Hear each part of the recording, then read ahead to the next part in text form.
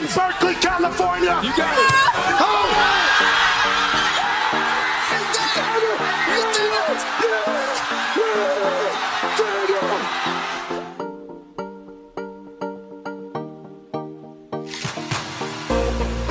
This one's for 3. AJ Hawk, $5,000.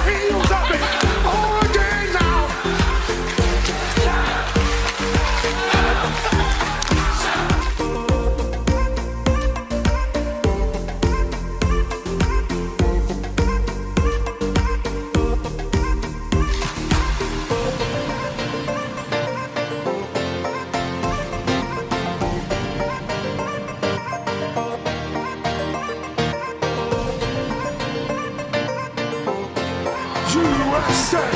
USA! USA!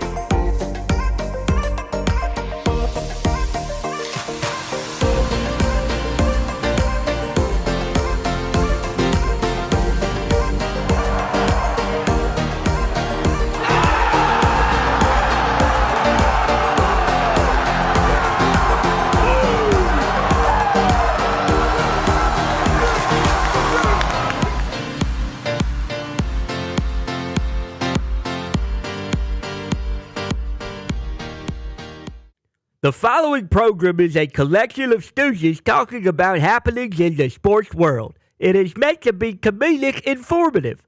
The opinions expressed on this show do not necessarily reflect the beliefs of their peers, their boss, or ESPN. There may be some cuss words because that's how humans in the real world talk. If you are young, please seek permission before watching any further. Hey! What? Let's go! This show stinks, and the fact that you listen, we are very, very thankful for. McAfee on the line with a gorgeous assist. The all-time leading tackler for the Green Bay Packers. You pig! Damn it! Be a friend, tell a friend something nice could change their life.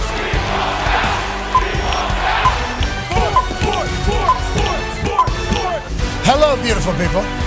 And welcome to our humble abode, the Thunderdome, on this What Wednesday, September 24, 2025. This sports program begins right now.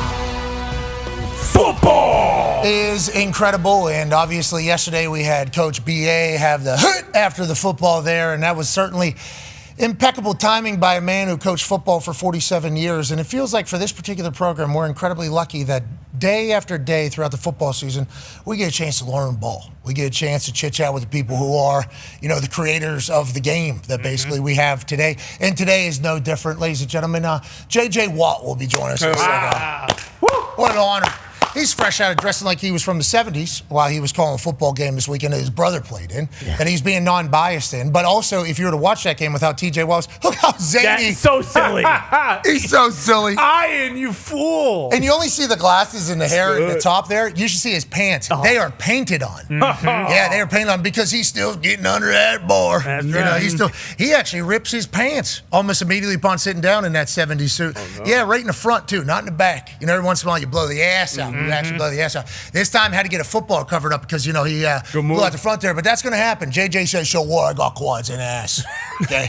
If I have to be able to beat up everybody in this room. That a little bit of a rip there starting, the real zoom in by people that were watching on TV. Obviously, you're zooming in on the wrong parts there. Who knows what you're looking for? That's why I tried to fix myself this weekend in the entirety. But we'll talk to JJ Watt. Cannot wait. Another list of Hall of Fame nominees has come out. And obviously, JJ not there yet, timing-wise. But congrats to all the boys that got the Hall of Fame nom. Adam Vinatieri back on there. Let's go ahead and get his ass in. Shane Lechler back on there. Let's go ahead and get his ass in. Amongst many others, there's going to be a lot of conversations and debates. But every time you get a chance to speak to a Hall of Famer, you should respect and appreciate it while also letting them know you can talk a little shit as well. Tight ends Vernon Davis up there. Okay. Vernon Davis obviously turned into an actor whenever he retired. We appreciate him, and we remember him as a Maryland monster. Do you remember at Maryland? Oh, yeah. He goes to San Francisco and just changes the game completely.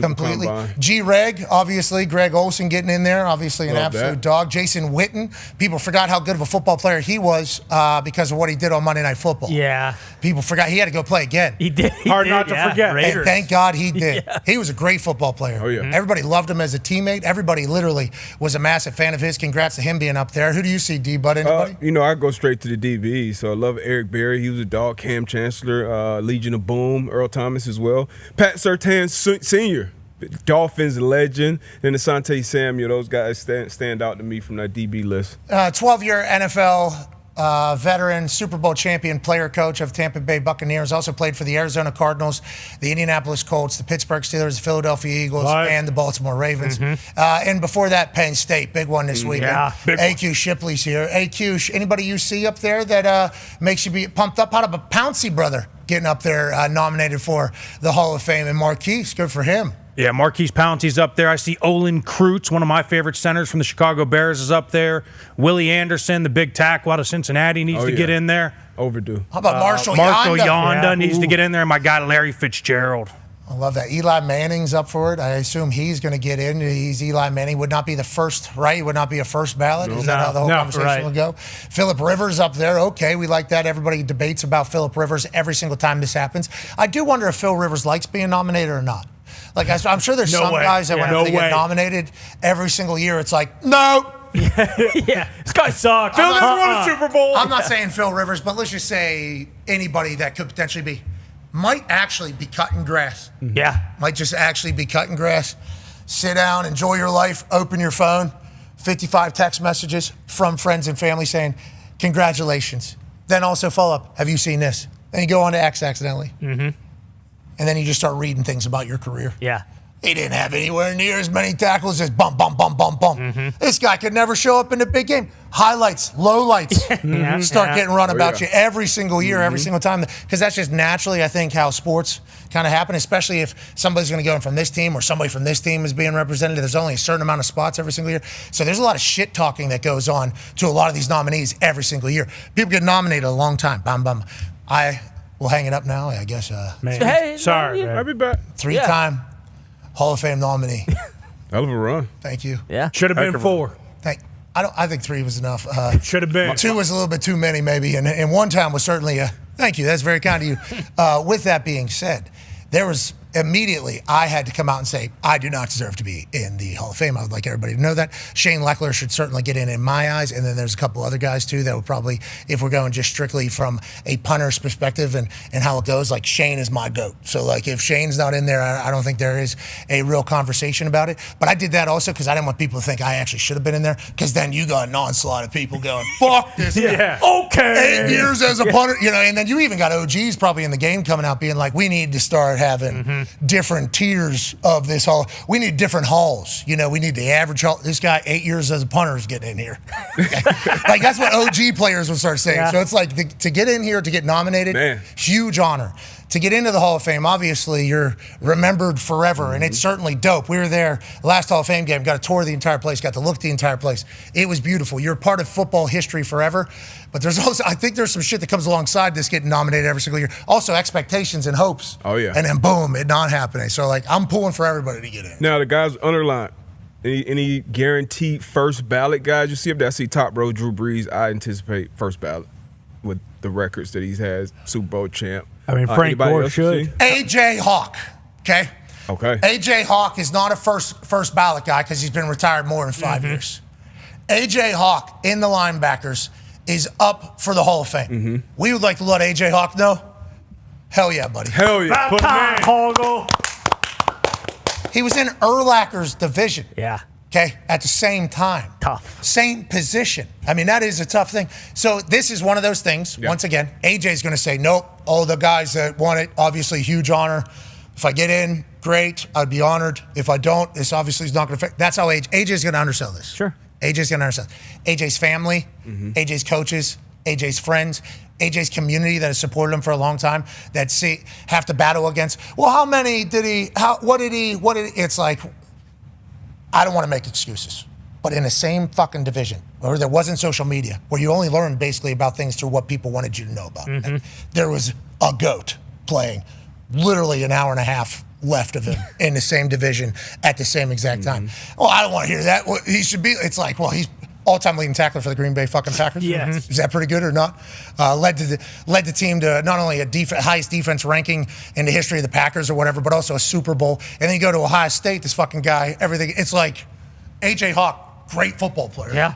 We forget about how great of a football player he is and how big of a monster he is and what he was on the field because we talk so much shit to him on such a regular basis.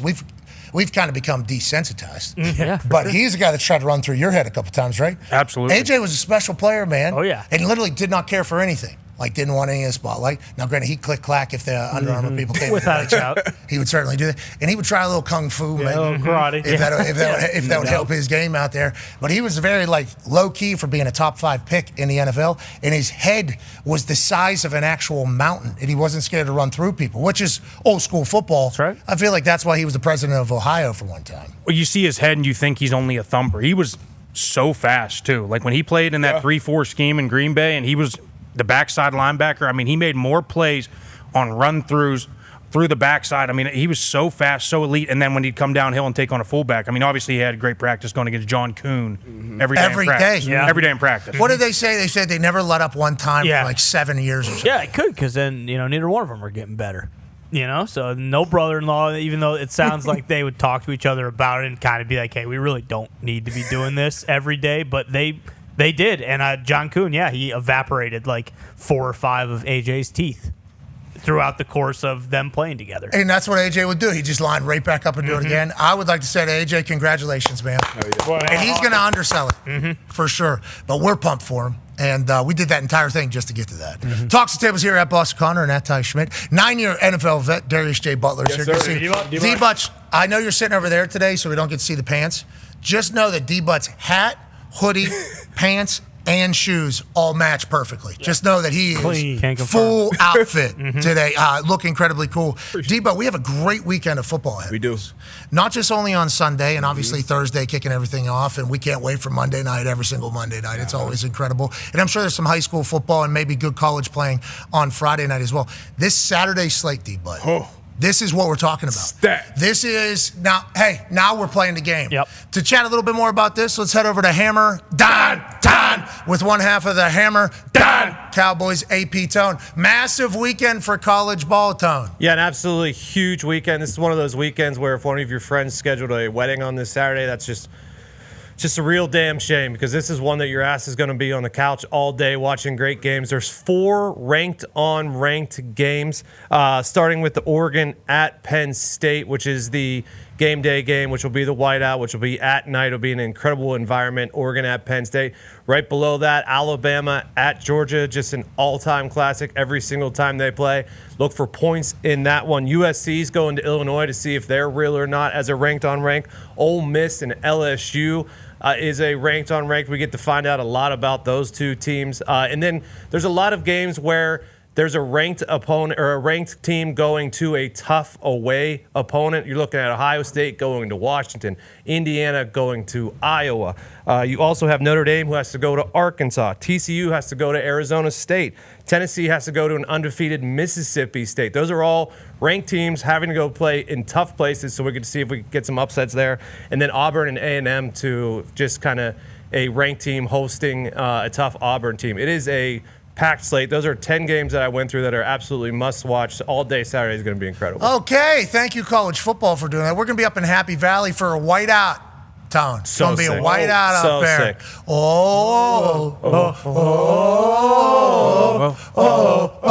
We are Penn State. Okay, let's talk about you being Penn State. How do you feel about the team this year? There's some stats coming out. Okay. Not great. Good ones. Don't want to see the stats. Good ones for who? It depends on who you're looking at the stats from. Could you explain a little bit on which side would you say good stats for? Well, obviously, always starts with the quarterback. I want to see the quarterback stats. For Oregon or for Penn State? Penn State. They're not good. Oh, no. What? Yeah, there's a couple really bad stats. Start with his size, though. Real good stats. Okay, he's very tall. Very tall. He's from Ohio. Yeah, tough. Okay, so he's tough. We know he's tough. We watched him be tough. He was in some big moments, had some massive, he's calloused, I think, from prime time. I think he's able to figure that out. Obviously, he's seen what it's like. Obviously, the way the season ended wasn't the most perfect fairy tale type thing for him. But they haven't really played anybody, okay, which is, I guess, a part of the entire story here. So that should be good. And Should be. Great stats, actually. QBR ranks. Okay. Okay. This is QBR ranks. So I don't know who's doing the QBR. Probably PFF. No, it's not. No. No, ESPN. that's pro ESPN. football. Hey, ESPN. focus. Okay, so these are good stats. I don't know if it's. Whoa. Easy. We don't know about that either. Now, Hembo's stats are good stats. Yes. What Hembo sends us, good stats. We are very appreciative of Hembo Yes. around here as a whole in this entire thing. Penn State people aren't going to want to hear these particular stats. But there is a narrative that Penn State hasn't been showing everything that they got because they haven't played anybody. Ain't that right, Tone? Isn't that what they were saying? Like maybe they're holding things back because this was the obvious game that they were having to prepare for. The first three games were versus Villanova, some nobodies, right? Yeah. The easiest schedule in all of college football. Yeah, they were just running, vanilla stuff on offense and defense. They didn't want to put anything on tape that Oregon might see and be able to prepare for. Okay, so that is what people are saying. That's how the team looks. Okay, that's what people are coming up with now. No, they're not playing their best football because of how 136th out of 136th is the difficulty of their schedule. Okay, so it's the easiest thus far. Here's a couple of QBR ranks for Drew Aller. Overall, he's 106th. 136 we're going for. Third downs, he's 133rd. Oh, no. Red zone, 131st. Now, I have not watched every snap, but what the hell is that stat? What is that all? Because I like Drew Aller. I actually came into the season with Drew Aller's about to be the guy. What have we seen from him in the first three games against nobody? I guess he had a pick. He doesn't have he has 4 touchdowns, 1 pick, I guess, in his first 3 games. Is the offense just running the ball? Or are we just not letting him play? Like, what is going on? No, it doesn't look good. But listen, they were 13-0 up at the half against Villanova. But here's the deal. This is what James Franklin said. This is what James Franklin said. Villanova's a good ball club. They got McAfee. They have a football team. They went to the 1AA playoffs last year. Are they playing their basketball team? No, but what's old buddy that used to coach him? He looks really good. Jay Wright. Yeah, maybe he's talking to football boys. McQuaid and him. Maybe he's motivated. But you know what James Franklin said? Hey, we're building depth right now. That's what we're doing right now. We're playing the young guys. We're getting the young guys in. We're mixing combinations. Oh, Drew Aller's We're not building playing. depth for down the road, and that's exactly what he's been doing. He's got this all figured out. Listen, whenever I was in school and we played Coastal Carolina, we won 70-0 and put up 400 yards rushing. But nowadays we're building depth. You don't have to redshirt guys right away. You can get some reps for some of the true freshmen. So that's what they're doing. But also, you got to give some reps to the people that you promised reps to whenever you're paying them money, which obviously is a part of the entire contract situation that we currently have. So maybe it is that they haven't shown their best stuff, D-Bud. Maybe that's the way we need to be. That's bullshit. We know how this goes. They got lucky. They start off with a preseason. You don't get a preseason in college. It sounded like 3 preseason games to me. So almost like the NFL, we got a guy who looks like when he gets off the bus should and could be the number 1 pick in the NFL. So you would expect, like Connor said, maybe he's just playing a half and getting pulled out at halftime. And that's when you get, the young guys in and they get their reps. But 13-0 at halftime against Villanova. And Villanova's game. You saw McQuaid. 4 touchdowns, 1 pick. Like, what are we doing here? Well, we're going to have to figure it out. Got a tough Oregon team coming in. I don't know what Dan Lanning's telling that team. They just got done winning the Platypus. They did. Okay? They just won the Platypus after beating Oregon State. That's half beaver, half duck. Yep. Half beaver. That's Platypus. Beautiful. They just got to hang that son of a bitch back in the Oregon facility for yet another year. They're happy about that. Drinking out of the platypus all weekend. Boom, boom, bum, bum, bum, bum, bum. They're rolling off the back of the fucking platypus. Yeah, that's what they're doing. That's what they do up there. They have a good time. But they're ready for Penn State. I mean, this team has looked good. And the quarterback can spin it. Yeah. Moore can spin it. And they haven't really had to do much either. I mean, Oregon State, obviously a game, but they have really steamrolled some people. Nobody has done as good as Indiana has done. True. Now, that is just a matter of fact, and they got Iowa this weekend. Good luck, Ty. We recorded another college football convo with Stanford Steve this morning, and I'll tell you what, I enjoyed it immensely, and college football is cooking, especially heading into a weekend where that team is going to get a chance to prove yet again that they're for real, even though nobody outside of the state maybe believes in them. Curt Cignetti has reloaded an entire new team basically at some spots at Indiana, quarterback being one of them. Last year, have an incredible run. Oh, we'll do it again. We bring in Fernando Mendoza, the quarterback from Cal last year, if you all recall us going to Berkeley, when Daniel made that kick in those vans and a magical morning was had while Marshawn Lynch showed up and maybe brought some great vitamins alongside of him as well. Fernando Mendoza comes over to Bloomington, Indiana this offseason. Curt Cignetti's able to find some money somehow. You guys remember basketball team almost got a new coach. And Sig said, I'm starting to feel a little bit because we're trying to be good at basketball again, but we'll make do. They got the Heisman favorite now, which leads to John Mateer injured, out for some time. Thumb injury. John Mateer of Oklahoma, the story of college football in my eyes. Song Politelli's going to have to get back on that horse. Yeah, exactly. That was a tough night. That was a tough game for those Cowboys out there. Song Politelli's going to have to he's going to hard. Yeah, it'll certainly go. John Mateer, though, I was thinking that they were the best team in the country because of him and because of Arbuckle, the offense coordinator.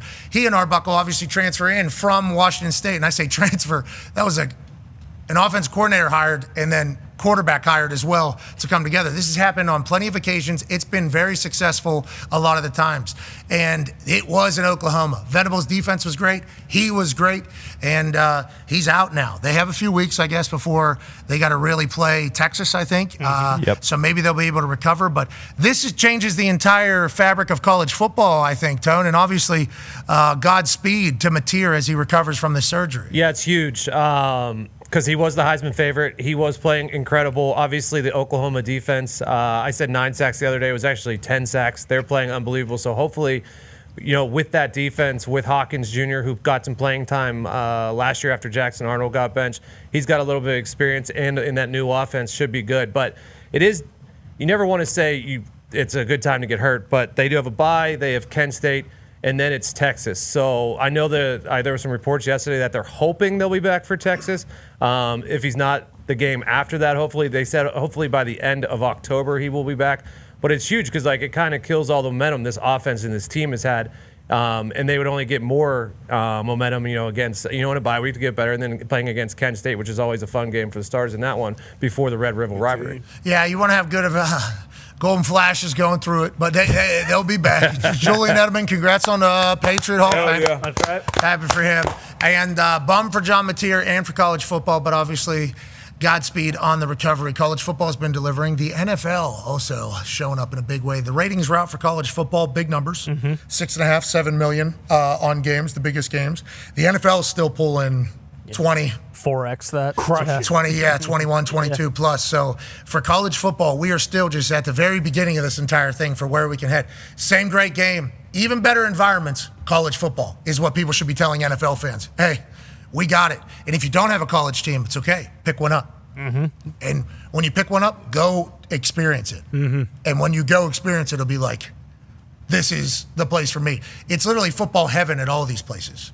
They love ball. They celebrate ball. It's tradition to love ball. And the new AP Top 25 has Penn State sitting at 3, Miami Hurricanes at 2, and the Ohio State Buckeyes, who have to travel out to Washington, at number 1. LSU, obviously, at 4 is a big deal. Georgia, Kirby and the boys finally getting a little bit of respect, top 5. Oregon. Oklahoma at 7, John Mateer out. How does that trend? And then at 8, Florida State. And there's a game against Miami right around the corner. Elko's Texas A&M team. We like them. We have liked them, Tone. With another year with Elko, we assumed they were going to be successful, right? Yeah, they could run the ball. They have a great O-line. Obviously, the second year for Marcel Reed in that offense. And then second year for Elko as a whole. His defense is going to get better every single year. We do like A&M. Texas, Indiana, Texas Tech. Hey, mad respect. Look out. I appreciated the Texas Tech people coming after us. I did. I like that. Because Texas Tech's been waiting a long time to say, hey, show us our respect. Yeah, we're back. And they are, by the way. They really are. Ole Miss, obviously electrifying. We'll be talking to Lane Kiffin today at about 2:05 on the many lives of Lane Kiffin, an E60 documentary that will be debuting this evening. We saw the teaser. It's like a minute 49 teaser we watched, or a minute 39 teaser. This is going to be electric. Yeah. This is going to be good for ball, I think, watching this entire thing, about how Lane Kiffin basically has told the stories of his life. Right there, he was actually saying, I saw a tweet where people were saying, man, I'd like to hear what actually happened there from his side. And Mickey goes, no shit, that's what we're doing. And that is what they do. All the stories, all the way from Tennessee to USC, obviously to the Raiders, now at Ole Miss, through the times with Alabama. Like, he kind of goes through it all. I think it's going to be a good football history lesson for all of us. And also maybe we'll learn about this guy that you certainly have heard of, no matter where you are in the United States of America, and what your thoughts might be on. He's been in the limelight a long time. His dad, obviously legendary Coach Monty, he was labeled a guru, a genius at a very young age, got a lot of opportunities. Those things all exploded. How did he learn through them all while remaining a good coach and still staying focused on task at hand? The many lives of Lane Kiffin. Mm-hmm. That's what we'll talk to him about. That Ole Miss team is very good, though. Mm-hmm. I think I saw another stat. What was it, like 20% or 12% of their plays are explosive? Hembo sent a bunch of stats over. I mean, Hembo sent over a bunch of these stats here. Something about Ole Miss is like 20%, something. Their plays are all explosive. All of their plays are explosives. Everything is like 25-plus yard completions. Everything. They go deep, deep, deep. And then they got a running back or a quarterback now that can run his ass off too, right there. What's his name again? Trinidad Chambliss. Great name. Yeah. Also national champion, I believe, right? D2 Ferris State last year, yeah. Okay, he's a beast. So we'll be excited to see all of these teams play. Go ahead. No other team in America has more explosive plays through the air than Ole Miss. They have 25 for 20-plus yards. A third of their completions is an explosive play. There it is. 33% of their completions Insane. are explosive plays. They are exciting. And once again, that goes back to Lane Kiffin and his offense. And also here's him throwing an oop in Memphis after a turnover. Go ahead and get that. Yeah. All right. That's Lane Kiffin. The many lives of him tonight. We'll talk to him at 2:05. The NFL delivering in a huge way. And we haven't had a chance to really hear from the barbarian. We haven't really had an opportunity to hear from the trenches. Ladies and gentlemen, it's time for Super Bowl champion AQ Shipley's takeaway. Let's go. From week 3 of the NFL season, what do we got, AQ? Detroit goes big to bully Baltimore. We go down to Baltimore first, and let me tell you, the boys in Detroit ran something I haven't seen in a very long time, maybe since the 1930s. And when we look at this, we catch it a little late right here, but you see the two tight ends motion out to the left. They start with 3 guys in the eye behind Jared Goff. They motion out 2 tight ends. We're just going to run a simple zone play. This was the flavor of the week. They ran this formation about 30 times in this game, and they gave some different wrinkles. Right here, you see 2 backs in the backfield. We send Gibbs as eye candy. We send Brock right to the right. We run downhill. Let's get back in that super eye formation. And we're going to motion 2 tight ends over to the right. Guess what we're going to do? Watch how pretty this is. Watch how clean this is. We're going to run duo to the right. Double team, double team. Look at that. Can you run behind that? How big is that hole? Yeah, I think I could run behind that. Is that any good? So. Now backed up in our own end zone. Look at what we got again. Super eye formation. 2 tight Kind ends of on the looks back. like a, What's that?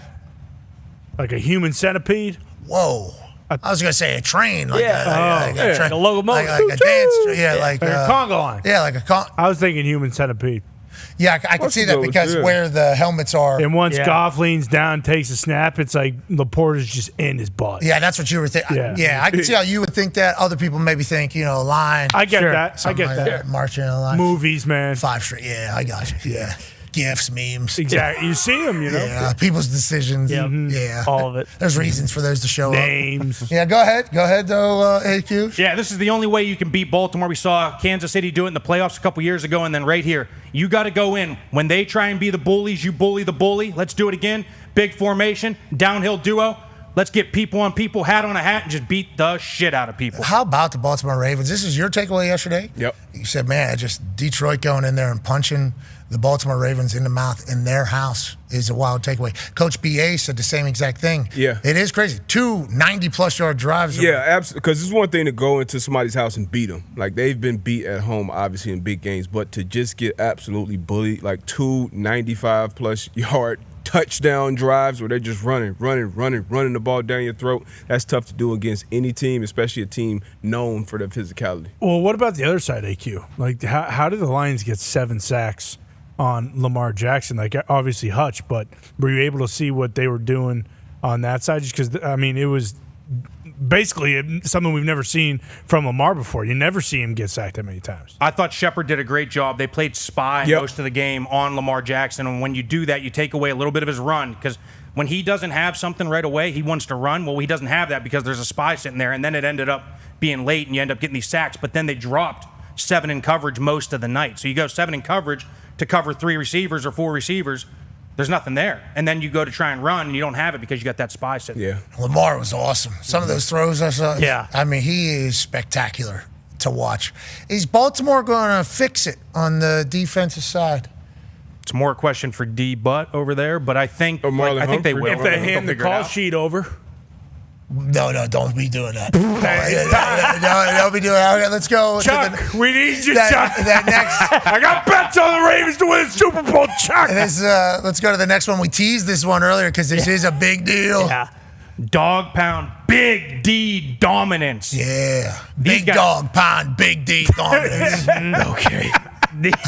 These guys are flying off the tape. When you look at this, let's take a look at the top 5 pick. Mason Graham lined up to the left. You'll see him circled. Malik Collins, been playing forever, sets the pick. And they just meet at the quarterback in less than 2 seconds. That's right. Now let's take a look at Myles Garrett over here on the right. You'll see a circle coming. Tucker Kraft come in motion. He's going to try and kick him out. Subtle move, avoid, get back underneath, make the play. That's incredible. Hit him with a little stanky. Yeah. Jordan Rod. Dead leg there. I mean, it's incredible. But how good is that? Yeah, he's a good player. He's a good player. He's powerful. He's agile. He's fast. Quick. He's dominant. He's confident. This guy's unbelievable. He is unbelievable. That's why Haslam said, "What does he want? $40 million? Done. All right, fuck it. Don't even need to meet with him. Don't meet with me. Yeah, exactly. Say no more, my friend. Just tell us a number in that entire thing. Go ahead, AQ. Yeah, let's take a look at this next play. Aiden Huntington, not Aiden Hutchinson. Aiden Huntington, rookie, 6'1", 280 pounds, out of Tulane. Just beat Aaron Banks, their big free agent signing. Jumps around. Looks like a little shades of Aaron Donald. Whoa! That's a big name, AQ. Aaron Donald. I don't want to oversell this because he's the greatest player that's ever played on the defensive side of the ball. But 6'1", 280, same type of move, same type of quickness. I mean, he's jumping off the tape. He's got hands like Robert Mathis, too, coming off of there. Look. Ooh. How good is that? Hey, give me that quick at that Some side. big statements, AQ. Hey, Aaron Donald, he said. Are the Browns just going to have the greatest defensive line in the history of football and win 12 games a year now? Yes. Let me give you a couple stats here, right? So week 1, 7 yards of offense for the Cincinnati Bengals against this Cleveland Browns defense in the second half. Oh, yeah, I remember. Let's go to week 2. Baltimore Ravens. What do they like to do? They like to pound the rock. They like to run it, right? 13 yards rushing and 23 yards rushing for Lamar Jackson and Derrick Henry. Shutting it down. Wow. Lamar throwing. Let's go against this week. Good. What have we said about the Green Bay Packers? Arguably one of the best teams, if not the best team through the first couple weeks. Super Bowl pick. Shut them down. Beat them up.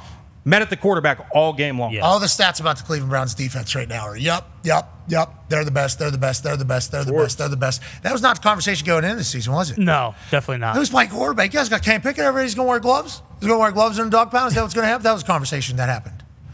Shador Sanders, 5th round pick. Let's give this guy more opportunity. Why don't we let him play? That was a conversation that happened. Dylan Gabriel, he was drafted 3rd round, but come on. Start quarterback. Well, he can spin it a little bit, but is he going to be able to? Only Drew Brees and Kyler have been able to do that. Is he? And then Joe Flacco, he's just there for what? To hang out? What is Joe Flacco? Those are all conversations that happened in the offseason. Not one conversation was had. And we're part of the problem. Jim Schwartz was the defense coordinator of that Cleveland Browns team. Then he spent $40 million on Myles Garrett. Obviously, they're very committed to the defense, at least to one particular player. And last year or 2 years ago, their defense at home was like the greatest in history. Yep. I think of Jim Schwartz, I automatically think of good defense. And I guess with all the weapons that they have, this is sustainable too, right, for them? Oh, yeah. And they got a rookie 2nd rounder out of UCLA playing linebacker, Carson Schwessinger. Oh, yeah. Love him. I mean, they have talent everywhere. And they've picked up some pieces, some veteran pieces, like a Malik Collins, who has been around forever, but always been a good player, not a great player, and he is shining in this defense. Debo, what do you like about Jim Schwartz's D? What do you like about the Cleveland Browns? Always fly around, always going to be on the same page. And when you have a guy like Myles Garrett who's on a all-time pace, I believe he's only behind like Reggie White when it comes to like where he is age and sacks. Like when you have a player like that changes the math every Sunday. You got other guys, young guys that just fly around and they're on the same page. Not to mention Denzel Ward, who's one of the best cornerbacks in the league as well. Greg Newsome. I like everything they have, but you know with the Schwartz defense, they're going to fly around. They're going to be on the same page, especially at home. They're a damn good football team. They are a damn good football team. They got to figure out their offense. Well, I actually texted in this morning. I said, you know what? Going back and watching that second half, I think Joe Flacco started to figure it out. I really do. Really? I mean, hey, he didn't play great all game. He didn't play great for 59 minutes and 42 seconds. But when it mattered, Joe gets him right to the line. Boom. Completes the slant, gets the boys on a ball, spikes it, field goal team comes out. We win. 55-yard. Yeah, we win a game. What does Joe Cool do? He wins football games. And what do you do as a Packers fan? Yeah, I mean, You watch it and say, I hope this Cleveland team's really good. Yeah. 'Cause, boy, we looked very bad. That's what their defense does, though. It's the big dogs in Cleveland, big D's dominance. and it makes sense. It does make sense. What's the third takeaway, Akush? Big bucking backup. We like this one. You nailed that one. Absolutely nailed that one. I like what you're doing. All right, so let's take a look at this group, right? Let's start before we let this play run. You got Graham Barton, their first-round pick from a year ago. Played left tackle at Duke. Should be their starting center. Because of all the injuries, Tristan Wirfs is out. Let's move our starting center out to left tackle. Ben Bredesen, starting guard. Let's move him into center. They're down to their third guard, Klein, who they drafted a year ago. Started with Michael Jordan. Went to the next guy. They're both out. Let's go to the right side and right tackle. They got Charlie Heck playing right tackle. He's been practice squad the last couple years. It's backups across the board and people playing different positions. Let's watch Graham Barton right here. Let this thing run. Okay, get off. Watch this. They run a counter. Get Barton around. Boom! Bury him down. Fucking. That is a big bucking burial right there. Yeah. How good is that? First play of the second half. Let's watch the offensive line just wash everybody down. Put the foot in the ground, get backside, 16-yard run. How do you set the tone in the second half? You run the ball and you beat them up front. Bucky's a big bucker. Yeah, he is. That was a good one.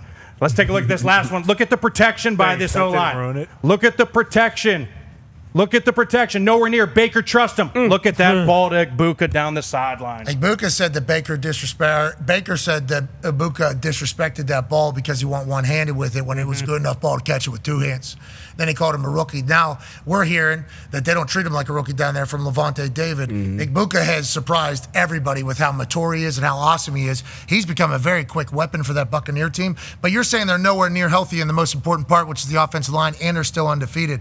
How are they getting it done? Just strictly by good play by the center playing left tackle, or whenever they get their guys back, are they going to take it to a whole nother level? Yeah, when they get their guys back, they are going to take it to a whole nother level. But the interesting thing, when you watch them on tape, Kevin Carberry is their offensive line coach. That's who Liam Cohen brought there. That's who Liam wanted to take to Jacksonville. They didn't let him out of the building because he's that good. They are well coached across the board. When you look at their double teams, they're hip to hip. Nobody's getting split, so it doesn't matter who they're putting in there. They're showing up. That's awesome. Congrats to the Bucs making a big bucking back. Hell yeah. That's really good news. Thank you, Akush, for your takeaways. Feels like I learned a little bit more. And it feels like I learned a little bit more about ball. Can't wait to see you're in the trenches. Top 5 performing offensive lines from week 3. I'm hoping there's a team in there. Okay? Deserves a little bit more respect. And hopefully that'll happen. Huh? I hope so, too. Don't you think? Yeah, it's about that down. Vocal leader on the offensive line at guard. That never happens. Feels like offensive linemen should be happy about that. Agreed. Like, promote that. Maybe not be a hater of that. Do you think that happens anywhere? They were on in week 1. They weren't in week 2. It's only week 3. And if they're in it 2 out of 3 weeks, that's pretty good. We'll see. Wait, Stay they tuned. were on it week 1? Oh, yeah. 5. Oh, shit. Yeah, they're done. He wanted to drop them out. He's trying. Remember, he put a losing team up there at 1. Oh, yeah. That's why that week was Remember, a we wash. started the entire thing. So it's tough. yeah. Let's just make sure we're continuing to be fair and square on these. Always Let's make fair. sure we're only going with what the eyes are saying. Let's not be, getting texts from coaches. Yeah, exactly. Hey, we were number 2 this week. That was so cool. Good breakdown. Don't be getting swayed from that. The please. eye in the sky never lies, and my eyes on that tape never lie. Okay, well, I hope that's the case. I do. You know who lied a little bit? Who's that? A little bit. Oh. I guess, misled, but it was a great headline. Adam Schefter put out a tweet. Schefter. That said, Micah Parsons said it's going to be painful to tackle Dak Prescott. Describing tackling Dak Prescott, it's going to be painful. People read that and go, Micah's out for blood. Micah's looking to it. And certainly, Micah Parsons on sacking Dak Prescott, it's going to be painful. Okay, so Period. Okay, no context. There might be people that are like very good people that might have thought one particular way, but a lot of people thought and read that and said, Mike's about to break Dak in half. Dude, he's going to inflict maximum pain. Oh my God, painful. The maximum amount. We want that thing filled to the brim of pain. Now, that's how some people think. I don't think that's how Schefter took it whenever he posted it, but some people took it that way. Rob Marty, the Associated Press, provided video of the full context of the conversation. Listen to Micah actually talk about Dak. I think it's a pretty good little clip. And what if you get that opportunity? I know you will want to with Dak. What would that feel like? It's gonna be painful. You know what I mean? Dak's my guy. He was always like a good mentor for me. But you know what it is. I always told him if I ever faced him that it'll be a great matchup. So I'm excited to see what Sunday brings us. So it's going to be painful for himself. Mm-hmm. Yeah, because he's going to hurt his guy, Dak. Man, I didn't read it that way at all. I was like, Micah wants to hurt this guy. Then I thought back to what was being said about Dak during training camp. Remember, a little mic'd up? Oh, yeah. On the sideline, a little catch. I'm like, man, what the fuck is going on there? It's complete opposite. Mike is like, Dak's my guy. Dak also leader of that team. Yeah. I think Mike McCarthy said Dak is for sure alpha in there. I like to hear that from Micah. I like the full context of that clip. Yeah, and I know you said Shefty might have misled a little bit. I think Micah's lying. What? I think he's lying. I think he can't wait to sack Dak Prescott because you're saying he was saying it's painful for him, but he let it off to be painful for him. I think he's lying because I played with a great all-time pass rusher who should be in the Hall of Fame, Robert Mathis. And when 18 came back into the house that he built, got a stadium outside Lucasville, he couldn't wait to hit 18. And he did. Strip sack, back in the end zone, fumble. Yeah, he can't wait. So I think Mike is bullshitting. I respect it. Hey, I like the fact that he paid respect to Dak, former teammate. Mm-hmm. That's good for culture stuff, for how I'll view Dak as a leader. I think that's good going forward. But to Robert Madison's point, with Peyton like this is photo. Yeah. Above his how many do you have? All time. I have the fourth or fifth, or whatever the amount of sacks that Robert Mathis has. It's so much. And obviously, everybody talks about Dwight Freeney. Robert Mathis was on the other side, just full chaos. Most forced fumbles. Yep. Yeah, strip sack. Yeah, it's his stat. They didn't have it for a long time. He was the guy that did it. He started off on the kickoff team. Okay, he started off on he was covering kicks, and then he turned himself into the guy that he is off the edge. And to your point, Hall of Fame conversation should certainly take place. But him hitting Peyton was certainly the one. Oh yeah, yeah. Because they were teammates 14 years, however many years, and every time in practice, quarterbacks. Pat the ball, hit you, then you're a D lineman, you beat your guy, can't get near the quarterback. Now, finally, Sunday, you can act, no red jersey on. Yeah. Where were they? Where was that ball snapped at? They were backed up. I mean, it was some good coverage in the back end. Yeah, it was good coverage on the back end. Obviously, Peyton's getting a little testy. That's good stuff. That's good. Run that back one more time. Started on the 4, I just want to watch Wes in the slot. Guy couldn't get open. Oh, really? I was looking for him all night.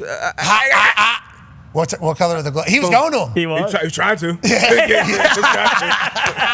Teamwork, baby.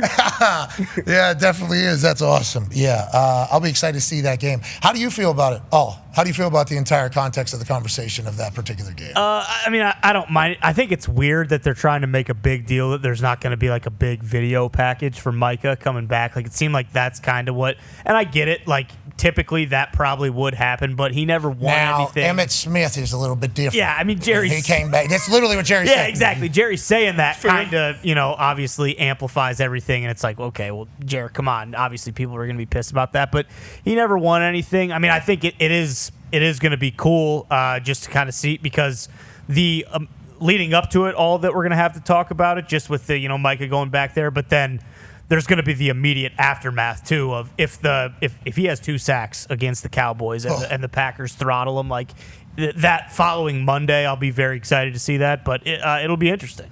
And their left guard rookie, first-round pick Tyler Booker is out for the next 4 weeks. A lot of bad news coming on down there. Yeah. Jerry's quote there that we popped up from Macho was fantastic. I don't think that's appropriate this way. Emmett? was a different story. That's not to diminish Micah. I think Micah's got enough welcome out there. Okay, we just need to show we've got anecdotes for that. So they'll put a picture up of him. Yeah. Congratulations. It might even say like, "Thank you, Michael." On the Michael. Yeah, it might. I wouldn't put it past Jerry. He called him Michael 14 times. He did. He did. He hates his guts. There's no two ways about it. They had a bad ending. Yeah, they certainly had a bad ending there. Good beginning. We'll talk about Danny Dimes here in Indianapolis. AQ, have you been following this Colts? I know you're working for the Cardinals, and now you're a commentator, so you're obviously going to be biased towards that team forever. If we start seeing them, Tough. Yeah, every week. yeah, we're going to have to start wondering that because he's actually doing this for them on team plane, I think. So this guy ain't going to say shit about that entire thing. But I do wonder if you've been watching the Indianapolis Colts. I have. Because, boy, this team is spectacular. All the talent that we've had over the last few years seemingly being used at maximum occupancy. The Danny Dimes offense has been spectacular. He's calling out blitzes. He's putting us in the right plays. He's telling guys where to line up. And the other guys, by the way, not only are they lining up perfectly, they're all on the same page. They're seeing the picture the same exact way. People are cutting off routes. Danny Dimes hit him. Danny's shuffling in a pocket. Quentin Nelson's yelling and screaming at people. You know why this all is maybe more crazy than you could ever imagine? Because you finally get a guy in Danny Dimes who got a little bit of experience. It didn't go great, but that experience. 96%. Was that what it was? 96% on the Athletic fan poll? Yeah, 7% optimism. 93%. Yeah. Okay, so 93% of the Colts fans who don't know ball, if they're the same people that were coming after me last year. And they are. Okay, and that's the people that it would be. The super active on the internet. Polls people. We appreciate how excited they are about the Colts, we hope, as a whole, but also how passionate they were about their causes and how they felt. They were certainly very, very, very aggressive with me. They don't know ball. Okay, that was proven. Here is what the positive thoughts or optimism for the team going into the season was. The Indianapolis Colts were dead, worse than the Saints. And the Saints had just an open understanding that they weren't really going to be able to win for a while. Yeah. Hey, we're hiring Kellen Moore. It's going to be a process. So give them a couple years. That's basically what everybody has said down there. The Colts, 7%. This was after they hired or named Danny Dimes as the starting quarterback. Yep. Mine was the same. I felt the same way. Now I'm all in on him. Yeah, I was. You, yeah, we understand. We've been waiting, man. It's been a revolving door quarterback. We fucking found him. You should have known. Should have known we found him. Okay, he's this big. What evidence was there? Yeah, that's right. The Vikings tried to pay him. Yeah, the Vikings. That's the evidence. They wanted to pay him more. He got in the building. Kevin O'Connor's like, holy shit, we got to give this guy a amount of money. Then Colts offered something. The Vikings were like, we'll give him more because he was in the building. And then he's like, I don't think you guys are going to really let me start here, right? Colts seemingly going to give me an actual competition chance over here. I'll take less money to go over there. And on that money note, here's the QBR ranks. This year, thus far, we're only 3 weeks into the season. Danny Dimes is getting paid $14.5 million this year if all of his shit hits. Right. If all of his incentives hit, which $300,000 has already hit or something like that. And he's well on his way, I assume, to continue to hit him. Jared Goff, $32.6 million. Okay, love that the Detroit Lions are back. Also, that's not that bad of a cap hit. And remember, when Jared Goff was traded to Detroit, one of the big conversations was, who's going to pay this guy's salary? that was a big part of it. So the Detroit Lions saying, we'll pay the salary was a huge piece. Gave us a first rounder for that. Yeah, they're like, thank you we gave him this deal. We fucking so much. Shouldn't have. And they extended him. They gave him the 4 years, 160 or 100, whatever it was, to probably lessen that cap hit and pay their guy. Yeah, so Brad Holmes up there working some magic. And also Jared Goff showing his love and appreciation, I think, to the Detroit Lions organization as a whole. Worth every single penny. So then you go down to number 3, Lamar Jackson. Him and his mom negotiated this deal, $43.5 million. At this stage of what quarterbacks are getting paid, you think Lamar Jackson's not getting paid anywhere near what he should. His next contract is going to be outrageous, especially now that he's the number 1 passer rating. Josh Allen just won the MVP, $36.3 million. He just got paid a little bit ago. And Patrick Mahomes kind of set the tone for this whole thing when he signed we thought it was a 10-year deal. Turned out it was an 8-year deal worth like 44 or something like that million a year, but we were told it was 50 a year. Yeah, 10 years, 500 million is what the original reports were, and then it gets down. It's like 8 years. 44 million. It's like, well, where'd all the other money go? I feel like that wasn't the original report. Maybe we were just wrong. But that long-term deal with Patrick Mahomes kind of started setting up everybody else because they were able to do salary cap gymnastics. Veach was able to keep everybody that they wanted to keep. Now, granted, Tyreek Hill was not able to remain Kansas City Chief, but basically everybody else they've been able to kind of manage because of Patrick Mahomes' deal. And anytime somebody signs a new deal, all the pundits on the internet tell people, or tell Patrick Mahomes, for good reason, he needs to walk into Brett Veach's office and say, I want new deal. There's guys making $50 million. There's guys making damn near $60 million. There's people that are going to make $70 million playing quarterback in the NFL right around the corner. And the number one QBR right now is making 14.5. And for that, we thank him. Okay? Yeah. You can build up the rest of the team. This is just like rookie contracts. Aaron Rodgers is on for what, $10 million, I think, this year is the money he's getting paid. You can still build a good team around that.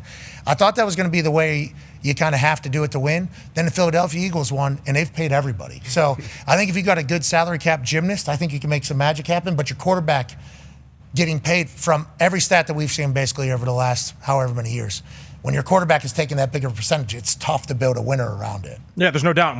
This only furthers the narrative about developing quarterbacks. And when you look at a guy like Danny Dimes, a Baker Mayfield, a Sam Darnold, and maybe Carson Wentz next, right? I think you look at this, they're just not prepared coming out of college. The games are two completely different games. College football versus pro football. You go back to the mid-2000s, the game mirrored the NFL. The college game mirrored the NFL. Ohio State, Michigan, Penn State, everybody in the Big Ten was running pro-style offense. SEC Alabama was running raw. Yeah, they were. Yeah, they were doing the whole thing. And now everybody is just trying to win. You don't have enough time because people might transfer. We just need an offense that's easy, one progression reads, and hand the ball off and run RPOs. That's what college football is. And so then you expect these guys to step in and be Danny Dimes in year 4 or 5 in year 1, and it's just not the case. So you're saying it's quite a leap whenever it comes to figuring out what the hell the other side of the ball is doing to you, because these are professionals and they spend their entire lives on it, and it's the all-star game for the past 5 generations playing against you? Is that what you're saying? Because defenses are much more sophisticated. Oh, yeah. Like, you showed the Brian Flores disguised defense that the Vikings ran the other day. I think J.J. Watt quote tweeted and put it out there. You see guys moving and going crazy, and everybody's talking about Matt Patricia and what he's going to be able to do with that Ohio State defense.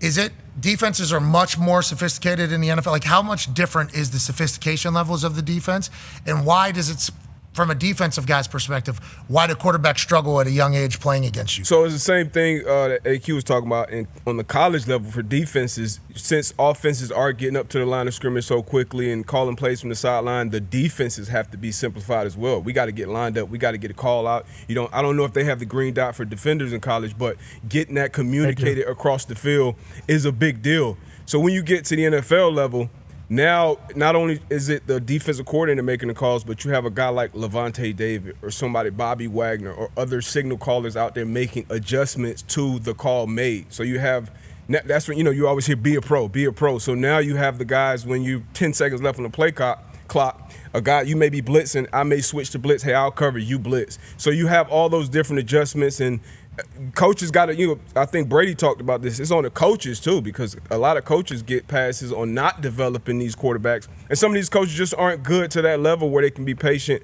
and help them where they need to grow. So when you get a guy like Danny Dimes who gets to a place like this where things are in place around him, you can really grow. You can really have that confidence in yourself, because you can't play any position in the NFL where you're actually thinking. Like, you have to just be prepared and react. You have to play. Yeah, and the only way you can react is by, already being prepared and understanding what's coming, having answers, anticipating things, hitting throws. Because you got to throw a lot of guys open. What's open in the NFL is completely different from what's open in college. As a defender, if I'm on a guy, if I'm on a tie, I'm here. Most quarterbacks, I can make that play. NFL Sundays, you got to be on that. You got to be a step ahead. So it's just a completely different game. You got to have patience sometimes, and we don't owners, front office, you don't have that same type of patience or development around these guys. So it's a tough task. Well, the issue is, and I wrote about this in my notes section in 2015, 16. I thought social media had amplified people's lack of patience in professional sports. Because back in the day, you would have to read like a journalist's thoughts on you, or maybe an opinion would get sent into the paper. But if ESPN or some TV person wasn't covering your shit, nobody really, either knew how bad it was or you didn't have an opportunity to hear from literally all of your fans. Now with social media, you see how fans react and how people feel. So if you even give off the perception of being okay with what's going on, you're facing revolt potentially, like on a complete, why is this guy doesn't care, this lady doesn't care at all, they're okay with us just being bad, why would I care as a fan? And you're seeing people say that, like in droves. And I'm not saying that every business makes decisions because of things that they see on the internet, but there's a reason why Yelp became what Yelp became. And there's a reason why like surveys are a thing. Whenever you see an abundance of things, I think it's hard to sit in the pocket while everybody is attacking and saying, we're gonna stick with it, Because in the off chance that you're wrong and you're patient with something and it never pans out, you have fucking lost everything in doing that. So like the quicker trigger, I think, is happening strictly because of the amount of information that people in decision-making positions have with how everybody reacts. Like, think about owners learning how all of their fans feel for the first time opening their X account. Like, think about Jim Irsay opening that fucking thing for the first time. And just going, what's this? Mentions. Let's see what this is. Brother. Oh, my. Somebody tell them we did good. Because now it's just So I think that's why they make better decisions. So like the quarterback patience thing, and I guess we're part of the problem as well because Anthony Richardson needed to be developed. So as he's developing, you're trying to figure out like, does he have all the traits that when he's developed, he's going to be a guy? Like how patient do you have to be? So I think that's why this competition with Danny Dimes is such a big deal. But to your point, if New York Giants would have been patient with Danny Dimes, is Danny Dimes an MVP type player for the New York Giants? If they would have been patient with Baker at Cleveland, is he an MVP like player at Cleveland? Sam Darnold in New York. That list of people that kind of goes on the merry-go-round is very big. So it's an interesting dynamic right now with college in the NFL. And even once you get good in the NFL, like once you're good, now it's almost harder to continue to be good. Like all these young quarterbacks, whoever, Jaden Daniels or whoever, hey, okay, CJ. You took the league by storm your first year. But now when you're coming into the league and everybody has a plan for you to take away, what you do best, what's your counter? Like we were spoiled for the teams we rooted for, Tom Brady, Aaron Rodgers, Brett, Big Ben. Like these guys were good every week. Every week you get about a minute 13 left on the clock, we have a chance. We're getting at least a field goal. We're getting a touchdown. Like those things, but to do that consistently throughout the league, week in and week out, year in and year out at that position is tough because this is all guys. This is all Chuck Paganos and the guys around the league are thinking about. Jim Schwartz. They're thinking about Jeff Happy. You're getting a plan for this guy specifically for this week to put him in the best position to do what he does. Not as good as, you take away his fastball. And it's tough to do week in and week out. Lou Anarumo, he's out there drawing it up for the Indianapolis Colts. Cam Bynum's conversation will be running about 2:30-ish or so. He was electrifying. But he mentioned Tom Brady there for you. Tom Brady's been talking about this. Well, and that's the thing. Like we say, like if the Giants had patience, like the Giants might have just hired the wrong people every single time. Like you can't rule that out either. Tom Brady talked about when he was a rookie on Cowher, basically, his QB coach had a heart attack, passed away really early. So Belichick became the de facto QB coach of Tom Brady's rookie year. And like what he talked about was, the development of quarterbacks is so important because, some guys just bring a system and they say, hey, this is my system. This is what we're going to run. You're going to look here. If it's not there, you're going to throw here. Whereas when Brady was a rookie in the NFL, Bill Belichick comes in and he says, QB coach, and he's saying, hey, this team runs cover one when we are in this formation. The reason they do this is because their DC likes to do this with this player. This team runs cover 3 in 3rd and 5 because this team runs cover 0 with blitzes on 3rd and long because they're super aggressive, whereas that's not happening now with these younger QBs. So the reason a resurgence is happening for Danny Dimes, Sam Darnold, Geno Smith, Baker Mayfield, because those guys go somewhere, they get coached correctly, they get put in an offense that isn't just like, hey, if this is here, that will be there. But on Sunday, if you ask a question, and this reminds me of Mac Jones, when Matt Patricia became the OC of Mac Jones in New England, the kind of process was, hey, Mac Jones asked him about what happens if there's a blitz, and he didn't have an answer for him. And that's also the problem that the players, you don't hear about because, hey, this player stinks, it's his fault, it has nothing to do with the coach. So Tom Brady's saying if you raise the expectations for a player, the player will raise the expectations for himself. The more you put on, and maybe be underwater, but maybe the better he'll perform. But what if it's the wrong guy that can't retain all that shit? Yeah.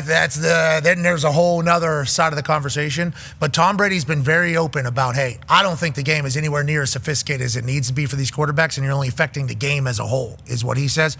But I'll tell you what, here in Indianapolis, we're pumped for whatever happened with Danny Dahn. Go ahead and run that thing. Now, Ty, we have a minute and a half, and we have to mention baseball. Baseball is having a big time right now. Yeah, without a doubt. There are 5 days left of the season, so a bunch of teams are still alive right now. But the biggest story currently, unfortunately, Foxy, is the Detroit Tigers are in the midst of one of the biggest collapses in baseball history. No. They've lost 7 straight games. I believe it was on July 8th. They had a 14.5-game lead in the division. And as you can see there, it has just continually been stripped down by the Cleveland Guardians. And they are the first team of all time. They've eliminated a 13.5 lead game in the division over the last month or so. They're 17-3 over their last 20 games. So them and the Tigers are tied.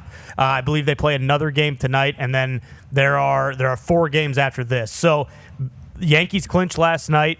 They could still win the AL East, who the Blue Jays are in. Red Sox are still alive. Seattle clinched, I believe it was last night as well. They were battling with the Houston Astros for a long time. Houston has also collapsed quite a bit, and that's kind of getting taken away by what the Tigers are doing. And then you can see on the right side there with the NL, kind of a lot of the usual suspects. Most of these teams have already clinched. The Mets are who everyone's looking at because they have been absolutely horrendous as of late. So everyone's still alive. A lot of good baseball coming up over the next 5 to 7 days. A lot of very meaningful baseball happening. Very meaningful. Next hour, very meaningful conversation. Be a friend, tell a friend something nice that might change their life.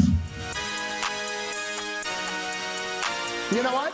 I think there's only one thing left to do here. I've experienced cafecito time.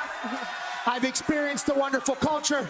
I've experienced the beautiful people, and I think we got some Canes over here. We got some Canes over here.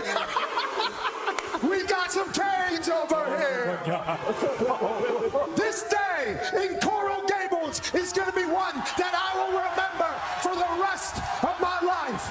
Ray Lewis started his dance right here at Miami. Ed Reed started his legendary run here at Miami. The legends of football run deep. The moments are special. The national championships are in abundance. Just last year, a lovely University of Miami woman diver from Italy won a national championship. This thing's been staring at me all damn day. You're out of your mind, brother. You're crazy. Kirk, I'm a little winded. That's what I was going to say. You talked the whole time you were running. I'll give you a chance to catch your breath, you son of a bitch. You're crazy. I hope somebody got a lifesaver over there. Is there a life or something? My man's out of breath. It is a long way to the top. Are you going to jump in your suit? Are you going to jump in that my God. Yeah, so I'm tired for you. Oh, my God. Yeah. Oh, he's going to take the jacket off. Okay. Okay. Oh, he's taking the shirt off now. Okay. All right. Looking ripped. Looking ripped. fit. Oh, he's taking the drawers off. Ladies and gentlemen. The pants. Ladies and gentlemen. Not the drawers. Ladies and gentlemen, if you come to this beautiful campus, you will notice quickly that the students here love this university. They love this atmosphere. And I'm with everybody. I think the U is back. Give me. He's got the speed on. Oh, my God. Give me the.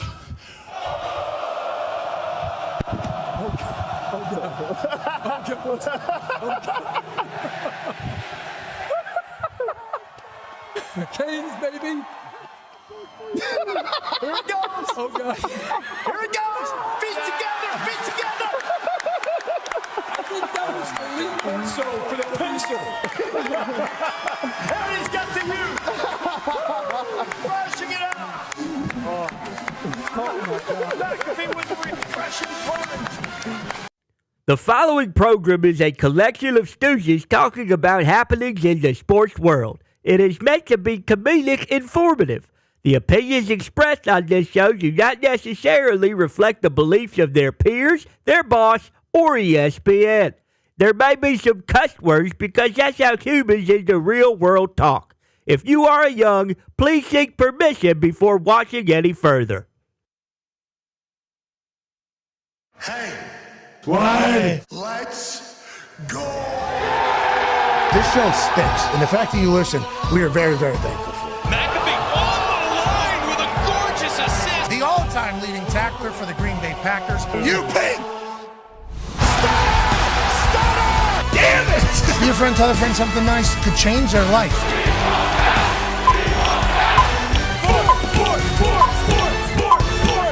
Hello, beautiful people, and welcome back to our humble abode, the Thunderdome, on this Watch Wednesday, September 24th, 2025. Hour 2 of the program begins now. Football!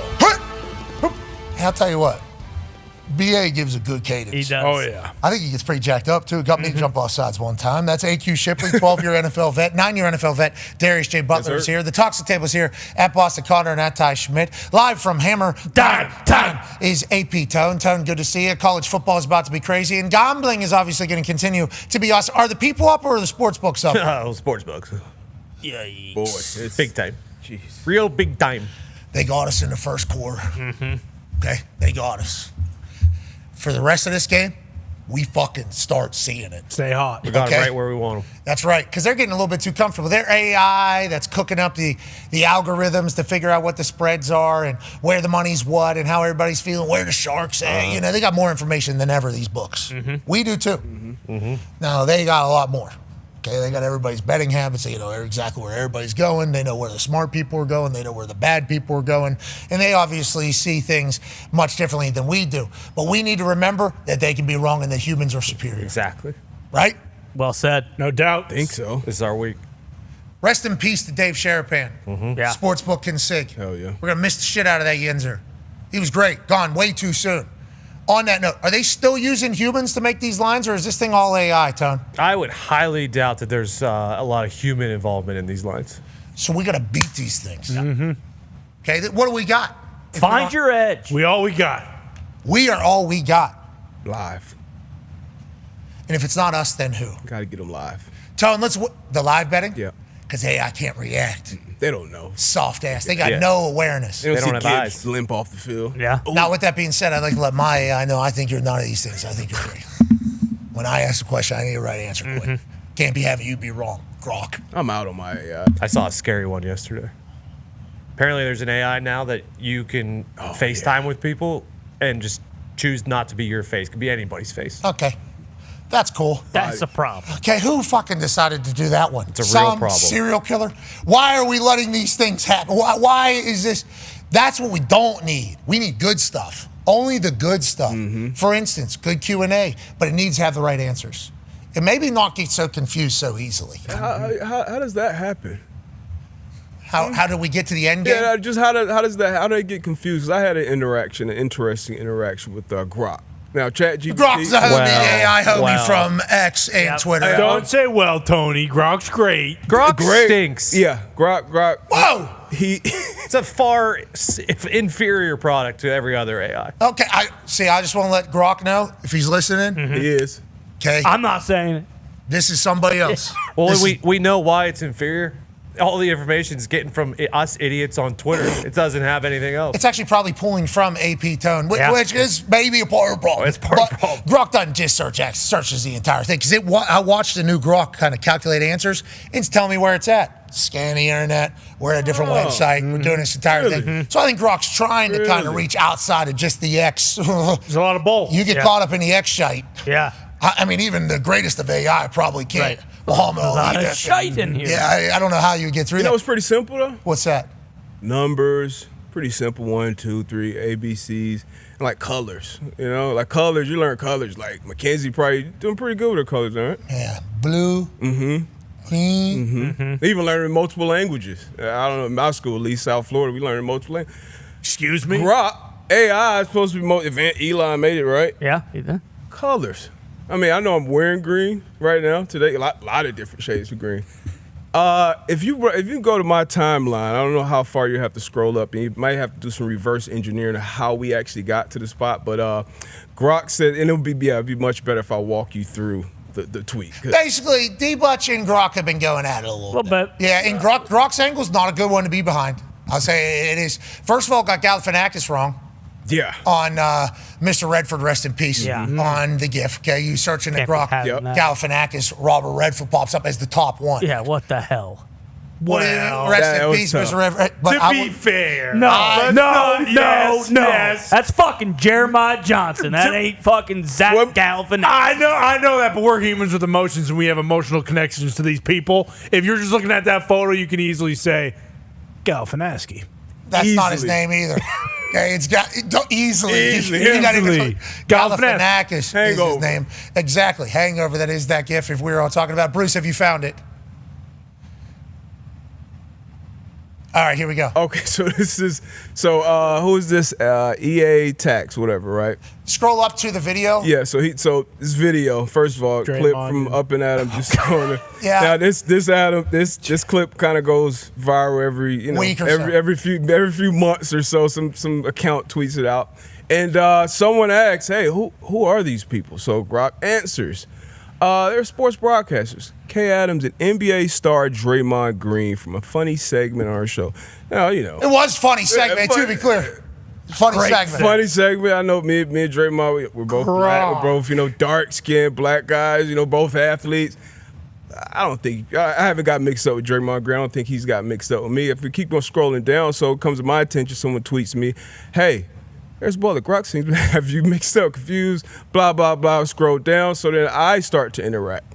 Oops, my bad. That's actually Kay Adams and former NFL player Darius Butler on Up and Adams. I must have mixed up the greens. Draymond versus Darius. Thanks for the correction. Yeah, now as you start and you say my name, so Darius first name, last name Butler, and then you go Draymond Green, you can say you must have mixed up the greens. So then obviously I would add, the obvious question is, mixed up the greens, huh? So, yeah, pretty interesting. Yeah, so this is a good gift. Great gift. Yeah. Yep. So we scroll down. That's not Steve Harvey. Just like obviously maybe confused with the Hangover. Zach Galifianakis. What's his name again? Galifianakis. Yeah, and you could search Steve Harvey. And you could search Steve Harvey, and that would pop up because hold on, wait. Oh no, it's you get mixed up too? But yeah, so I thought it's very interesting. What we're saying is AI still has a lot to learn. A lot to learn. So whenever, by the way, I don't like that happened, and Grok should be issuing a nice message. My bad is, hey, Grok, take it easy. We need to beat them whenever they're the sports books. Joining us now is a man who's a Pro Football Hall of Fame nominee.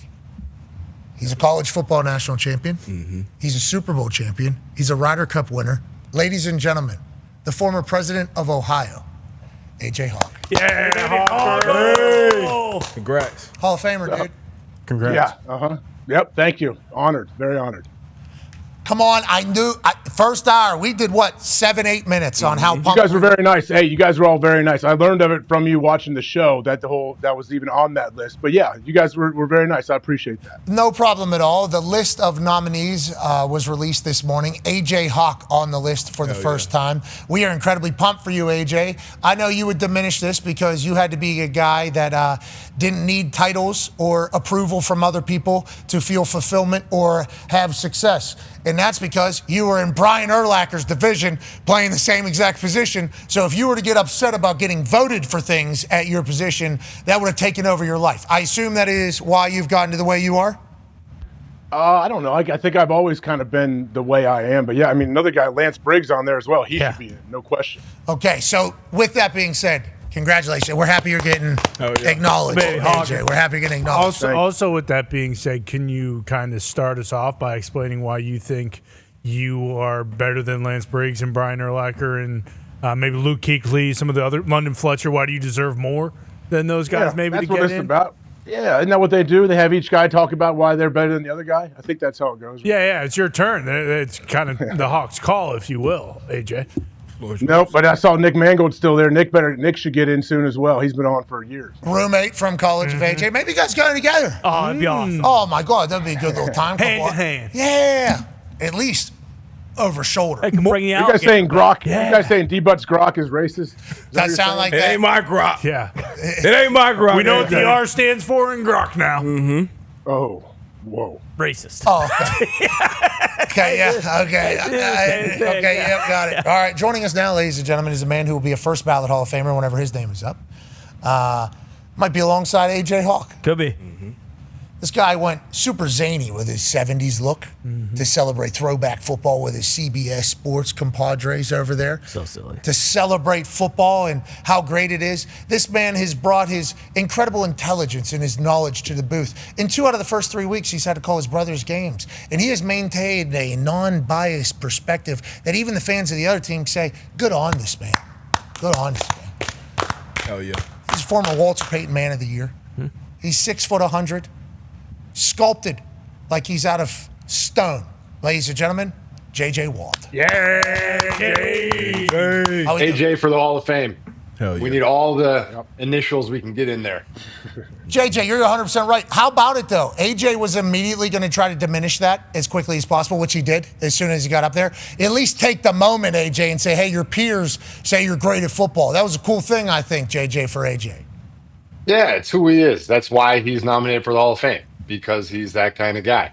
So maybe we do a whole hour here on AJ Hawk. We should pull up a highlight film right now. This would be awesome. Yeah, we actually should. I didn't even think about that until right now. That is what we should maybe do. Yeah. Or we could compare his stats versus all the other Hall of Fame linebackers and tell him why he should never be in the Hall of Fame. No, see, that's not a good part about being nominated for the Hall of Fame. We did talk about that earlier, how there's guys that are nominated every single year, and every year all they have to hear is why they don't deserve to be in the Hall of Fame. That kind of sucks. Yeah, that's probably not the most. Oh, A.J. Hawk with the tackle in. Yeah, you can play this one. Yeah.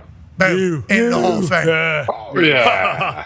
A.J., are we going to make a pick here? Yep, we are. Nasty. And then we're going to go to the crib. I need some better blocking. Look at me handle. We're gonna fall down. In high school, I was a running back and a punter. I had to get down, go ahead and let the boys on offense get out there. They obviously had a full game plan. What am I doing with the rock? Who's that? Oh, all day. Adrian Peterson, let me smother him, and then let me celebrate a little Dude, bit. I love watching these teams, man. I did not like playing against, but I love watching these teams. And that was another one of these. I just got shot, guys. Yeah. I got him. Yeah, throw up the shocker, obviously. AJ always had a little edge to him. Yeah, he did. He always had a little edge to him, which we appreciate. Oh, jeez, look at him flying around. AJ, this is Hall of Fame shit right here, pal. Okay. All right. Look at him shoot the gap. Did you see that?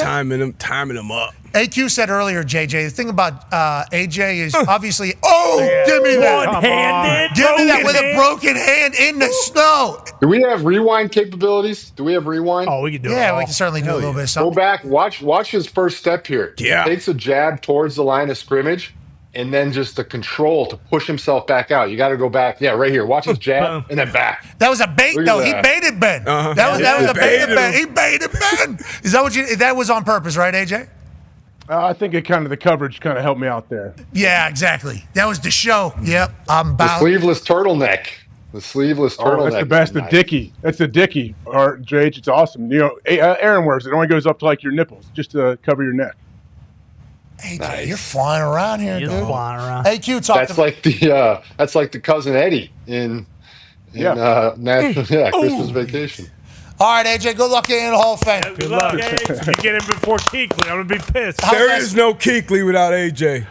I don't Don't know. ever forget it. He Yeah, looks there like it a is. super genius. Really good. Not that AJ Really wasn't. good. Obviously, he had great intelligence, had good celebrations as well, which we appreciate. The amount of enthusiasm he had with sideline as well. Hey, it's a whole team effort here, not just on the field. The hair. And that might be what he's doing right now for the Hall of Fame ceremony. Oh, yeah. Look out. Growing the hair. You guys remember me now? Yep. I want my boss to be out my hair, man. You think that's what he's going to say? Wear the same suit from draft night. Oh, my God, the big boy. Yeah. I need to find that. Good move. Oh, we know where. You know where it is for sure.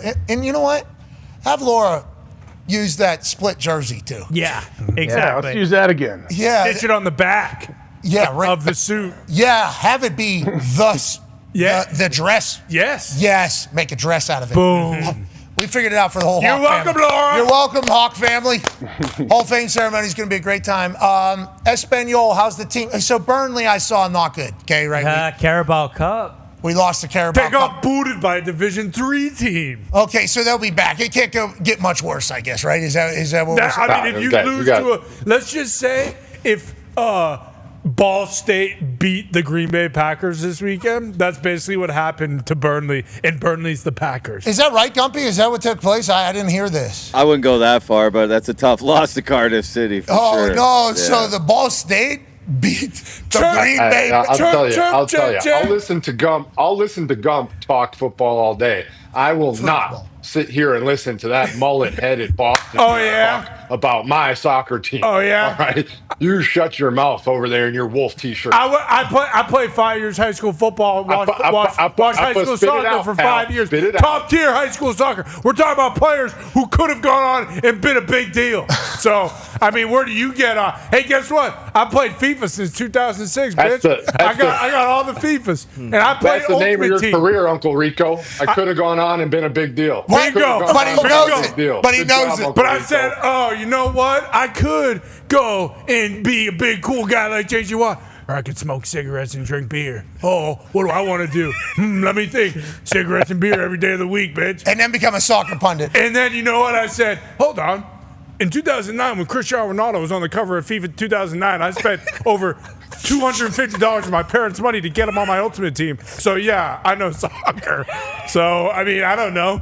I don't know why we're talking about, hey, I don't want to hear Connor talk soccer. No, on that note, Ball State beat the Green Bay Packers. Yeah, how about that? Burnley, Green Bay Packers. Cardiff City. We just had Rain Ball Man. State. Anyways, tough one for the Burnley squad. Get it off the screen. Yeah, it was the Carabao Cup. It wasn't good. We played bad. It wasn't great. We got the Premier League coming back up this weekend. Great comeback. Espanol, on the other hand. Great comeback yesterday by Espanol, though. Espanol, I feel like we got good cafe in the morning, you know, and rum in the afternoon. It feels like I like the Espanol crowd a lot. I like the Espanol team. Are we going to be good? Is Espanol good at soccer? We got some juice, man. We got some juice going on right now. We went down. We had to come back 95th minute to tie it up. It was crazy. The cauldron of chaos is living up to its name. It's nuts right now. Cauldron of chaos. We need to make our way over there. Yeah. I don't know enough Spanish. Do they all do? They all. That's don't need to. If you know how to drink a beer and you know how to cheer for goals, that's all that we need, big guy. Yeah, I got that. Right. I think I got that. And also coffee. I like coffee. Yeah, como estas? Yeah. See, so many of those. See. Yeah. See, so many. See. Uno. That carries, right? Oh yeah. One. Yeah. Cerveza. Yep. Is that also? Yeah. Because I don't know what is, because there's allegedly different, words like Spain, Spanish. Dialects. Yeah, there it is. So, in the morning we drink coffee, in the afternoon it's rum, and then we play soccer and we win almost everyone. Yeah, because I think we. And we're close with Real. That's gonna happen. Let's talk a little football here. Cauldron of Chaos is your booth. 1 week you're so tall, 1 week you're so small. This week you're so zany. You're really nailing them all here. So let's talk about the glasses. Let's talk about the pants. Let's talk about signing up for this. Let's talk about Mr. Eagle's mustache. Yeah. I mean, I like what you guys are doing. CBS celebrated 55 years of football, and I appreciate you participating in that. I think it's actually a pretty good look for you. I think this may be something you should maybe start leaning in on a little bit more. I appreciate that. If it didn't make me look like I might try to take a van near a youth school, very Dahmery, yes, very Dahmery. Yeah. But no, it was awesome, dude. I mean, we had Brent Musburger open up the broadcast, 75 years of NFL Today. Like it was really cool to have all the throwback graphics and everything. Ian obviously leaning into it, so we had a good time with it, and the long hair played in well. So I think that we hit the 70s hard. Yeah, I think you hit it hard. Your pants also got hit pretty hard by the girth of your thighs. Hell yeah. Heard those things just blew out. Somebody was zoomed in on your crotch. Just know everybody's watching everything. And I like that you're holding the ball there, make it look like, hey, I'm a football guy while talking football at a football game. I mean, like I responded to this because it was something that I knew was possibly going to come up. But then as I started going through it, I'm like, man, you really had to be looking close, and you really had to be like slowing that film down. Yeah. So we got some crotch watchers out there. Gotta be a little careful. Yeah, definitely. You got more crotch washers than anybody. Yeah, well, that's why you got to make sure, the whole kit and caboodle's inside the ride. Let's keep our arms and hands inside the vehicle before we go through the whoop-de-woos of the roller coaster. That's certainly a thought that I had there. You've called 2 of your brother's games. Hang on, I got a question about that. Once you hit water, was there any rearrangement? Was there anything while you were under the water that you had to keep everything in place? Absolutely, dude. This thing was maybe middle of my back, just right through the cheeks. Yep.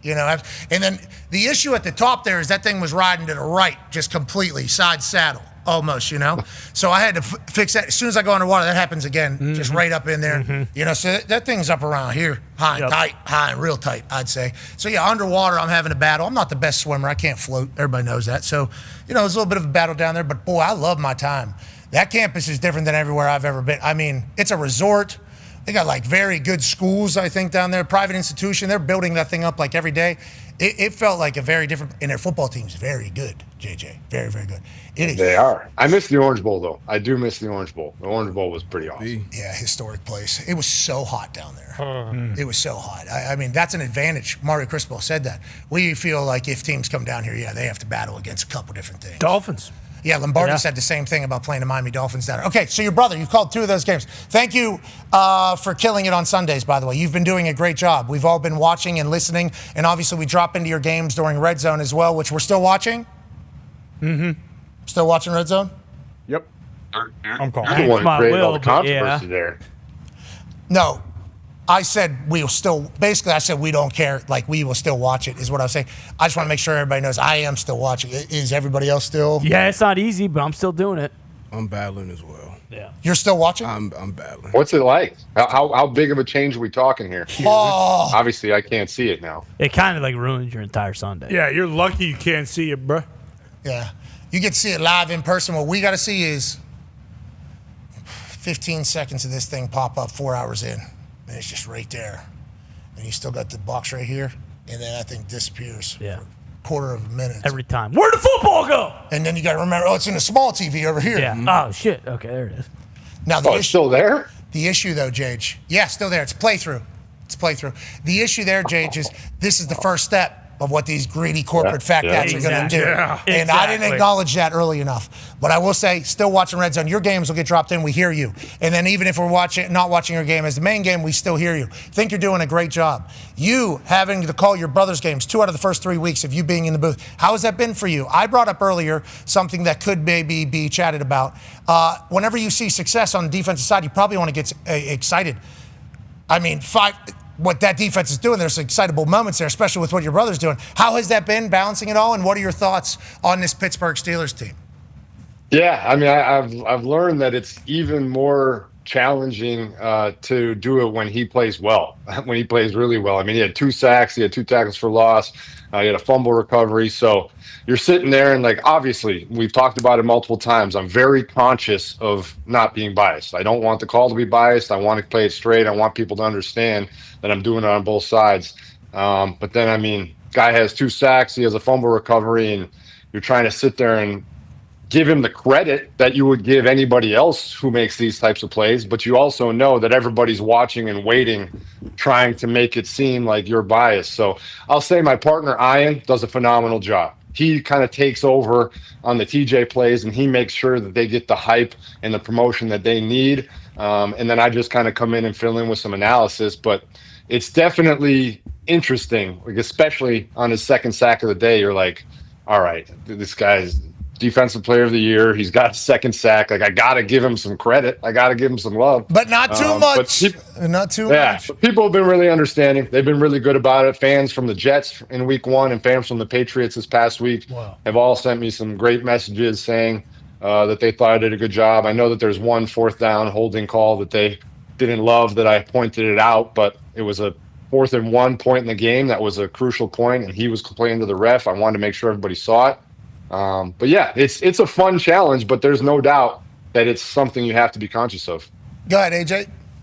JJ, first off, who cares? It's your brother. You can pump your brother up all you want, especially when he plays well. I think people should be able to understand that. But quick pivot, New York Giants, Jackson Dart, young quarterback. I want to know your thoughts on what you would do when you're facing a young rookie QB. Obviously hit him try to get him off the spot, all of that stuff. And is there any young guys you remember playing against where you could kind of, maybe you were surprised at how well they handled it, or maybe you were surprised at how well they didn't handle it when you faced them when they were young?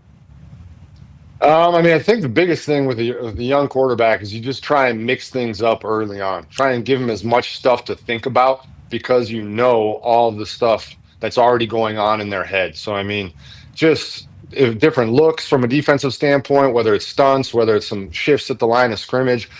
As we all know here who have played, the first thing you have to worry about as a player is your own job. So he's going up there and he's trying to make sure he knows what he's supposed to do.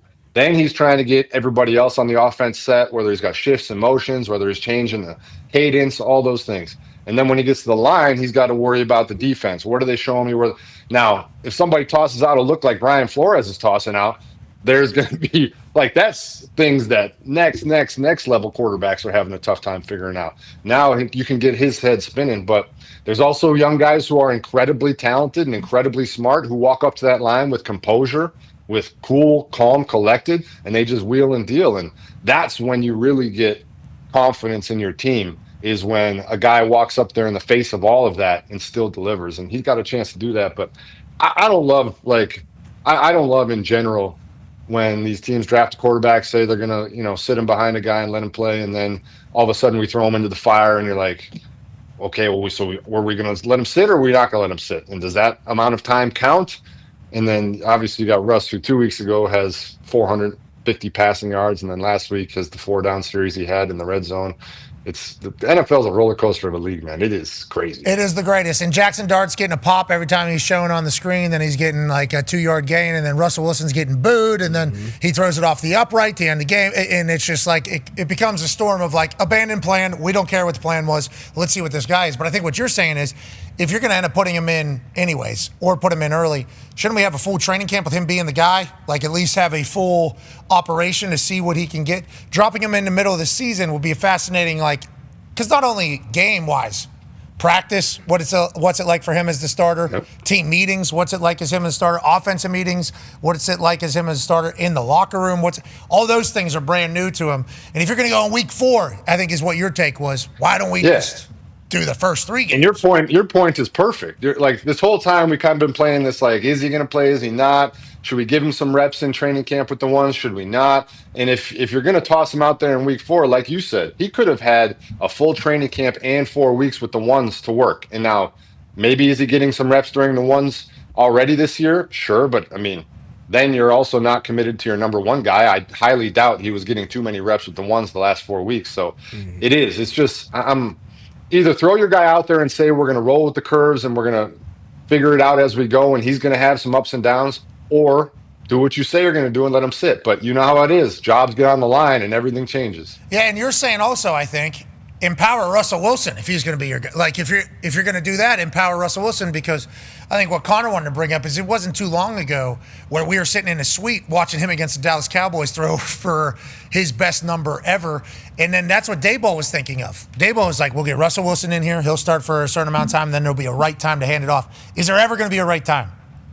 I don't know. No. I legitimately don't know. Especially not with that schedule. Yeah, or with your job on the line. Yeah, if you win, though, are you going to want to hand it off? That goes back to the Fitz-Tua situation where Fitz kind of won over the locker room, but the plan was we're going to hand it off. And then Fitz comes out and says, I wanted to play. This is my team, I thought, And it's like, well, that's not a good start for Tua to start in this entire thing. The leader of the team is now pissed about how it all went down. So the rookie quarterback wait and then we'll put him in thing, the more I think about it, it's like Peyton threw, 28 interceptions his first year? Yep. If that would have happened nowadays, might get cut. Yeah. I'm doing the Falcons. I'm doing the Falcons game this week, and Penix had a very rough game this last week, and now he gets pulled in the fourth quarter, which the game was gone anyway. It's not like they were replacing him, but now you have those questions pop up this week, and you're like, are we letting anybody develop? Are we letting anybody make mistakes? Are we letting anybody grow and come into their own? It's such a week-to-week world. Short leashes everywhere. Now, you brought up a name there about a defense for a young guy, Brian Flores. D-Bud has a question for you. Yeah, you reposted, me and you both reposted the same video of this Brian Flores pre-snap disguise, and this is just one example of some of the shit that these young quarterbacks have to deal with when you talk about, developing and coming in. You're calling the game with two young quarterbacks playing if Daniels is able to play. What's your biggest thing? What do you think the biggest hurdle is for these young quarterbacks getting up to this level and playing on a high level? What is all this? So we can just see, because it looks like there's a lot of movement happening there before the ball is snapped.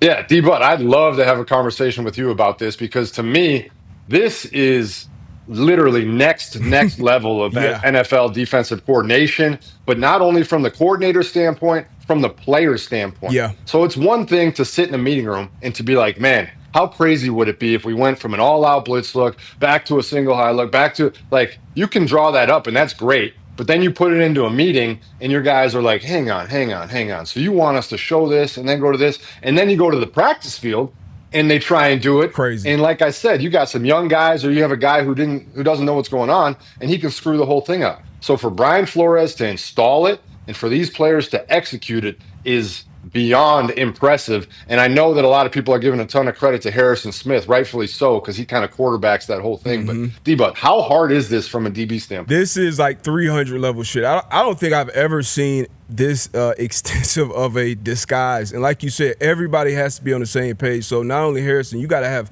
multiple smart players on every level. You talked about Brian Flores being able to communicate something like this, because everything is, you got to know the play caller. You got to know how they operate as far as the play clock wise, like when do they like to snap the ball, because you show the first look, you show the first coverage. Typically it's only like safeties, maybe some DBs. Sometimes you'll get a D-line shift.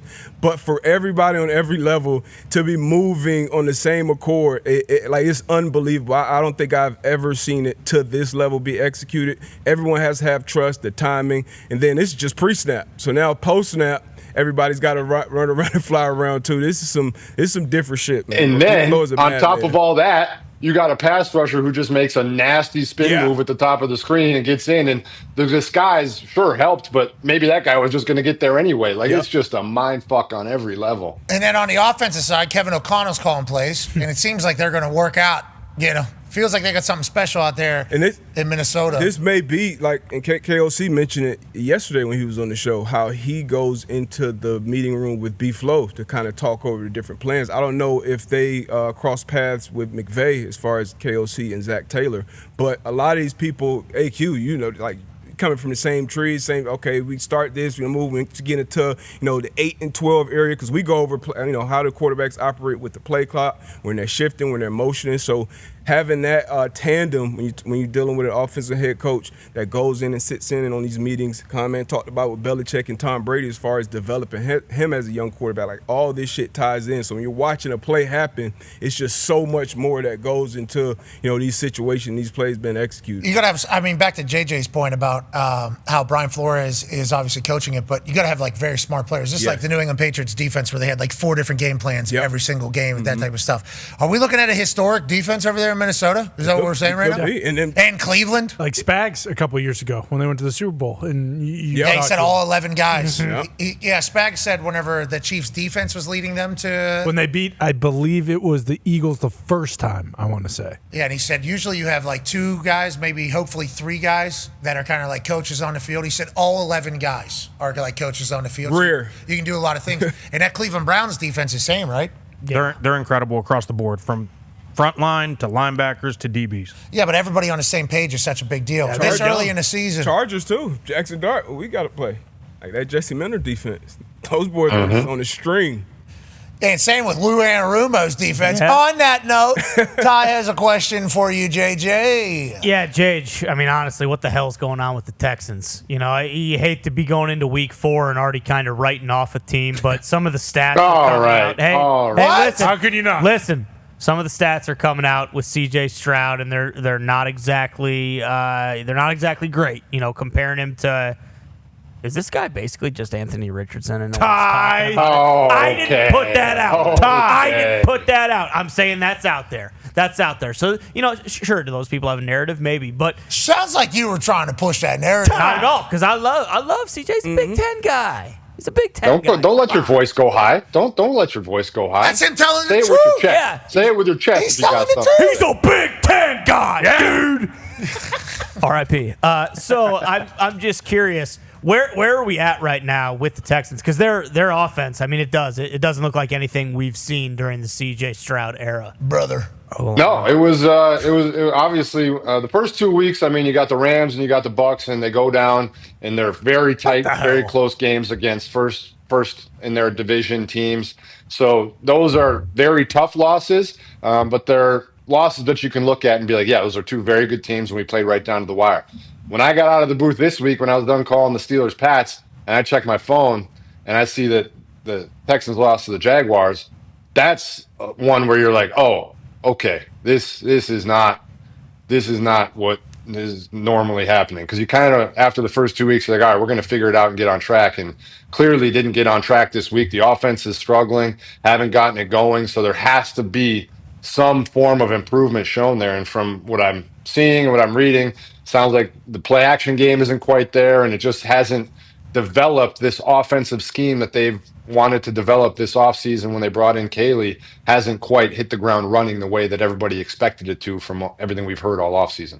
All right, well, on that note, there's another team that's playing better ball than it's ever played before. Okay, harder start than Peyton Manning.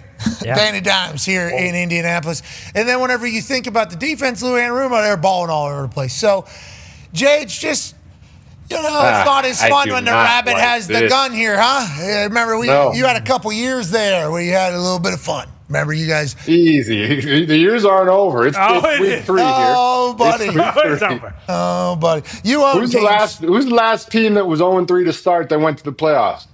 Us, I believe. Yeah, who's on that team? I know we did it. Hey, J.J. Watt ain't walking through that door. C.J. Will Anderson is. Or is he?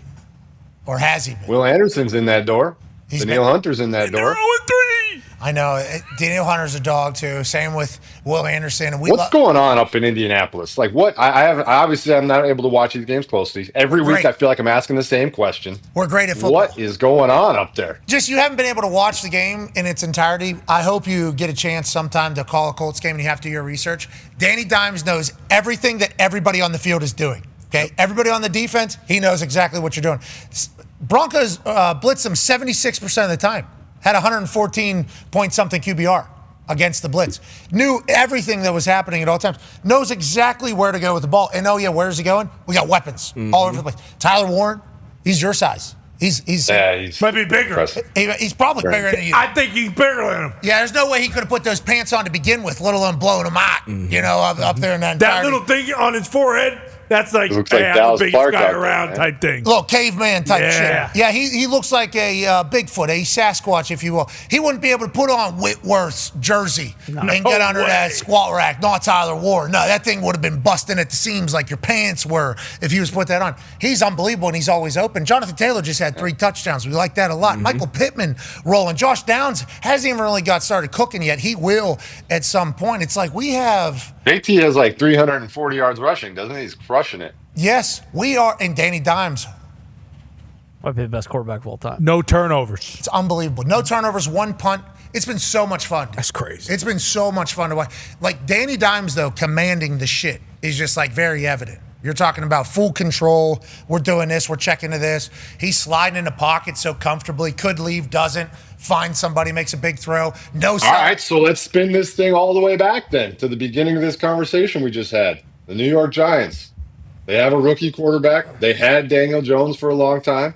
Now they're switching from Russell Wilson to, is this a situation where Daniel Jones was always this good? He just needed the time development. I mean, he did have a lot of time there. Let's not act like he didn't have a lot. Oh, the offensive line, Quentin Nelson's not vocal Yeah, either. need an O-line. Never had an O-line in New York. Like, even the guys, it might, to your point, JJ, like, it might not even be New York's fault. Like, just some of the guys they drafted, some of the free agents they picked up, like, they just didn't work out. Like, I remember when Nate Soldier went to the Giants after New England, and he was supposed to be, their left tackle dominant for years, and it just didn't work out. And then Evan Neal, Bruce can attest, he's playing guard now, and he was supposed to be their guy. I think Andrew Thomas, when he was their first-round pick to play left tackle, I think he got hurt his rookie year when Dan Jones was Now, on that note, I think everything that Danny Dimes went through was big for his development to get him here. You know, I don't know what he's always been like. Obviously, I think he's always been super humble and probably a little bit not loving of the spotlight and everything like that when he gets dropped into New York.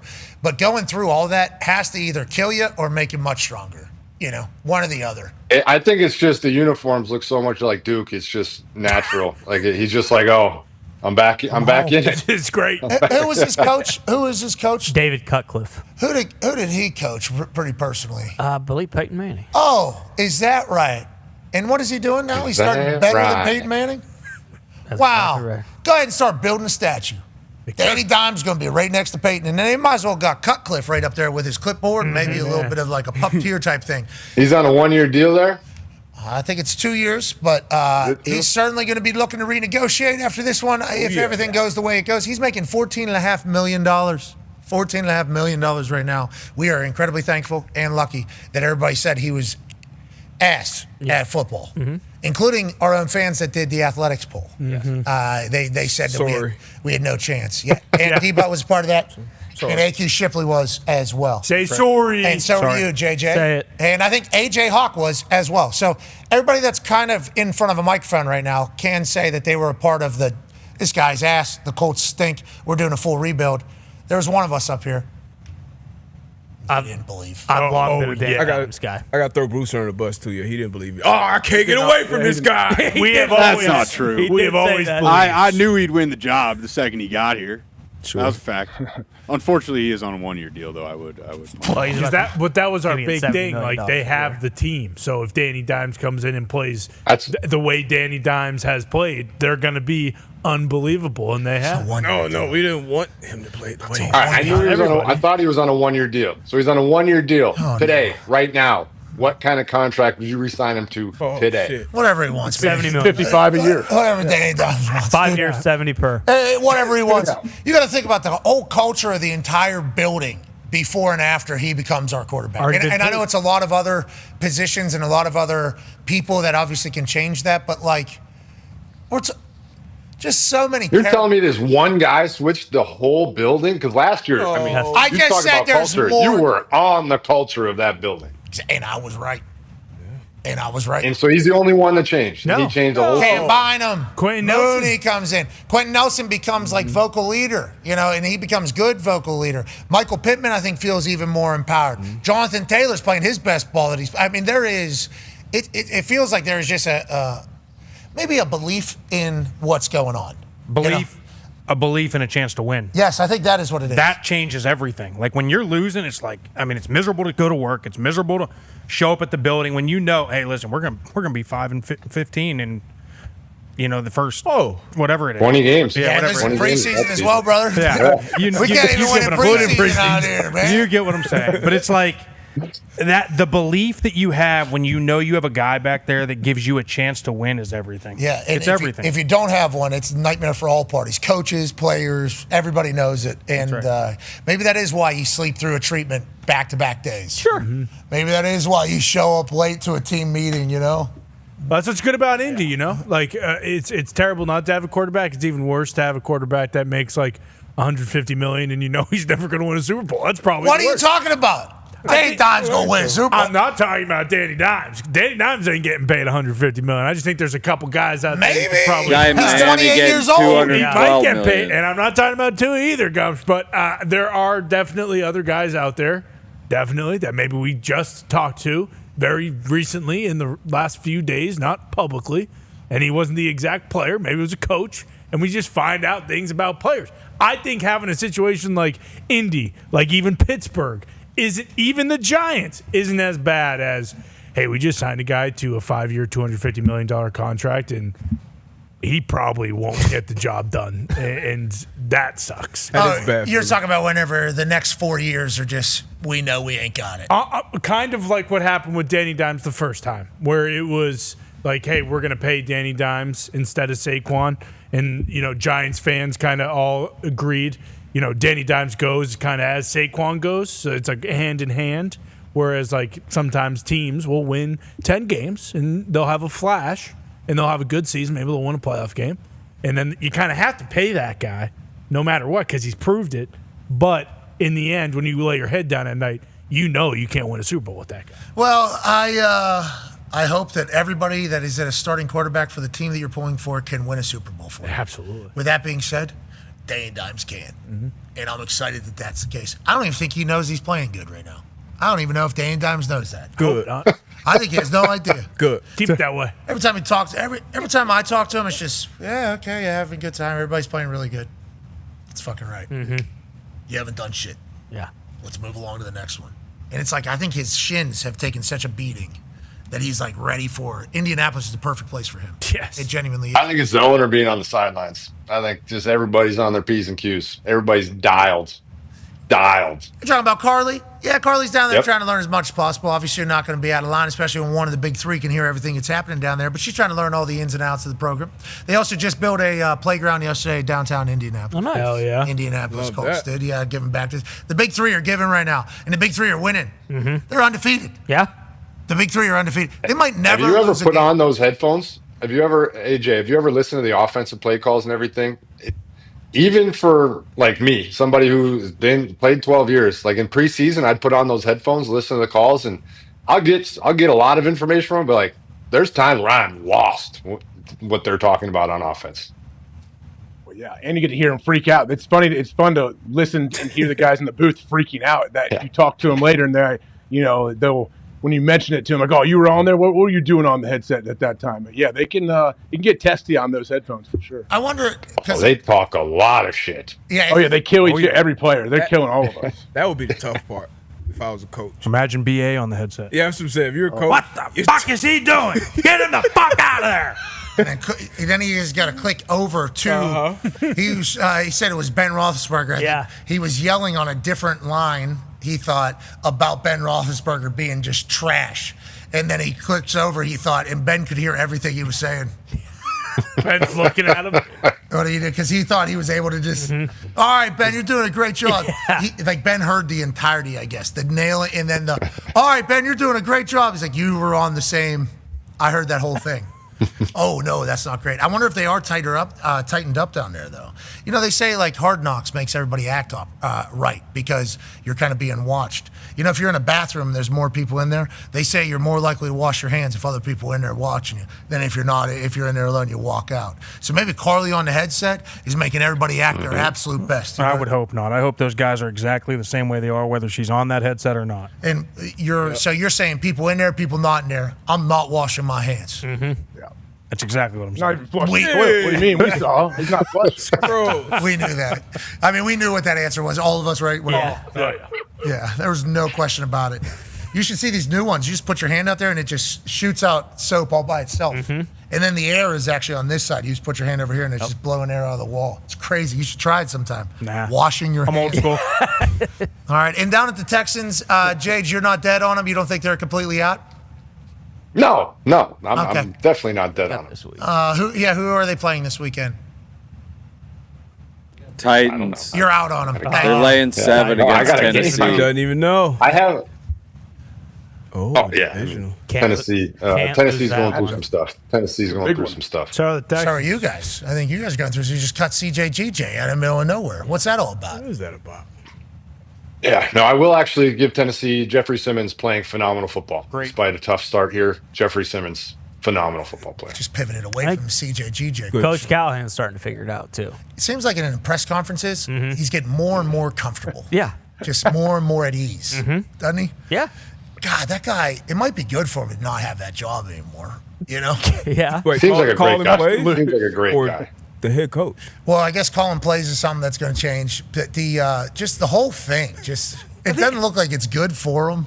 Have you seen the guy have an enjoyable moment? No, absolutely. He hates his life. Not one happened. And he's in Nashville. He took the first step, Pat. He took the first step. First off, you relinquish the play calling duties, and then when that doesn't go well, you get the play calling duties back. And when doesn't go well, then you eventually get fired. But Hargree will be taking over the play calls. And obviously, if it continues to go the way it's going, Bo Hargree will be fired. Exactly, which is why I kind of love this move. And I'd like to say Callahan. They just jumped the O coordinator, though. That was the interesting part to me, is the play calling duties did not go to the O coordinator. They went past him. That's a very. He likes that guy. Yeah, he's a little closer relationship. That guy's a dipshit. He's not calling plays. And Callahan's like, I agree. I can't wait to fire up. We need him to. Nashville's great. Yeah. He might be a college coach. I think he might freaking soar at like a UAB. Maybe UAB? Yeah, like I think he might. Calling for Trent Dilfer's job? He might. My Lord. I think Dilfer's more bored for the Florida or a Tech. I think Brian Callahan, he starts at UAB, learns a thing or two about respect for people. He might fly. Hey, Jage, why don't you hire Callahan to coach Espanol or maybe the Burnley boys after that Carroll City loss? I think that'd be good. He'll bring some Cardiff City. You get it. Yeah. They come in there and he'll get the boys fired up and intense. Maybe he's a great guy. We had meetings with him 2 weeks ago. He's a great guy. It's just they're not playing good football right now. He's miserable, huh? Everything. He said a good guy, just absolutely miserable. He seemed great. I mean, in the meetings, he was great. He was positive, obviously saying all the right stuff. It's just they're just not playing good ball. Like what? Because seriously, I haven't seen one clip of this guy talking where I'm like, good guy. Whoa, jeez. Not in the sense of like I know, like not in the sense of like good and evil. Conference. Sorry, not in the sense of like good and evil, like good guy. More so in the sense of like, nope, that sucks. Every single time I see something of him. It is a lot of that. The coolest thing he's done, honestly, is when Will Levis came off the field and when he like rolled the ball to the other team, and Brian Callahan was like, "What the fuck are you doing?" I remember on the sideline. Yeah, that was awesome. That was awesome. Well, also, he had a good promo about Cam Ward talking shit to the defense while calling a play and they give it back. He was mind blown by it. He said, I couldn't do that. I don't know how he does that. Yeah. That's basically what he said. I mean, in the Paul Kowalski thing, I think is what really got me. He just ripped Paul Kowalski. What? That's what he said. I don't know what I mean. No, that's what I didn't even know what. If you were making a joke, I thought you were just telling the story. No, exactly what he said. That's exactly. He needs to win a game. He needs to win a game. It's tough to be happy when you're losing. I agree. You have to be mad. That was a part of why, like, it was for me retiring from punting felt like an easy move because we were losing games. I had to be miserable. Yeah. And it actually was miserable because, boy, it'd be much better if we won. Like, everything would be better if we won. And it's like, as a punter, I have no say in that fourth quarter. We're down. All right, boys, let's go, man. I need to have let's have a happy week this week. Let's say this is all worth it. And then the ball just bounces the wrong way. We lose. And all of a sudden, you got to be miserable. Okay, it's like, all right, that's certainly something. This is Callahan, though, every time he's in front of a microphone. Literally, this is him right here. Yeah, I have zero disappointment in my play calling. I mean, I don't have any disappointment in that at all. Yeah, we're fucking 0-3, but it's not my fucking fault. My play. We appreciate Callahan. Jage, we appreciate I think your point right there is such a good point that people, like, when they always ask, like, do you miss the game or, like, how's retirement and everything? I don't think people understand how miserable every single week after a loss is. And how just by proxy of being retired and not having that experience, like, yes, the good days are always better, but those weeks, it is a full 7 days of misery. I couldn't even imagine you, such a focal point of wins and losses, having to feel that, shoulder that. You as well, Age. That's a crazy thing to think about, and I'm happy I didn't have to do that. I just, by proxy, had to be pissed because life isn't as good whenever we're not winning, boys, okay? If everybody could kind of do their shit, we'd be great. Let's go ahead and do it. Let's maybe protect our quarterback. Let's think about doing that. Yeah. Okay, this guy, really good at football. Let's maybe... I don't know who I need to talk to here. I don't know who the person is. Maybe Let me tell you what I'm seeing. Guys, let me tell you what I'm seeing from the sidelines over here. Be good. If we could maybe catch those balls, that'd be great. And these routes, I don't know, you're seemingly not as open as everybody else is. Need those to go a little bit better. I don't know how we get that. Defense, we need to wrap up. Okay, we got a lot of this happening. We need to start wrapping up. Boys, life is much better whenever we're all, mostly you guys, doing your shit. So if we could do our shit, that'd be great. All internal thoughts. Never say them out loud. That's right. What you say out loud is actually, let's go, boys. Let's go, boys. Team game. Team game. I'm riding. Inside, though, it's a lot of, this guy is fucking terrible. Why is this guy on the fucking team? I can't say that, though. That guy's much tougher than me. That guy's job much harder than mine. That guy much more important than me. So what I got to do is, hey, next week, bro. Come on, man. I need you. We need Oh, you. somebody! I saw somebody's brother that need did you, that bro. this week. Somebody's brother like posted on social media that a player on their team sucked, and it was just like, dude, you just put him in the worst spot of all time in the locker room. Walking in there. That's like when Odell's dad Yeah. was putting together highlights of Baker Mayfield. Yeah. All right, Odell, go in there. Go see him. Baker's not even looking at him. Why isn't he looking at him? I mean, I'm putting out 3 highlights a week of this guy being ass, but why isn't he looking at my boy? It's like, man. It's like Just getting your eggs in the morning. Just, yep. Good morning. Yep. Sorry, my dad. Sorry. Can you send your dad different plays? Like, I threw you the ball a couple times. Can you do that? My dad's crazy, you know. Just walk away. I don't know how you get through that. And then they get rid of a guy, and now he maybe leads his team to undefeated. Really good. Jage, you've been pitching a perfect game in that booth. We appreciate you doing that. Congrats to your Espanol team doing what they do. And your Burnley team, come on, lads. Carroll City's the tough side. We got all right. Let's give Cardiff their credit. Cardiff. We got Man City on Saturday. That'll go well. You know what? I am so sick and tired of your ass. Oh, fight him. Fight him. Please go on, Jage. Oh, No, I'll back down because every week your hair has gotten significantly better, and it looks fantastic. I like so what we're I will doing. give you Nice. This is I will positive. give you those props. Thank you, ladies and gentlemen. That's First Ballot Hall of Famer. I'll return it. I thought you were top 5 booth. I muted it 5 minutes in, but I've heard people love you, brother. How about that? Look at this. Put our That's swords fucking down. great. You're an 5 minutes See you here. later. All right. That's a long time. 5 minutes is a long That's the time. nicest thing I've said to someone in a long time, and he said it was mean, so I'm done with compliments. That's the last compliment I ever give. No, it's like when fatzos eat salad for the first time and they have to poop, and they go, well, that's what my body's saying, not to eat it. Don't say that about I don't Kyle. like it. Just because he is doesn't mean we have to call him that name. No, I was talking about Just another because story. he You is just called him doesn't mean we have to call fatso. Jeez. No, you Lord. did. You did. So I live in the gym, and guess what? In here, You literally live we in a got gym. Way, You you're stepping all literally over my live joke. in a It was gym. going to be so funny.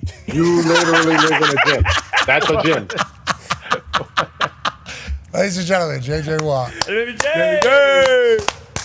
Good positive experience for Jage. You're going to have such a good one there. That was going to be so There's good. about 6 that I've had on my tongue today that just haven't made its way out. That's gonna happen. I love Jage. I tell you what, though, it's tough. Jage talks about being happy and being sad. It's like when his Burnley team loses to Carroll City. I know. And then you got Espanol doing his thing. It's like, how do you kind of conflict? What's the Cardiff? Is it not Carroll City? Why does it keep saying Cardiff? Who fucking cares? Oh, it's Cardiff City. It's Cardiff City. Cardiff City, legendary club. They've fallen on hard times. They to go be by down Carroll to the City third as well. division. I don't think we are pulling for Cardiff City. I apologize for the wrong name, but I like the big win after Burnley. Who knows what they're going to go do now? Yeah. Maybe get up to Division 2 and then 1A and then 1 up there. We'll continue for some reason. We appreciate you all. Be a friend. Tell a friend something nice. It might change your life. Goodbye. That felt like a good J.J. Watt. Good J.J. Watt. Yeah. Just sat in the pocket there. No Burnley shirt on. Didn't want to bring attention. Had the Espanol hat on. USA Olympics. They'll talk about this. Yeah. They'll talk about USA. Good fit. Talk about Espanol. Couldn't help but had to bring up Burnley. We've been following that team closer than anybody. Yeah. I think, Gage. Where are they in the season? Like, how many more games do they have?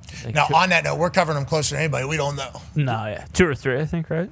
How many games into the season are we? Because we saw the Carabao Cup. Yeah, the Carabao, yeah. They're about 5 in. And what's the Carabao? Carabao Cup, it's just the English teams, a bunch of divisions. Oh, so they're scared to let America in? I wouldn't want Inter Miami or Portland Timbers rolling around over there, too. Because if you want Carabao soccer, you don't have the Carabao Cup. Have the Tell you what, I don't know if Portland Timbers are coming out alive against Cardiff City. Portland Timbers? Yeah.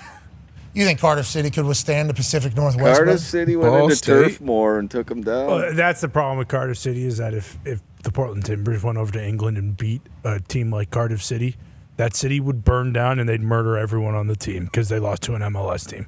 So they actually, I think for safety purposes, cannot let an MLS team hot in. Portland Timbers team. Yeah, just and respectively, I get it because I mean they'd probably beat the fuck out of Burnley. No.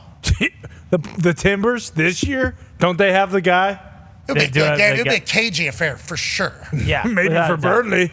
I mean, we're talking about the Timbers. What about the Seattle Sounders? I forgot about them. Pacific Salad. Northwest finest. Exactly. Yeah. Exactly. And then that team down there in Atlanta, they're so good. They're united around Atlanta, they're good. And then up there in New England, they used to have a team. They sold that team, right? Well, they actually won't let the New England Revolution play there because they're scared we might take their country again.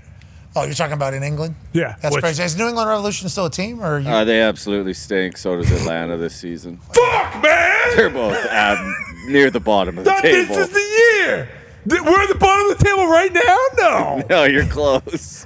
Fuck off, dude. That's bull. You're at 11th of 15? Well, is our guy out? Yeah, I think a lot of your guys are out. If our guy's out, then that changes a lot. And dead last is CF Montreal. That's good. We like that. And second to last, DC United. Okay. DC United. Wayne Rooney's former team. Remember the night? Of course. I was Inter doing this year, Inter Miami. Are there fucking They're in the- team on the they're in the planet? mix. Teams in the MLS? Yeah, this isn't a real thing, right? This is not the list of teams. I in the thought there were MLS. 6 teams in the MLS. No, it turns out there's 30. Is there 30 teams? 30 teams? Yeah, 15, Where are 15 they? in each conference. That's 16 The best, too the many. hottest teams 16? the hottest You're right. teams right You're now right. are LAFC and 22 Vancouver too Whitecaps. 20. How many are in that arena league that the boys come from? How many teams are in there? 8?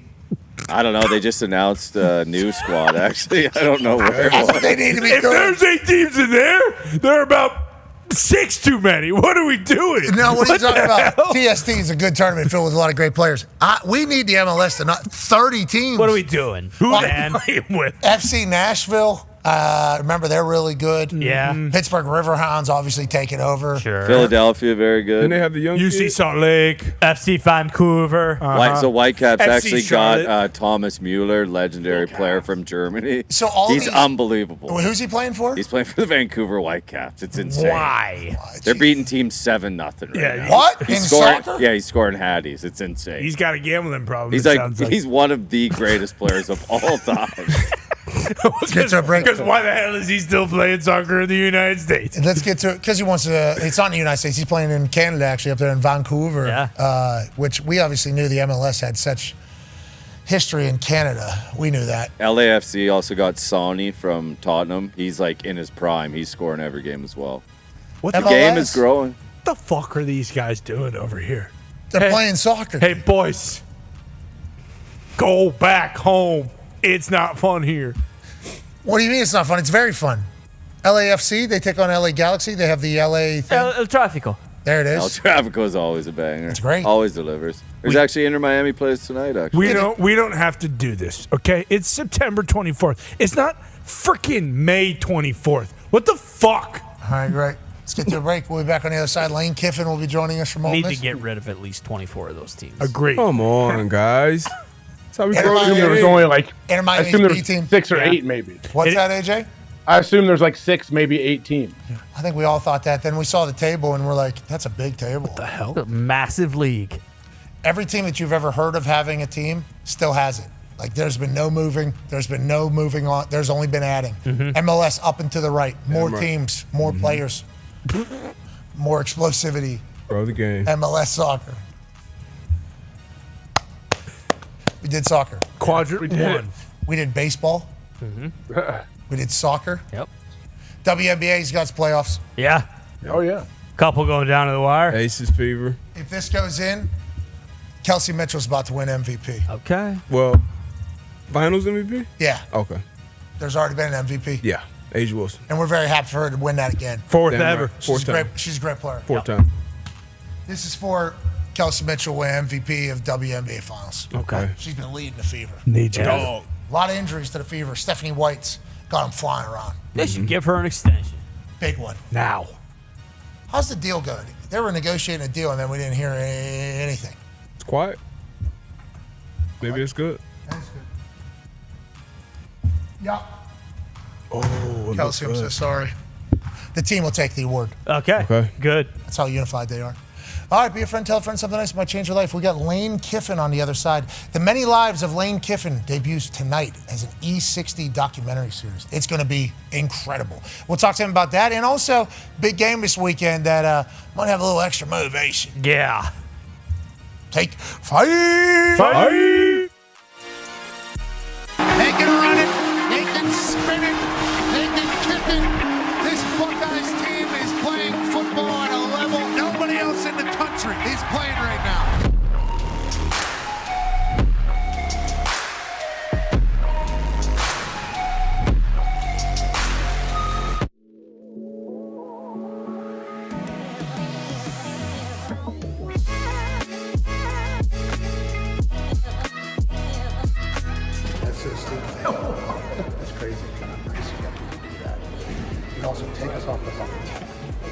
not deserve to be on it. They all commit and love what's going on in that weight room. They all commit and love what Jim Harbaugh's preaching. And everybody in the building's happy. Everybody's like excited to be there. On first row, Mark Pressure in the first row. Second row was on here. It is infectious what they got going on. And how many owners are spending $300 million on a new facility just for a practice facility? This is Butler Birdies. Wow! Oh my God! Oh shit! In the bunker. Great shot. But then for them to do it upright for the last couple, it's like, look out for the Chargers, dude. Look out for the Chargers. Coach.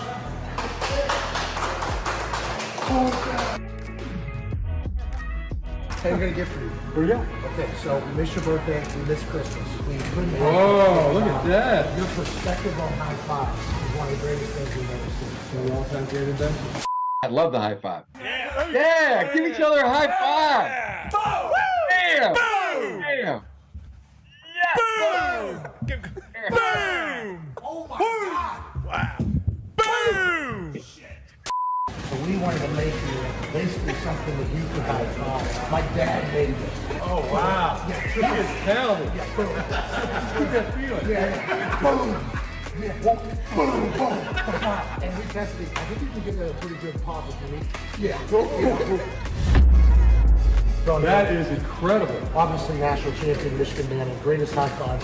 Yeah. Because of what you brought for the high five world.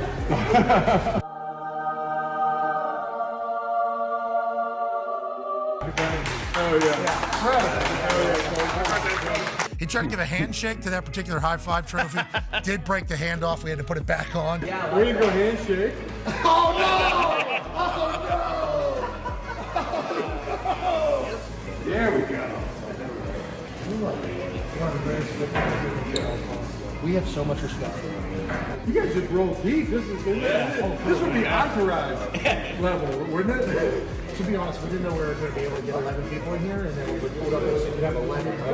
That's where it should roll 11. Yeah, always start 11. You're the best.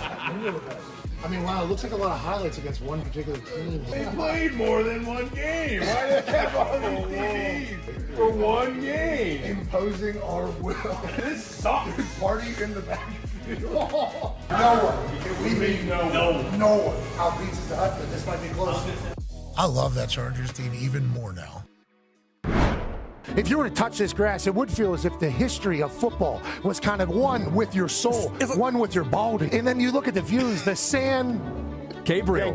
Mountains with the cotton candy clouds, the way the sun will rise and then the sun will set. And as the sun is setting tonight, there's going to be a football game taking place. You're talking about movie stuff. What do you think it is about your team and that locker room? And why do you think you guys have been able to show up every week? I think the buy-in on our team is unbelievable. We talk about a player-led team. I think a lot of people say that, but so rarely do you actually see it. Two Goliath Big Ten teams. What a magical matchup here in the Rose Bowl. And watching Ohio State do what they did to Tennessee, it felt good for the North. They did. It felt good for the bowl. Look at that field. God, look at those mountains. Look at those mountains. San Gabriel Mountains. There's the field. The San Gabriel. Obviously. San Gabriel Mountains. I believe that means the Gabriel.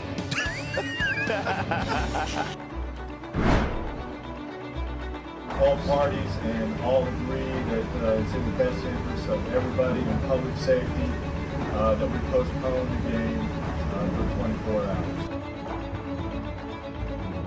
AJ Hawk's working for the bowl.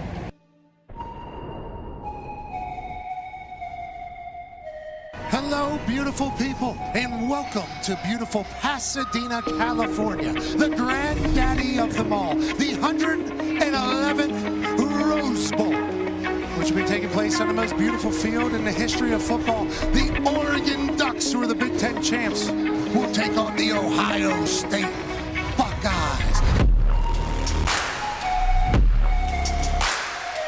College football playoff is obviously in the middle of a transition era, but we go back in time into a movie-like setting to battle in the Big Ten to see who gets to move on and who goes home. Our UFO just flew over top B-2 Stealth Bomber and in the national anthem. And on a day in the United States of America where a heinous act has happened, it's a nice reminder that we'll get your ass. You might take a shot, but you're never gonna win. And 10 for Will Howard. same exact play action. Drops it off to Jeremiah Smith. With space. He's a monster. Jeremiah Smith. First touch is a touchdown. Time. Shot down the middle. Puka. Ooh, touchdown. See the split safeties right here. So Will Howard knows his read, looks him off, steps up in the pocket. Great throw. Takes a shot. And what happens? Jeremiah Smith comes up with the ball. Handoff. Run to the left. Jordan James. Ray Alba. Will Howard. Time. Oh, no. Jeremiah Smith's wide ass open. And that's a touchdown. Ohio State is kicking the living shite out of the Oregon Ducks. If Jeremiah Smith is on your team, I think you can win every game. Travion Henderson. He's at the 30, the 20, the 10. Touchdown! They can run it. They can spin it. They can kick it. This Buckeyes team is playing football at a level nobody else in the country is playing right now. Now there's a low snap. Rolls left, throws back to the right. Jeremiah Smith's on the field, so that's another first down. Thus far, this game has been absolutely shite.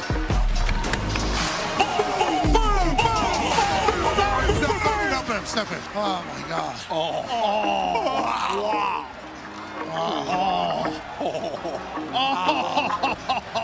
That is so beautiful. You got Matt Hardy on the left there. AJ, chance. I see at the 47. Unfortunately, my youngest son puked all over himself and went to the hospital, so my whole family's not here anymore to hear that. But I'm getting some updates every once in a while. He seems to be doing not much better. He puked over the whole section. Jeez. Instant urgent care, instant hospital. Oh, no. What type of shite was he eating? Is someone making salmon down here? We came down here and smelled like fish. Look at this. For those that have never been here, I would recommend coming and checking it out. Although this particular game was absolute shite. Woo! Roll ball.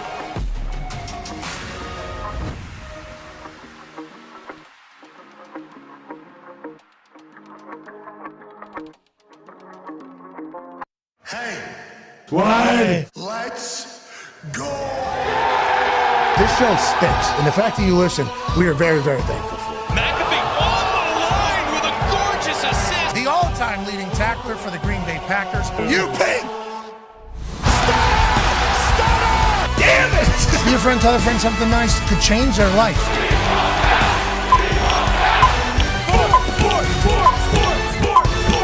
Hello, beautiful people, and welcome back to our humble abode, the Thunderdome, on this Quad Wednesday, September 24, 2025. Hour 3 of the program begins right now. Football is the greatest sport on earth. This man is a nominee for the Pro Football Hall of Fame this year. He's a college football national champion, a Super Bowl champion, a Ryder Cup winner. Ladies and gentlemen, this is the father of 10, former president of Ohio, A.J. Hawker. The toxic table is here at Boston Connor and at Ty Schmidt. 9-year NFL vet Darius J. Butler is here looking incredibly cool today. Good fit today. Yeah. Literally from head to toe. Yes. Really crushing it. Getting covered up, obviously, by Tone Diggs' desk, who's actually over in Hammer. Dahn. That's AP Tone. And 9-year NFL, or 12-year NFL vet and Super Bowl champion AQ Shipley's here. AQ, good to see you. AQ, you look fit. Look good. I've lost a little weight. You been getting after it again? I heard there was a little conversation off air about what you used to do to get in shape. AJ, you remember whenever he used to go into basements and fight rich dudes? You remember when that was happening? Yeah, so he used to grapple in, in small amounts of clothing in the basement with some billionaires. Yeah, right? definitely shirtless, I think, was the thing. And then what I wore as Speedo, one of the first texts I got was from him. He goes, you should do jiu-jitsu rolling in a basement, one of those. So we learned a little bit more about it all. You do look good. The man who's about to join us is an absolute icon in the football world. And tonight at 7 p.m., a documentary about him and his journey in his football life will debut. Here's a minute 39 of what you're about to witness. This might be the greatest sports documentary of all time. I saw something somebody sent me the other day. Someone was doing a story and they're like, Lane Kiffin would be the most intriguing person to actually know the real stories of all the stops and all the interactions of what really happened. And I was like, that's probably true. Yeah, that's why we called you, wanted to do this. Yeah. Right? You see. Have you examined why drama and turmoil? When people don't want to like you, does that bother you? It didn't used to bother me. As I've gotten older now, I just would like to change that narrative. So how do you do that? 3, 2, and 1. Ladies and gentlemen, joining us now is a former Fresno State quarterback and a guy that we're about to learn a lot about tonight. 3-time national champion, now the head coach at Ole Miss, ladies and gentlemen, Lane Kiffin. How are you, Coach? Awesome. Thanks for having me, Pat. Hey, sorry we made you wait there a little bit. Boys had to dump during the break, and then obviously we got a chance to run one of the greatest trailers I've seen for a documentary in a long time, which leads me to ask this. How was it emotional going back through all of it? And how long have you guys been shooting this for release? It feels like it's very in-depth. Yeah, they did it this summer with me, just, over a day or two, and then I think they went to other people after that. So I've actually not seen it. So that trailer is the only thing I've seen like you've seen. So it is kind of really unique to see that, and you see your kind of life play out because you've been through so many things, and so should be interesting. Reliving it all is interesting. I've talked to a couple people that should have documentaries. And I ask them, I'm like, are you ever going to do a doc? Absolutely not. Why? I've already lived it once. I don't want to do it again. That's a whole thing that has to take place. I'm assuming with some of these things, and you admitted it there in your interview that you did this summer that they did in the sit-down, where it's like, I've made some mistakes, self-inflicted wounds through it all.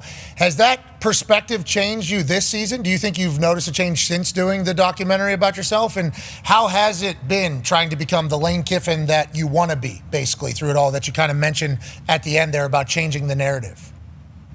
Yeah, I really didn't know it was going to be that big a deal, Pat. That sounds probably crazy, but people come in a lot of times and do interviews or podcasts, and so I just agreed to it and then kind of realized it was a lot bigger once it started going. So, my hope is that it helps people. It helps people that are struggling or people that are going through things they don't understand why. And so I think what it does is it shows a path that goes a bunch of different directions, and things that I thought were good that maybe weren't, and things that I thought were horrible that weren't bad either. And so kind of learn to try to reserve judgment when situations happen of what's good and bad and see what they are later. So I hope it helps people, because what I did when I set out 4 or 5 years ago on this change was I want to be the best version of myself.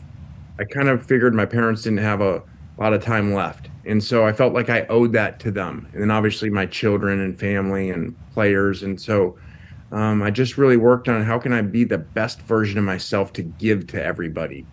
And I think that's very different than how I was living, where before I was living about what did everything give to me. And so I think that's really where the change, and still I got to continue to work on that all the time. I love that. I can't wait for that message. And I'm excited that there's inspiration out there for a lot of us that maybe want to change who we are or be the best version of ourselves, but are scared or maybe self-sabotage. I assume there's a lot of potential, those thoughts that you're still battling every single day that you talk about. Just know that we've all noticed your skin looks immaculate. Yes, it does. You have a good glow about you, and it feels like your teams are benefiting from the way that you're going about living your life now, which leads to this weekend. Huge one. I mean, absolutely huge one this weekend. How do you feel about this year's squad? And there was an announcement of the starting quarterback, I believe, just moments ago, right, Tone? This just got announced that for the third straight week, you'll have is Trinidad Chambliss Trinidad Chambliss and Ferris State quarterback, I believe. That was announced. I'm not 100% sure if you made that decision publicly or not, but how do you feel about this year's team? Well, that's good to know. That'd be news to me that the starting quarterback's been figured out. Okay, so that has not been announced. I'll go down and tell our staff right here. Okay, so that's not. Pat broke it that Trinidad's our starting quarterback. So, no, we haven't made that decision yet. I do think we have a good team. We've done some good things, and both those quarterbacks are really, really good players. So it's exciting to have them both. This is a huge challenge for us. I think that this LSU roster defensively is by far the best they've been in a long time. They've done a great job. As Brian Kelly alluded to, they spent a lot of money in the portal in the offseason, and it showed up. I think you're seeing that in college football. I think numbers have shown, Miami, Texas Tech, and LSU spent the most money in the portal, and look how they're performing. This is a brand new defense at a lot of spots, and they're really talented, really good, and that's why they're the third team in the country. Yeah, it's fun to watch Louisiana kind of go, but it's also great to see your team ride every time. We're happy that you guys are back in national prominence, mostly because we're all fans of you, brother. That's why I'm excited for the documentary to learn even more about you. Go ahead, AJ.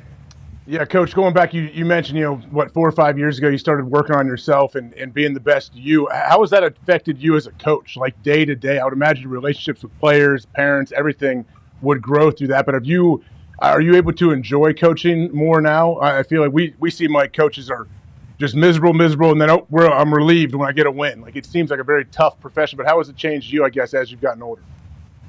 Yeah, I think people that come around here have mentioned that, had a sideline reporter last week said, you seem like the most relaxed coach right before the game of all the SEC coaches. And I think I've worked on that a lot. But I think working on myself and being this version of myself has allowed me to just get into a space with myself in relationships with players and coaches and people that I just couldn't access before, if that makes sense. Yes, absolutely. More relatable. Yeah, a little bit more of a human probably here. Yeah, not as transactional. Not as, hey, I'll get you to the NFL. Here's the plays that help you win versus, hey, how are you doing in life? Like, how can we help you all around? And so I just think that has helped. And it's not, I didn't do it to help. It's helped. It's created more genuine relationships. And I don't know that has to do with winning and losing. I really don't care if it does. I just like living that way a lot better. Yeah, I'm assuming it's much more fulfilling watching the boys grow the relationships and then seeing them have massive amounts of success. You, obviously, we've seen everything you've done because of the football royalty that you're from. Your dad, we believe, we're like, I think 100% sure, 99% sure, created like the Tampa 2, obviously, in the entirety whenever you talk about football and what that did to change the trajectory of the sport as a whole, especially defensive football. You obviously on the offensive side. Was that very young that you were like, I'm going to be a genius on the offensive side? Was there ever a time where there was a thought of maybe I continue the defensive mastermindness of life? And how do you feel about the way you go about running your offense? The number we got is a third of your passes are explosive plays. That number is outrageous. The 33% of your throws are longer than 20 yards down the field. They're completions down the field. So how did we get to this offense, and why did you choose offense, I think, with who your dad is the questions that I have.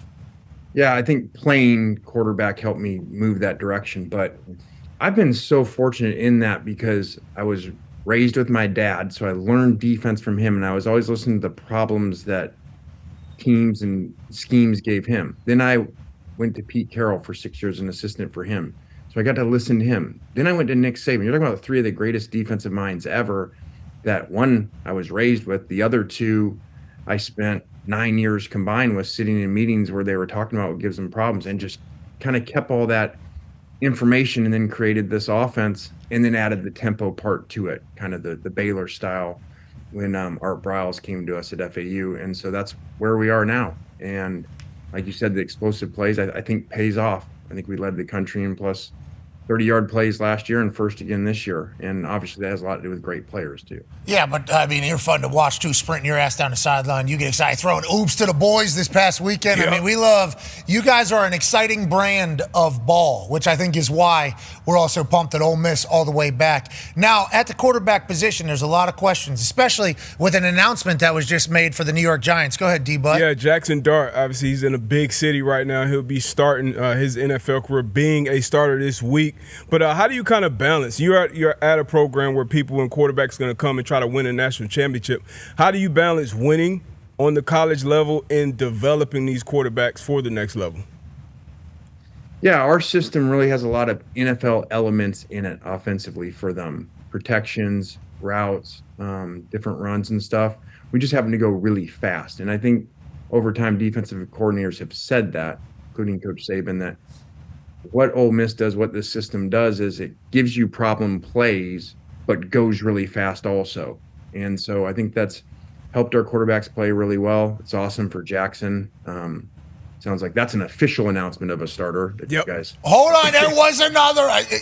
Now, granted, if he ends up starting, I'm going to count it. Yeah, On Three was reporting this, so it wasn't us that did this. I just want to let you know, and I have respect for. Well, then it's got to be official. It's somewhere on Twitter, so that's. You got it. Nailed it.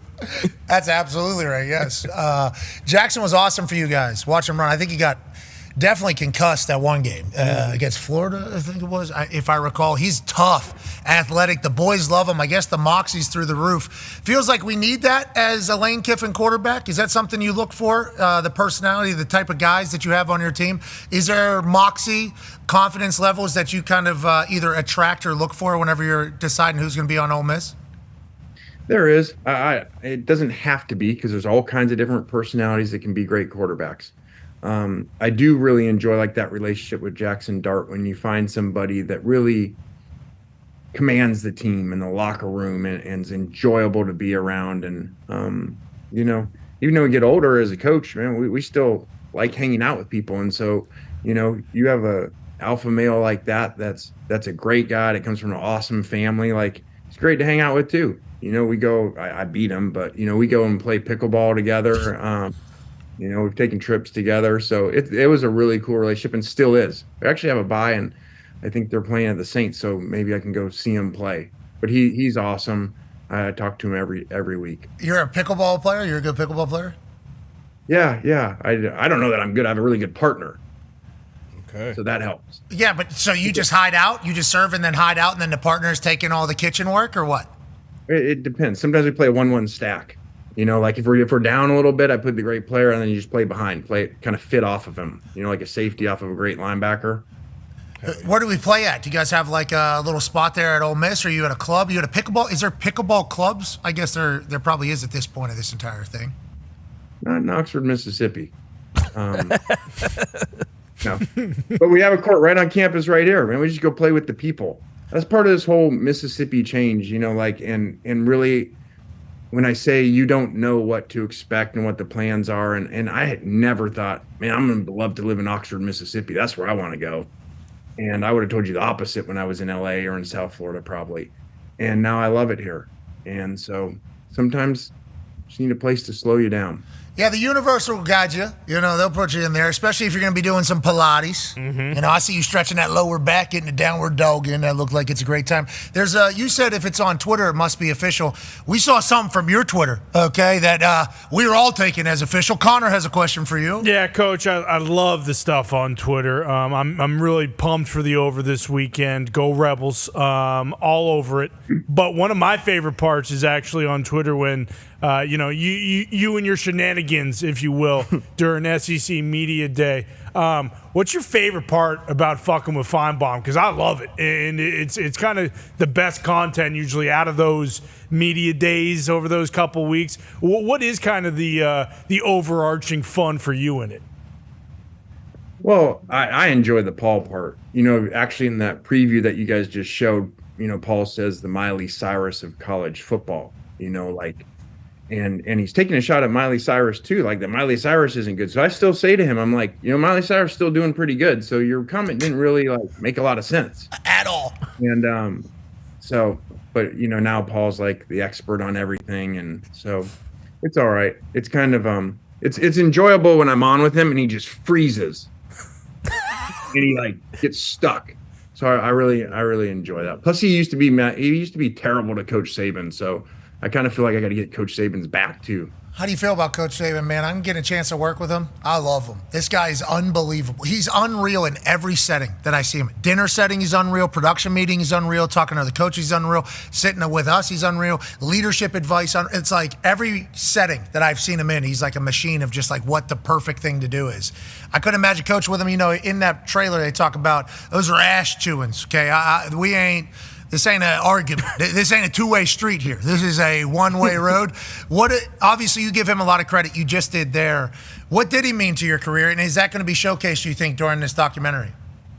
Again, I haven't seen it, but they said he interviewed him for it. But he was awesome for those 3 years to give me that opportunity to come work for him. Again, think about those defensive coaches I said I got to be around. Well, I got to be the offensive coordinator for a national championship Alabama Nick Saban team and USC national championship teams. Like, that's unbelievable to have those opportunities to learn from. And I just take a lot of both Pete Carroll and Nick Saban and what they did and have kind of combined it to what we are here. I think we're kind of a real combination of both. Go ahead, AJ. I guess throughout all your different coaching gigs that you have had. I know coaches obviously are always moving around, but you've had so much different experience, NFL, college, all over the place. I guess, were you always, paying attention, taking notes, building your book of what you're going to do, like as a head coach, wherever that may be, even no matter, some places worked out better than others, but you have so many things so many great coaches, I guess, to rely on. Were you always taking things and writing them down? Like, how do you remember these things that maybe Nick Saban said 15, 20 years ago? Yeah, I think just a lot of experiences with them. And then when things come up, I do it all the time. I'll have a situation come up, decision to make, and I'll go, okay, Coach Carroll would have done this, Coach Saban would do this. And so it's just awesome experience to draw back to of being with those guys and really young with Coach Carroll. And so you go through experiences and then you get these head jobs at really young age. And so those are experiences too, because you screw a lot up.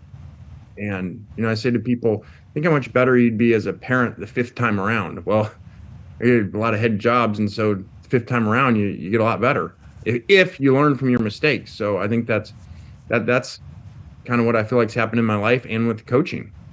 I think you were ahead of the curve whenever you sent Janikowski out there for a 76-yarder or whatever it was. It's like they're doing that now. Now guys are going out there for 66, 70 yards. I think you were ahead of the curve, and the confidence you showed in the Polish cannon is an absolutely beautiful thing. I love that you did that. I want to let you, and I hope that has a little piece of the documentary tonight. Seabass didn't hit that one clean, but if he would have, that thing would have been good, I think, Lane. I still think it was the right decision. See, sometimes we're just ahead of the curve. They just aren't ready for it yet. And he had made that in practice. And like you said, I'm going to believe in the players. We go for it more on fourth down than anybody. We run all these plays. That's not just out of nowhere. It's because we believe in the players and we put on them. Hey, we know you can make these plays. And I think that's why a lot of people come play for us. Jay, you can make us, right? 76? Got a little wind in the face. That might be a little tough. I don't know. This could be. It was actually Leckler, the punter, is the one by me and goes, hey, we got this, coach. We got this. And I'm like, all right, Shane, sure. Shane's up for the Hall of Fame yet again. I hope he gets in there. GOAT. I love everything about him. 76-yard field goal. It's 15-0. Is that 5 field goals? Would this have been the 6th field goal of the half? No, but it might have been. Maybe. Could you imagine Sebastian Janikowski as the greatest half in the history of a kicker? This one comes up a little short. Then I'm like, oh, shit. There goes the returner. Yeah, but the big play was made. Yeah, he tackled him. Yeah, Shane would have made the tackle for you. Shane would have made the tackle for you. All right, let's go over to. I could feel Al Davis up in the press box going, it's returned. This coach, I'm firing this coach. I think he fired me the next week anyway. Hold on, you were left on a tarmac too? What was that, USC? Is that real? That was USC. I wasn't left on the tarmac. It sounds better when you say tarmac. We landed, and then the AD in the airport right there in a side room met with me. And I was actually on the bus going back to the facility at USC because I used to sleep at the office back then and get ready for the next game. And he called me. It was like 3 o'clock, like in the private airport there. And that's where he told me. So he showed up a little bit late. Oh, where's he at? He's already on the bus. We didn't want that. To get me off the bus. I had no idea. You're sitting front seat there? Yeah. Which is why I was upset at Feinbaum, because that day is the day Feinbaum, it's like his first time on game day. He must make this big splash, which remember, he was a Tennessee guy, so he hated me for leaving Tennessee. So here was his chance. So he does this whole Miley Cyrus thing, and the AD and president are watching it like, well, we probably got to get rid of this head coach if it's like Miley Cyrus. They get rid of me that morning at 3 a.m, whatever it is. So, and now I can look back and say, hey, Paul, thanks, because if you wouldn't have got me fired there, I would have never got to Nick Saban. And then Nick Saban leaves down to South Florida, where you start doing your thing, and then all of a sudden we're at Ole Miss, and now your name's up for everything, everywhere, all the time. And we're thankful that you're back at the top. Let's go to Hammer Dahn. AP Tone has a question for you. Yeah, Coach, you don't mind taking jabs at other SEC coaches on Twitter or interviews. Who's your favorite SEC coach to take jabs at, and who do you play more pickleball, or does Hugh Freeze play more golf? I think Hugh Freeze plays a lot more golf. And pickleball is like 30 minutes over here, like we go over and play. And it's kind of bonding too. Staff, we play, players, play with the players sometimes. Me and one of our coaches beat our 2 receivers the other day. Come on. So, you're beating the boys. Just beat Jackson. I don't know what coach. I don't know what coach, Jimbo's gone now, so I'm not as funny. All right. Leach back in the last day. question. Harold Perkins, obviously an absolute monster on the LSU defense. Whit Weeks is a beast. We all know that. We know he is an absolute beast. How are you preparing for this LSU defense? What are the thoughts? Well, these guys are really good, as you said. Those are two great, phenomenal players. And Good men, Perkins, too, from what I've been told. Yeah, Perkins has got to be the fastest linebacker we've seen in a long, long time. Like, this guy's like Derek Brooks or something. I mean, he chases people down. It's unbelievable, his skill set. We played him as a true freshman. I thought for sure by now he'd be gone as the 5th pick of the draft somewhere or something. So it's really challenging. They do a great job. They're really well coached. And now they've got the secondary better with these 3 new pieces they went out and bought. And so this is big time now. It certainly is. We can't wait to watch your team. We're incredibly proud of you, even though we don't know you, for everything that you've gone through and where you've gotten today. We can't wait to watch tonight. Alongside you, I guess, you're going to be watching. Whoa. Couldn't even imagine the anxiety potentially leading up to what 7 o'clock's going to bring. But maybe you don't even have that anymore because it's the new Lane Kiffin. We'll learn about that tonight. No, I really don't. I mean, I'll be here working, actually. And someone asked me about that, and I said, I'm not worried, because when you're genuine and real in the interviews and everything, whatever people take is what they take. You don't have to worry about anything. So there's no anxiety about it. Yeah, and I'm not going to add There's more anxiety about this LSU defense, I can promise you that. Okay, as there has to be. I mean, the boys are flying around. They got a 6'5" safety, I think, and in a 6'3" corner. You talked about pieces being bought, which is incredible, which actually leads to, what is your thoughts on the current state of college football? I guess we ask this to everybody. What are your thoughts on it? Obviously, you have to adapt, evolve. You have to lean into it if you want to have success. So it's everybody's rules. How do you feel about it as a guy who's been around for so damn long? Yeah, I don't like it for college football at all. I mean, I don't think there's anybody that thinks it's a good thing that players are playing at 4 or 5 teams, in college.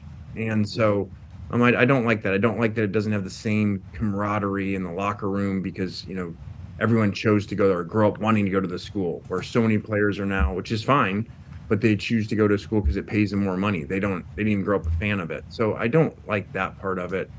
And it gives the kids away when things aren't going well. I just go in the portal and I leave. So there are good parts of it for the players. It's great that they get paid, but I don't think it's really good for college football that there's so much movement. Feels like everybody's saying the same thing. Mm-hmm. Have a great season. Good luck. And you're one of the most influential voices in the sport. So keep saying it, brother. Keep saying it.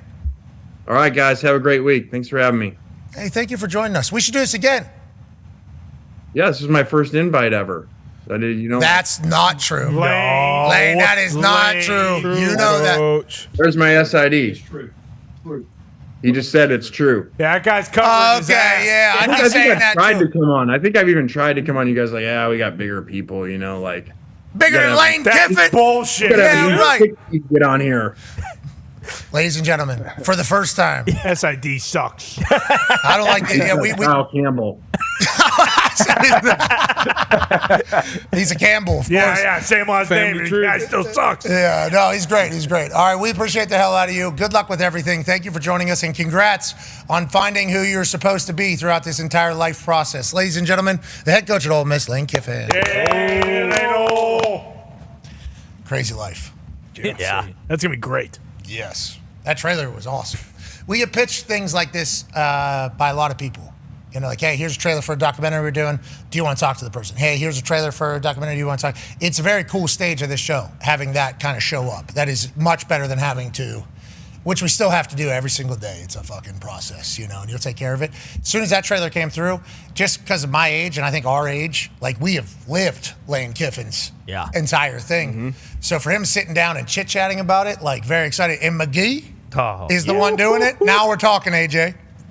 I mean, when I saw McGee pop up in the trailer, you knew it was going to be great. But most people don't. I mean, I forget a lot of the things that happened with Lane and the tarmac and the Raiders gig. Like, Lane has lived a colorful life as a coach, and he's only 50 years old. Like, the dude, it's going to be great. I can't wait to see this thing. His football life has been in dog years. Absolutely. You know, for Tennessee, we see that with the Florida thing, then show them, nope, that ain't going to happen. Then leaving in the middle of the night, see, I don't want to do it. USC. Then USC becoming the tarmac story. I was actually way off the tarmac. Through the FBO, they probably gave him a little food, actually, a little snack, got onto the bus, sat down on the bus, and then I was called back off of the bus, back into FBO, back in the private room. Then I was fired. But I guess there was a tarmac at some point in that entire thing. That ran with it. And then his resurgence into college ball, all the rumors, all the stories. Yeah. I mean, it's just one thing after another. Lane Kiffin. And then now it feels like he's very content. Yeah. Yeah. Feels like he's very content. Be there for the next 25 years. Like, that's how it feels. Never would have said I wanted to live in Oxford, Mississippi. Okay? Never would have said that. Jeez Louise, could you imagine? And they said, I get here. Turns out I needed this place. I love this place. His name's up for a job on a regular basis. There's one, the Panhandle over there, the Gators. His name is up all the time for the Florida Gators. Anytime there's a thought that the Gators might be up, it's like Lane Kiffin, really? Lane Kiffin. And then people are like, Lane loves Florida. There's always like that whole thing. Seems like he's pretty happy with everything going on at Ole Miss. He's a rebel. He's very comfortable. And does he have the backing? He has to. All the players he has to have money down there. Yeah, they've lost a couple. I mean, they lost Judkins. That was the only one, though. They are traditionally one of the highest spenders in the portal each season. What were you shaking your head for, Todd? Maybe now. I was just thinking NIL, though. I don't think Ole Miss. When I think SEC, Ole Miss isn't one of the first, 4 teams I'm thinking of. Okay, who are they? Georgia, for sure. Bama. Texas. LSU. Oklahoma. I mean, I don't know if Oklahoma's up to A&M. Like that. You're thinking of A&M before Ole Miss right now? In terms of money? Yeah. Oh, no, I'm not. Sorry. No, just name recognition. Yeah, I didn't know you were talking about money. I thought you were saying name recognition. Oh, no, but same deal. They wouldn't be like. I think Ole Miss above a couple of those schools you said. Name recognition? For money, I think. I think some of those schools don't have a lot. Oh, for money. Yeah, for money. We're talking about money, right? Right. Yeah, I think there's a couple of those schools that maybe over the next 10 years we'll see what ends up happening. Yeah, and I mean, like I said, I could be wrong. It's just, I mean, and they've been good throughout his tenure, obviously, and they need to kind of make that next step and get to the playoffs, but they're still, I feel like, in the SEC, kind of always on the outside looking in. Yeah, the SEC coaches and people are talking about how much money the North has. A lot of money being talked about from the North, AJ. And all the North used to talk about is how much money the South used to give to everybody. Oh, that is kind of what that used to be the convo. Now it's completely flipped. I'm like, we can't keep. What do we? These guys got see billionaires. What's this? What is going on up here? And then the North was like, oh, it was fun, wasn't it? Whenever nobody was allowed to do it, but everybody was doing it. That's literally the two conversations taking place.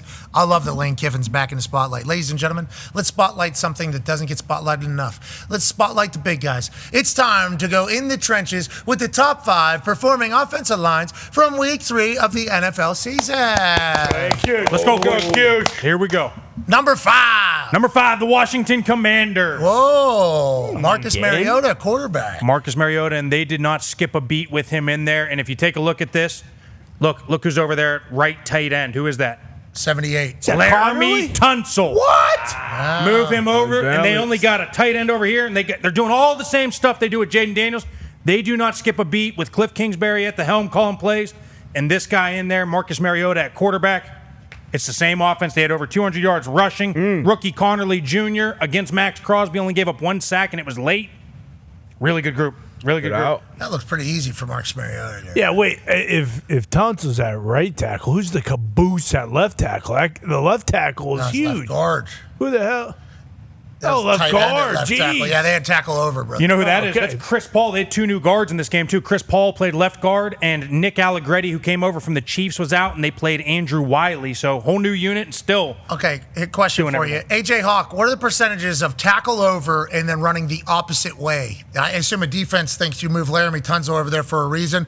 We're obviously going heavy. We're going left, close. What are you doing? And then for them to go the back way, is that just not expected? That's what Cliff Kingsbury's doing here? Yeah, and you read that end, too. If you run it back, who's the end? Was it 51 right here? He's unblocked, and you're reading him. So watch it. Bluff by the tight end. Oh, here we go. He didn't know what to do. Like, who am I supposed to take if I'm that DN? Good luck. Great. But, yeah, this also sets up for when they do want to run to that overload side. Like, it's good to show this for a defense because they can't just load up and say, all right, they're running to Tunsil. Not just against the Raiders. We're talking about for the next 3-4 weeks, too, running this week, right? Absolutely, because this thing – like when you run a play, it stays on tape for 4 weeks. You got to prepare for it. There's another play I wanted to show, but he fumbled late and gave up the ball. But they had guard and tackle pulling left, guy in motion going right, tight end coming back across. The defense was in a blender, just stuck. And then Marcus Mariota out in front, like the whole defense went left. And then he just follows his 2 tight ends. Like, they're doing some really cool stuff. Feels like there's some play designers and play callers that can make offensive linemen better. The Washington Commanders, number 5, coming out of week 3. Who's the number 4 ranked performing offensive line of week 3? The Minnesota Vikings. Wow, congratulations to the Vikings. And let's start with big number 71. Christian Darrisaw is back from his ACL injury. Watch it. Again, we talk about making it easier for guys, right? We're going to send Hawkinson through. Darrisaw looks like he's just walking. All he's doing is sealing Trey Hendrickson right there. Opens up the hole. Donovan Jackson, big number 74, the rookie out of Ohio State.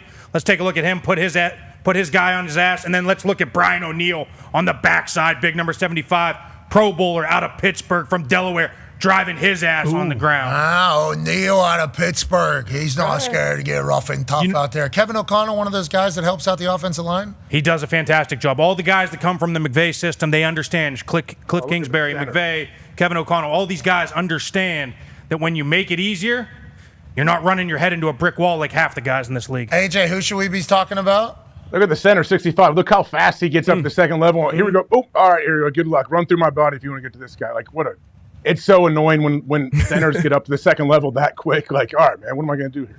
Does a great job wheeling his hips, too, and hooking them at the end there. Really all right, Minnesota Vikings, number 4. Congrats to them. Who's the number 3 ranked offensive line coming out of week 3? The best team in the NFL, the Buffalo Bills. Whoa. Buffalo Bills. Best team, too. All right, I like that. Number 3 offensive line. The best. Here, let me set this up real quick. So they're going to make it look like they are running zone to the right. If you notice, they got back offset to the left, fullback offset to the right.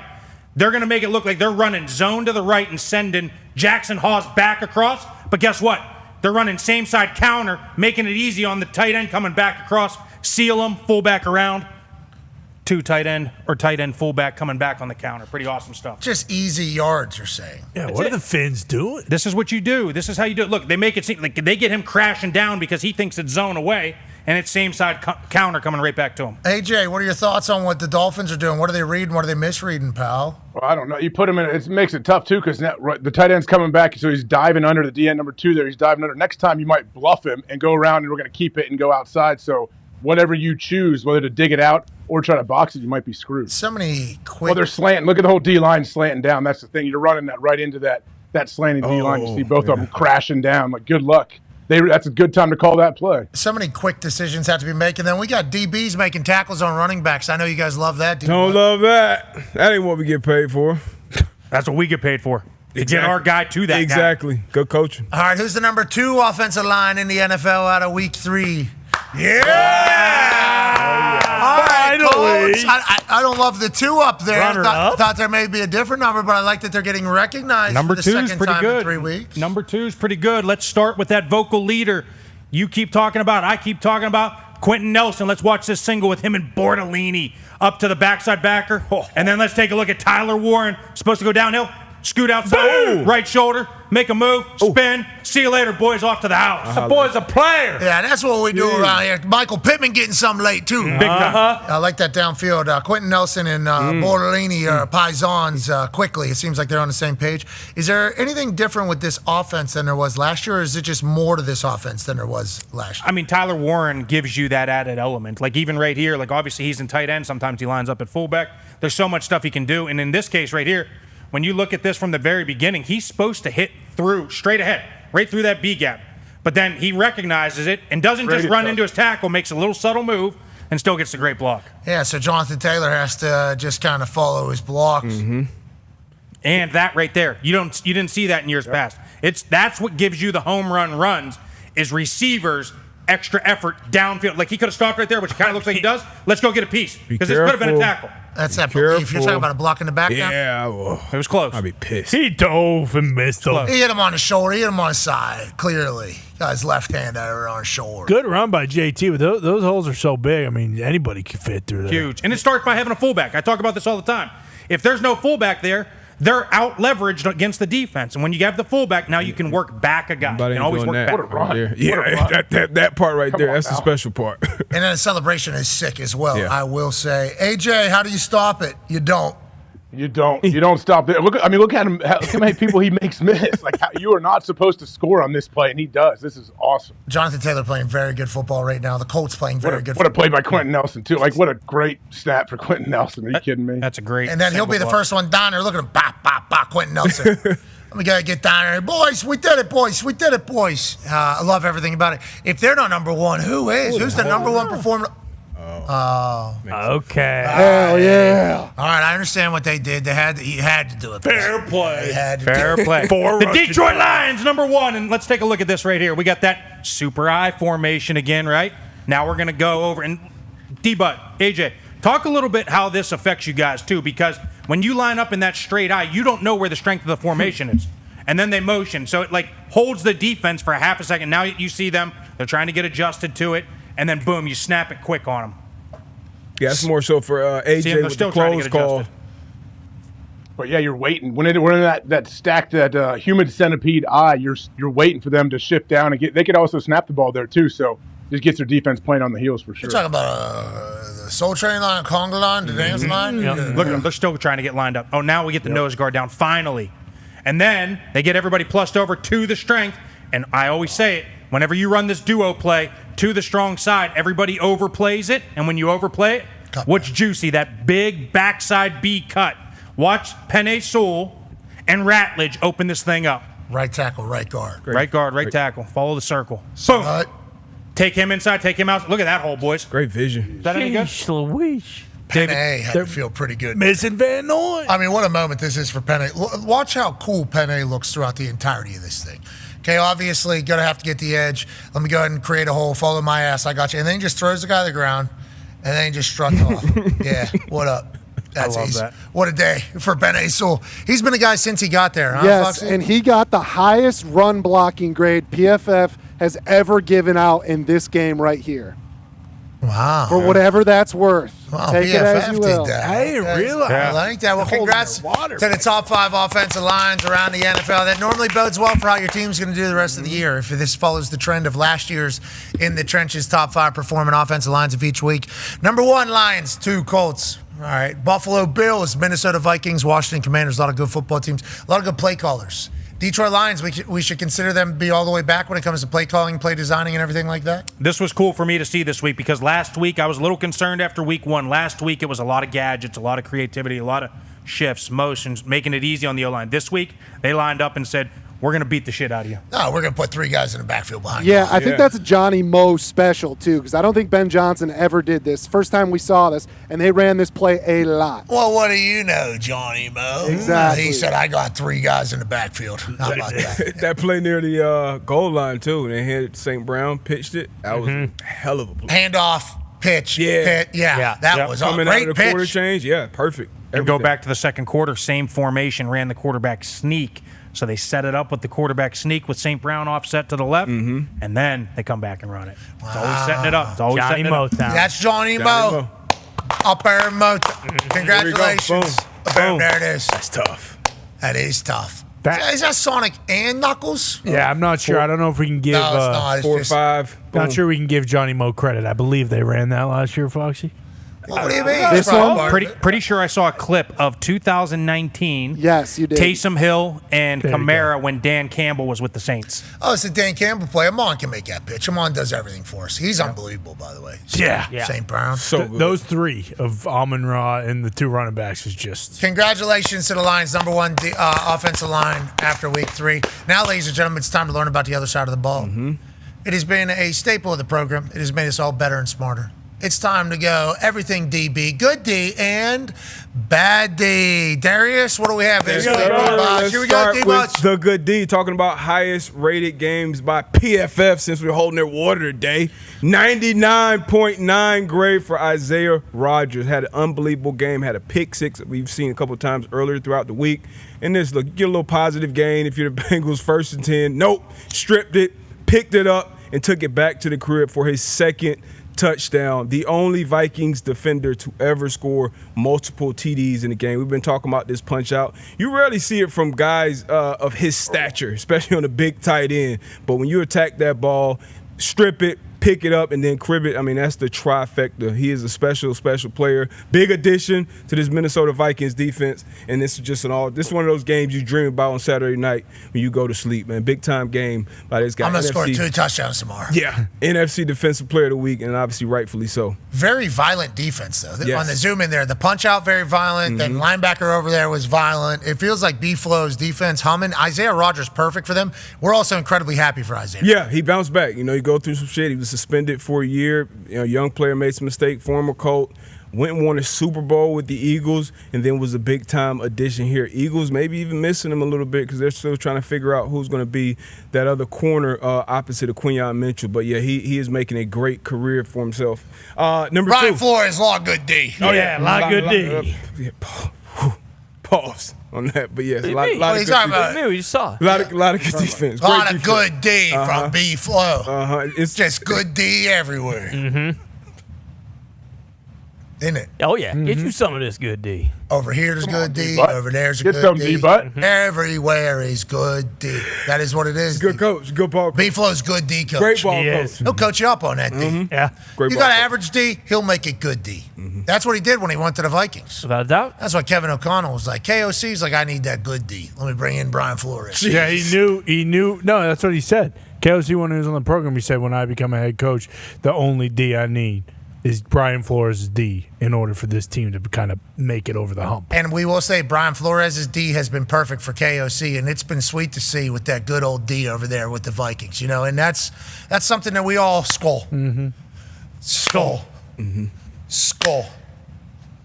Skull about. It's hard not to. And then they blow that horn. Yeah. Kind of blow your lid out there. Everybody skulls. Yeah. Here's a lot of We're down with the good D there. Is this more good D here? This is a great defense. Whenever Whoa! you pitch a shutout in the National Football League, I don't care who you're playing against. It's tough to do, especially against a divisional opponent. Michael Penix Jr. had a very, very tough outing against his Panthers defense. Does he suck? It's too early to say. Zach Robinson, they made some changes. They fired their wide receiver coach. That should fix everything, right? That should fix everything. Wasn't he telling Penix, like, hey, dude, throw this ball here? You know what? It's probably something that happened in the locker room for sure when something like that happens. But Smith Wade, Smith Wade in the slot here. You'll see him in cover. Now, actually, this didn't start. It's great defense in my opinion because you run it here and then you pause it right before he throws the ball. You got a dagger concept at the bottom of the screen, and Ray McLeod is going to be wide open coming in. Usually want to hit this guy about 2 yards outside of the hash.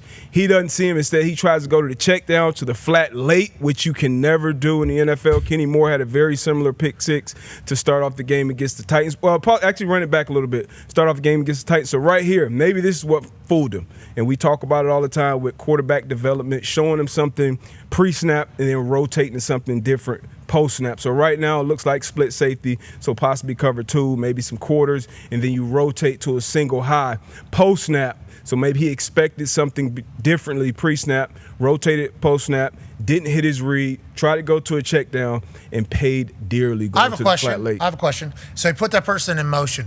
They put old buddy in motion.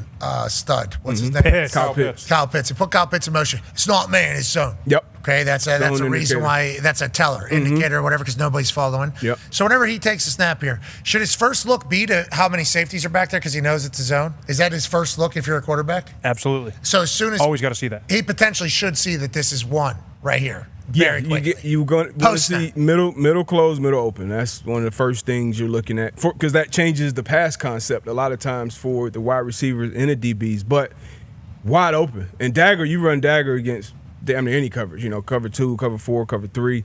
His guy, he's looking that way. I don't understand why he doesn't go kind of from the high to the low. That's how we're taught to defend routes, and he did a great job in the flat, being patient and then breaking. We always talk about breaking on indicators, breaking when the quarterback is ready to pass the ball, breaking the egg, some people call it, take their hand off the ball. It's an Aki-looking throw left side, but great job anticipating, seeing it, and then breaking and making him pay, taking it to the crib. There wasn't a bunch of pressure there either. No, it's not like he needed it was a head scratcher. Yeah. He's young. He's young. Let the boy develop, okay? Like Arch Manning down there in Texas. Mm-hmm. And DJ Lagway over there in Florida. Yep. Let's let these guys develop, okay? We don't need these short leashes all the time. With that being said, there's a $108 million quarterback. Yeah, that's right. In backup. Yeah. Raheem Morris put that down pretty quick. Yeah, Kirk lost his job. We're nowhere near that. Mm-hmm. Next question. He did have a bad game. That's going to happen. Terrible game. Terrible game. No good. Downright. Absolutely terrible game. Yeah, it was bad. Let's bury the ball. Yeah, that's Barry Ball for sure. You never want to get shut out. Young quarterback or quarterback, I don't care. C.J. Stroud had a great rookie year, have been struggling since. Big moment in the game. It's fourth quarter. You're down a touchdown. In good field position right here. This was a great, once again, pre-snap disguise because right now this looks like man-to-man coverage. It's Jordan Lewis, one of the better slot corners in the league. Paid him some good money coming over from the Cowboys. And watch how he fooled. Like, when I saw this live on TV, I'm like, what the hell is C.J. Stroud doing? I'm thinking it's just a flat defender that was there the whole time. He thought he had the 7 route was wide open, trying to sell it over the other man-to-man defender who would be on Dalton Schultz in the flat. Nope. Baited him, had the vision, saw him go out wide, baited him into that throw, and it's still a terrible pick, on film, but you got to feel that, you got to see that if you're a quarterback. But once again, showing a quarterback a picture pre-snap and then showing him something different post-snap is something you got to adjust and deal with. He baited butter. Butter. Yeah, he baited butter here. And Jacksonville got a team? Leading the league right now in interceptions. So I believe Travis Hunter playing defense? He is. He's playing a lot of defense. And he's getting it. I think he's playing good. He had some bang plays with Nico Collins, but he's playing good on both sides of the ball. I think as the season goes on, I feel like maybe a little lost in the sauce a little bit on offense. Right now, it's a lot he's got to figure out. A lot on his plate. I wonder if they go a little more. Hey, just play this side of the ball for the next few weeks. Which would that be? That's on Liam because he's dynamic. Yeah, when he got the ball. Yeah, when he got the ball on Sunday, I mean, it was election. Yeah, it should have been a 5-yard gain, and it was a 15-yard first down. Yeah. And then on defense, look, we saw him covering this guy. He's a part of this play here, fourth quarter. Obviously, big play in the game. He's out there locked down. Yeah, but if I had to choose, offense. You talk about quarterbacks being paid a ton of money, being handed the keys, number 1 pick, already got a second contract, new coach. Let's see what we got with this guy. And you don't want one of your more talented players not really knowing where to line up and because you can't play. You got to be able to just react and let those skills fully flourish. There can be maybe some situations defensively. For sure. That you kind of have him out there because he's obviously an insane athlete and has the capability of doing it. And if they have a bunch of weapons on the other side, maybe get him a chance to get out there. There he is with the ball in his hands. Bang. Yeah. So when you see some shit like that, it's all right. We got to. Let's get the ball in this guy. Got to get this guy the ball. Yeah. Is he returning kicks too, or what do we got going on? Let's get him some touches, for sure. What were you going to say, AQ? Felt like you were going to say something. So ETN's also, I think, number 2 or number 3 in the league in rushing. So, they have a very good run game. Their offensive line's drastically improved. They got the quarterback. They got some receivers. The tight end, Brenton Strange, has become a guy. So, they're pretty good. Yeah, they traded Tank Bigsby, and they're backup now, Basil Tutin. Actual name, Bhasyl, I think, Tutin. Very good. Has scored the last 2 games.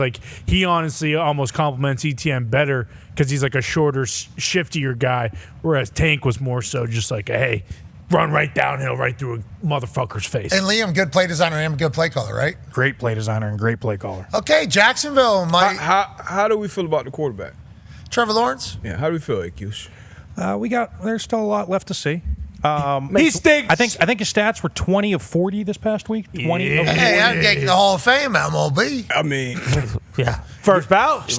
There's just still too many inconsistencies. Right? Too many, and there's also decisions that are made that it's that's a bad decision. Yeah, too many bonehead plays. Yeah, still, maybe you miss a throw, that's going to happen, but decision and miss throw. At this stage, I think a lot of people are like, when are we? When is it? Is it? Are we ever gonna? Yeah. Right? That's all what we're 100%. Thinking. That's but hey, we see it though. It's there. There's moments of awesome. He's got he's just got that little bit of Ryan Leaf still in him, and once he gets it out, he's gonna really fly. Just kind of lets it loose. Exactly, just a little too loosey goosey with it. Once you zero it in a little bit here, I mean that boy is they might win the bowl. Liam will do that. Liam will do that. I think I trust him down there. And I'm seeing a graphic on the back here that I have not seen before. Yeah, what is this? Yeah, Liam's calling some good shit to AQ's point. Yeah, this is, I think, the first time we've had a quad box on. Look at the quad box. We got circles on people. Wide ass over. Is that what that is? Yes, and it's not a good one. As you can see here, it's probably difficult for you to see them individually, but these were all 4 of Caleb Williams' touchdown passes. Now, there have been plays, and there always will be plays where fans at home, hey, the guy was wide open. Why not hit? They had one actually earlier this year with DJ Moore, which was an adjustment.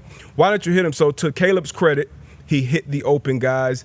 Ben Johnson dialed up some good stuff, but let's get to the tape and see 2 of these touchdowns. I mean, you rarely see guys open like that in the National Football League. It's a flea flicker. Pause it. Cover 3. On any level of football, cover 3, what's the cornerback's responsibility? In cover 3? Deep third. Deep third. So that's letting you know top down. So you do not have a run responsibility. The only time you have a run responsibility is if your guy crack blocks, your wide receiver crack blocks, he makes the contact, and then you see the running back downfield, you make a tackle, 10 yards down the field. You're a deep third guy.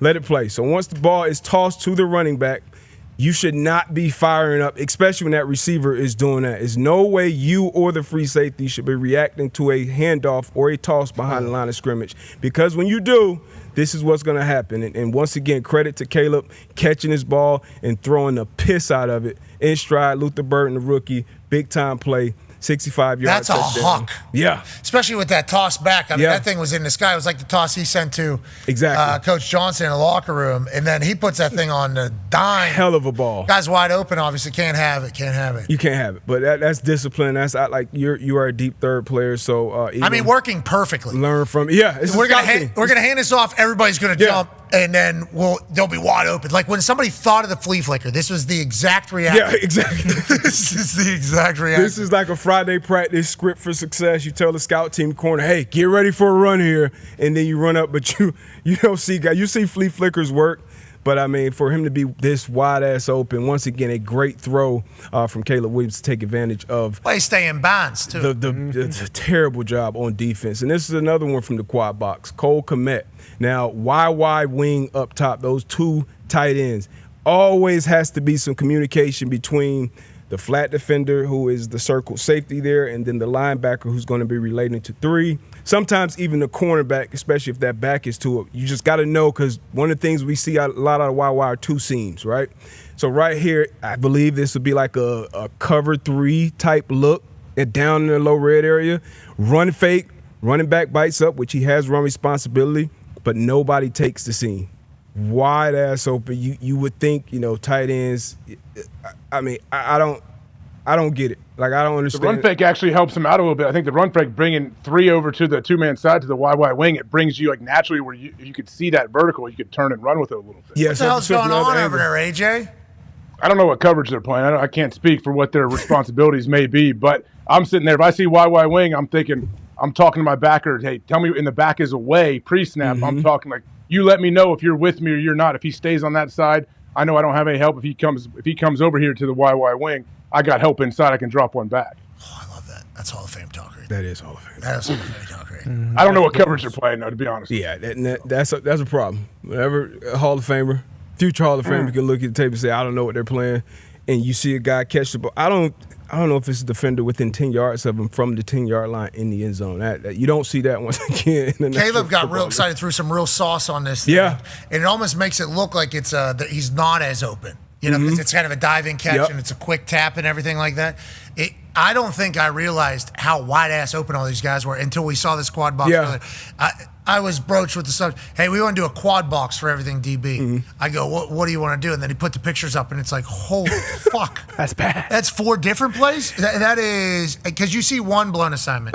You'll see a MA or whatever, that happens. 4 plays it's happening. Is this on purpose? Like, what the hell is going on? I mean, questions need to be asked, but you rarely, the one we won't go over, DJ Moore. They're wide receiver. I mean, look at them. Bottom right. What quadrant is that? Is that a quadrant? That's quad 4. I'll say quad 4 right there, wide open in the middle end zone. Once again, no one near him. And then up top right, Trevon Diggs tried to do a quick jam. Stumbled, and Roman Dunze right at the field. But once again, the quarterbacks, they got to hit him. They got to find the mistakes, and they got to hit him. So credit to him for hitting them. And to stay with the theme, 2-minute right here. Tie ball game, divisional matchup. 2-minute drive, Trevor Lawrence. Brian Thomas Jr., he was on Good D a couple weeks ago.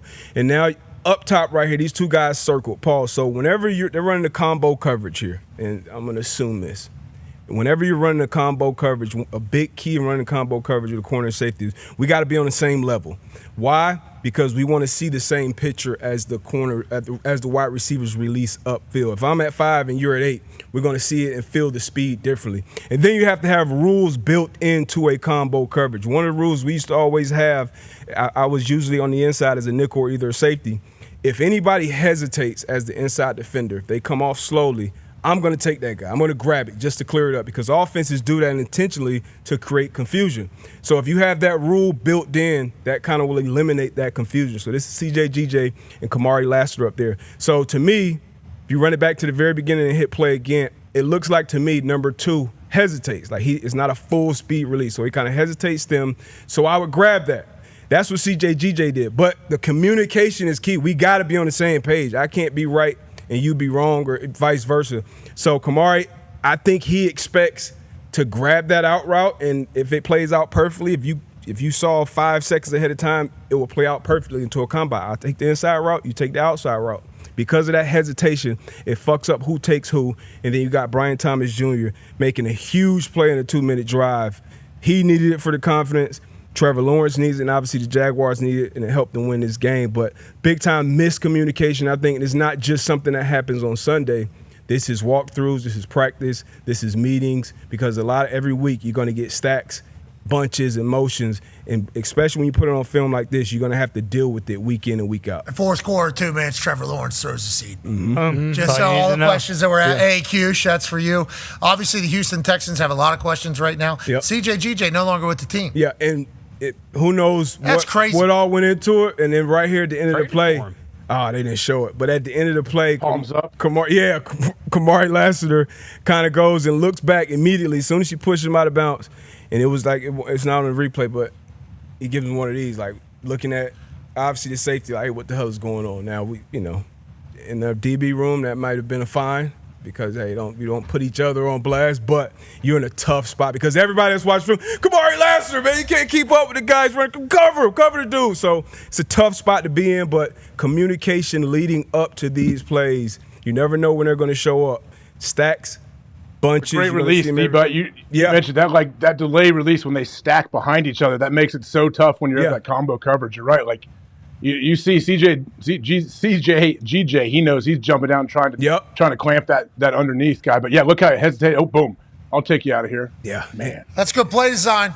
Yeah, because they just come out and run those routes, same speed. It'll fit perfect. In theory, we both have leverage. I take the out, you take the in. But when they come out and run it with that little sauce, a little hesitation on it, fucks everything up. Hey, that's good shit. Everything DB, good D, bad D. Good in the trenches. Oh, yeah. AJ Hawker, great work today, bud. Congrats on the nomination for the Pro Football Hall of Fame. That is cool, dude. It is cool. Thank you. As a 3-time nominee myself, it is a cool thing. But also, let's not let it affect our lives. Yes. That's how you feel, too? Yeah. Yeah, of course. Yeah, it's not affecting. Yeah, we're good. But boy, if you get in, that'd be so cool. How can it not affect your life? Yeah, you're right, especially for AJ Hawk. For the first time really ever getting the recognition and the nod of like, yeah, you done all-time leading tackler for one of the oldest franchises in all sports. Put him in the fucking Ring of Honor. No, well, Green Bay, that's where it starts. He's all-time leading tackler for the Green Bay Packers. AJ knows there's not a whole lot of numbers retired for the Packers. Oh, no. Well, and Curly's isn't even retired anymore. Yeah, exactly. Exactly. I don't know what you got to do. I don't know if you're going to be able to do more than Curly did for the Green Bay Packers. Tone, anything we didn't hit today that we need to chit-chat about on our way out? No, I think we're all good. All right, why don't you come out here? Why don't you come out here? Ladies and gentlemen, we are incredibly lucky to be able to do this. We have a conversation with Cam Bynum we're about to run that we had yesterday. He is awesome. He is incredible. And we're incredibly lucky that he's in our city and that the Indianapolis Colts are good again. Hell yeah. Feels like that is real. AQ, we appreciate you. Appreciate you guys. Great work this week. Appreciate you too, bro. All right, boys. Be a friend, tell a friend something nice. It might change your life. We're in this thing together. See you all tomorrow. Team on me, team on 3. 1, 2, 3, team. Goodbye. Ladies and gentlemen, joining us now is a man that has brought so much positive energy seemingly everywhere he has gone. whether that's Cal out there in Berkeley, which don't love what happened to Song Politelli this past Saturday, but I do love what they're doing out there. Then to the Minnesota Vikings, where he and his crew on defense had the most legendary celebrations the NFL has ever seen. And they weren't distasteful or disrespectful. They were just well thought out and well executed. And there was a juice to that team that seemed very special, so much so that Chris Ballard said, hey, we need some of that. And thank God we did. Ladies and gentlemen, a man who leads the NFL in interceptions. I think he's top 5 in pass breakups. And he has the greatest celebrations in the history of sports. Ladies and gentlemen, from the Indianapolis Colts, Cam Bynum. Appreciate y'all having me. Glad to be here. Appreciate y'all having me in Indy, first of all. It's been a fun few weeks. First 3 games. 3-0 here in Indy. You have no idea how fun these first games are. I bet. I've been having, especially for us to start the season hot like we did, I'm like, this is the best possible scenario coming to a different city, and I could tell the energy is just rising here. I appreciate the fact that there was an obvious omission of things to our roster. In this offseason, it was all kind of taken care of. We needed juice. For sure. Okay? 100%. Bring in the juice guy, Cam Bynum. And the juice is awesome. We're talking every single play. Talking, my shoulders are sore after the game. Not from hitting, from turning up the crowd. Yeah, we got boulder shoulders at all times, let alone everything else that I assume is infectious throughout the rest of the locker room. Quarterback, obviously. We need somebody that's able to be consistent and also operate the offense and also has played ball before and seen it. Because this is a veteran team. Does it feel like that in the locker room? Yeah, it feels like there's a bunch of guys that have played a lot of football, but also still young as far as not a bunch of guys taking vet days, not a bunch of, old guys that are like almost borderline out of their game. It's like kind of like a veteran prime right now for a lot of our guys. And just being surrounded by so many vets is cool because I feel like a vet, but I'm only in year 5. I'm around guys like Kenny Moore, Buckner, Grove, all these guys that are year 8, 9, 10. And it's just cool being around that because it's pushing me to a different level of play. And I'm over here trying to be the best player on defense surrounded by these guys, and everybody's trying to be the best player in their respective roles. So it's just making a collective energy of we're all trying to be the best and win. Bringing in Lou Anarumo as the DC was a huge deal this offseason. We're all very excited. We know Paisan pretty well, and we've had a chance to catch up with him whenever he was with Cincinnati. Obviously, with the way it ended there, it felt like, what is Lou Anarumo going to do next? Our team has always had a lot of talent, so we actually go to the games. So a lot of people don't. We go to all of the Colts games, home games. Okay, we're there. I'm there where you see it. And, well, not all of them. I guess last game didn't go last year. Well, yeah, but all you had to prove point. You've been to every game I've been there. Yeah, so I'm like, that's I'll all tell you I know. what, Cam, I'm the number 1 Bottom fan. What you have brought to the team is what I think the team needed when it comes to leader. Everything else, we'll get into it. But Lou Anarumo coming to the defense, and then the signings that we made. What have you felt with the team? Because we've always had talent, and that's the thing that was kind of missing with the rest of national media. Because we saw the team and because we're here, we knew there was a lot of talent, a lot of money on that team too. Right. A lot of guys have been through their first contract into their second contract on the Colts. Exactly. And for one reason or another, we just haven't had massive success.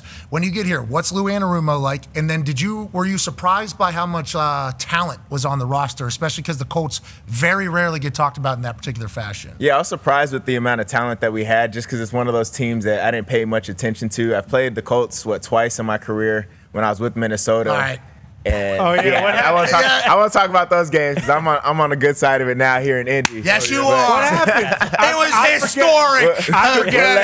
We'll let Twitter come and bring that back up because I know they will. But 33-0. 38. You were calling a game and you Vegas, realized game was over. We beat the shit out of the Vikings. Yeah, that's what it was. Jeff Saturday's the greatest coach of all time. Oh yeah, orange slices at halftime. First half. Yeah.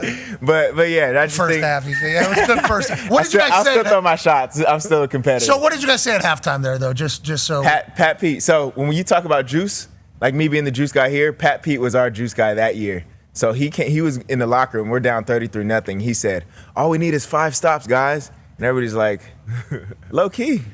He said, "All we need is 5 stops." So we one at a time, offense scored. We're like, "All right, that's 1 stop." So he's counting them down on the sideline. Then what do you know? It's tied up. and we're like, oh wow, this might actually work out. Yeah, it might. Yeah, it might. No, and now that you're on the other side of it, obviously, we're lucky to have you over here. And Pat P, fucking relax. Okay, we need you to relax. Great leader. One of the best football players of all time. Great. Yeah. Great. Pat P and that whole thing. But whenever you talk about, you're an NFC, obviously, we're an AFC team, and we're an AFC team that hasn't made the playoffs in a while. So I understand whenever you say you don't really get a chance to pay attention to them enough. But when you get in the locker room, what do you realize about the locker room? And then also Lou Anarumo. Yeah, I think just what we realized in the locker room is that we're a solid team. I think it didn't come by surprise with anybody. The belief, I think, and that's another thing that Lou brought, and especially from management, bringing these guys in, bringing me in, bringing Mooney Ward, and just putting this team together that they assembled this year. I feel like they believe that we can do something, and that started in the offseason just by seeing them making the moves in free agency that I heard wasn't normal for them to make in the past, having signings, big signings like they did with me, with Mooney, on defense specifically. So having to really go through that, knowing that the coaches and the staff is on board with making a change, then you get a defensive coach like Lou that's aggressive. He's holding everybody accountable. He's yelling at all of us as a vet, guys that got paid. He's holding us accountable. Rookies, he's still going to yell at a rookie equally as much as he'll yell at Buck, at Grove, all the guys that have been here forever. So I think that's really the standard that we have, that no matter who you are, you're going to be held accountable, but it's going to be all for the betterment of the team. So I think that it really created an energy of, okay, our expectation is to win.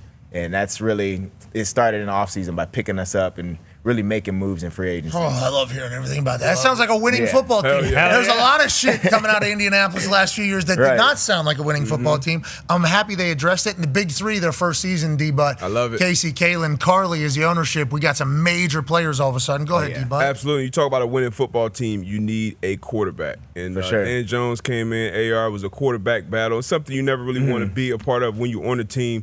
But Dan Jones, he won the job. And we see why. Coming from week 1 all the way to week 3, he's been on fire. The offense has been on fire. What did you see from him throughout the offseason and then throughout training camp and then obviously through these 4 weeks, not only on the field but off the field, kind of in the locker room? Yeah, so what I've seen from him, well, we got history. He knocked us out the playoffs in 2022. Oh, when was that? With the Giants. Oh, that was in Minnesota. Get back. So then he knocked me out the playoffs then.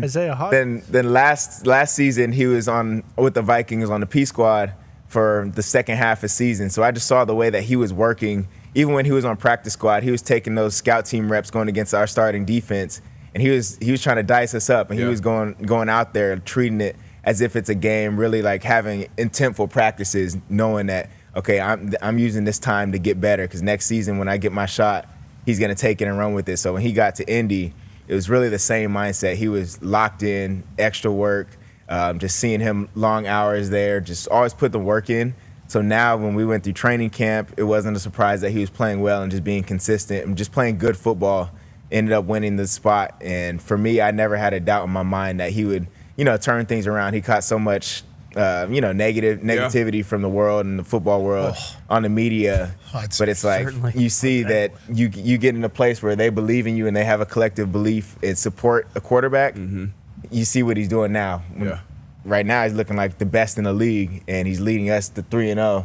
Offense putting up 42 points the last game, 29 points a week before, 33 week 1. So it's like even if we're having bad games on defense, our offense would still carry us to a win. So it's like at the end of the day, he's getting the job done and doing it well and protecting the ball first and foremost. Yeah, you're not having bad days on defense, which is great. You're talking about protecting the ball. Conti, who you obviously know now, this guy's a legend. You need to know that Matt Conti's a legend. He's a Penn Stater, too. Huge weekend up there. In Happy Valley. The Colts have committed 0 turnovers this season, making the first time in franchise history the team hasn't turned the ball over through the first 3 weeks of the season. For the defense, obviously, put the fire out or quick change or anything like that is always talked about. Them not turning the ball over. Can you talk about all 3 phases coming together, including the punter who punted one time in 3 games?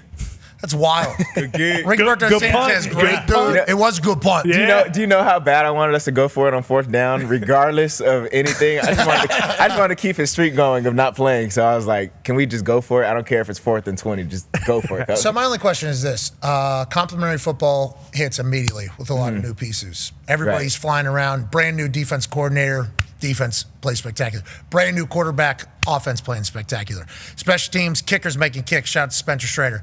You can't be using leverage on guys. No, of course not. Okay. You know the rules. Yeah, leverage, you can't do that. Yeah. That is illegal. But that happening this quickly into the brand new era of this team, I guess the question is there still long season? What is the thought to kind of carry that and to continue to build? I assume you all think that you're nowhere near where you can be because how fresh everything is. For sure. Is that how I should be viewing it as well as a Colts fan? Yeah, I think we haven't played our best ball yet, especially I'm speaking for me as a defensive player. There's a lot of stuff that we left on the field. Even with these games, we've had turnovers, pick six, strip sacks, everything we've had, but we feel like we haven't played our best ball, even on offense, getting down to the red zone and just kicking field goals. Special teams giving up an extra 10 yards on a return. So little small things that we're still guys, we got to get better on. But we like where we're at. And I think we set the foundation of what the year is going to be like. First game, interception, first series. Last game, pick six, first series. Offense scoring the amount of points that they're scoring every single half. I think the foundation, the expectation is set. So the rest of the season, it's if we're anything less than what we've been, it'll be a letdown for us. So I think that's the best way to start. Yeah, big time. We're expecting pick sixes. I'm expecting first 17, and that's the energy. We went to the luncheon, the team luncheon before season, right after training camp, and we're up there talking. The leaders are giving their little speeches, and I'm up there talking. People probably looked at me crazy, but I said, I'm expecting a Super Bowl out of us. And it probably sounds crazy from a new guy like me coming to talk to all the donors and all the people sponsoring the team and the whole team, the whole staff, ownership. And I went on stage and was like, I expect the Super Bowl. That's the expectation, to win every game. If we fall short anywhere, oh well. But my expectation is a Super Bowl. Hell yeah. And that's how we work. I think every team thinks that, right? Every team's supposed to think that. But I think also whenever you see what you guys were building at the time at training camp, not a lot of talk about training camp other than Anthony Richardson and Danny Dimes. Right. The rest of the team wasn't even chatted about. Had no idea that Quentin Nelson became a fucking vocal leader. Yeah. No, he's different. He is. He's different. He's jumping around, he's celebrating, getting. No, he's if a running back scores, he sprints to the end zone to go celebrate with them. He's over here high-fiving the defense. Good way to run to the ball. I'm like, you're on the other side. You should not be happy about that. But it's just a leadership thing that he's becoming. He's picked that up. Your first year. I didn't know that. I'm thinking this is him. Ryan Kelly was a center. Leader. Goes to Minnesota. In Minnesota. Yeah, now he's in Minnesota. Didn't two of our linemen from the Colts? Fries as well. Yeah, to pay for you. We just traded people. Yeah, to pay for you, we had to do that whole thing. Shout out to them. Yeah, shout out to them. Certainly shout out to them for what they did for the Colts. But Ryan Kelly had been here a long time, and he's the center. So the center normally the natural leader of the offensive line, and also been there a long time. So I think maybe Quentin wasn't empowered to be a vocal leader, but I think he saw the way everything was going, and I love what I'm seeing from the mic'd up shit out of him. I don't know what the rest of the building looks like. How many of those guys are there on the team? A lot of people that understand the sense of urgency. You think that? I think there's a lot, especially like we said. There's so many vets on the team, so everybody's comfortable talking, but nobody talks too much to where it's like, okay, you're doing too much. You're trying too hard to be a leader. Everybody has their natural leadership role. For me, it's the lead by example, lead with energy. For Zaire Franklin, it's the I'm turned up, I'm going to run through your face type of leadership. Kenny, you know what you're going to get. He has his finesse and his swag, and he's still going to be like a leader. So, just those three pieces on defense with Mooney just being locked in, knowing he's going to lock things up on the outside. Everybody has their certain type of leadership. Then on the offense, obviously quarterback, Danny Dimes, he's a little more quiet, but, he's still making sure everything is operating well. But Q, he's a vocal leader. He's running to everything. He's talking. That's awesome. Incredible. Just everything. So you get a little bit of everything from everybody to the point where everybody is locked in on their certain role where nobody's overstepping their boundaries of, okay, this guy needs to calm down. He's trying too hard. So it's a natural leadership in this locker room. Anybody missing team meetings or treatments or anything like that? No. There you go. Never. That's a huge deal. That's an expectation just around the league. You don't do that. I agree. You're not late. Yeah. You don't miss meetings. Yeah. You will get fined one. The money's one thing, but the embarrassment if you miss it and coach puts you on the spot, it's like nobody wants to be that guy that's late and has to talk in front of the team and give your excuse. This off season, the transition into elite kind of operating and elite leadership is wonderful. I don't know how the hell it happened. Yeah. It might have just been you coming and I hope I had a part of it. Yeah, you did, brother. You did. I hope so. It's why any of those Cadillac Escalades you're going to be trying to triple down on, he's got This thing is a spaceship. Gorgeous. It might. I don't know if it's bulletproof. Fucking look like It looks like it. Don't try it. Don't test it though. Yeah, please don't. Please don't. Connor has a question for you. So with the offseason, bringing in players, it was also kind of like, hey, Shane Steichen better figure this out when it comes to, head coach, kind of like a hot seat, prove it year, if you will. We kind of called him Shite Steichen. We did not. For a while. I called him, I may have said it once. We called him Shite Steichen for a little. It's much different now. I think we could even say maybe like a sweet Steichen, maybe a shine Steichen now because of how well he is.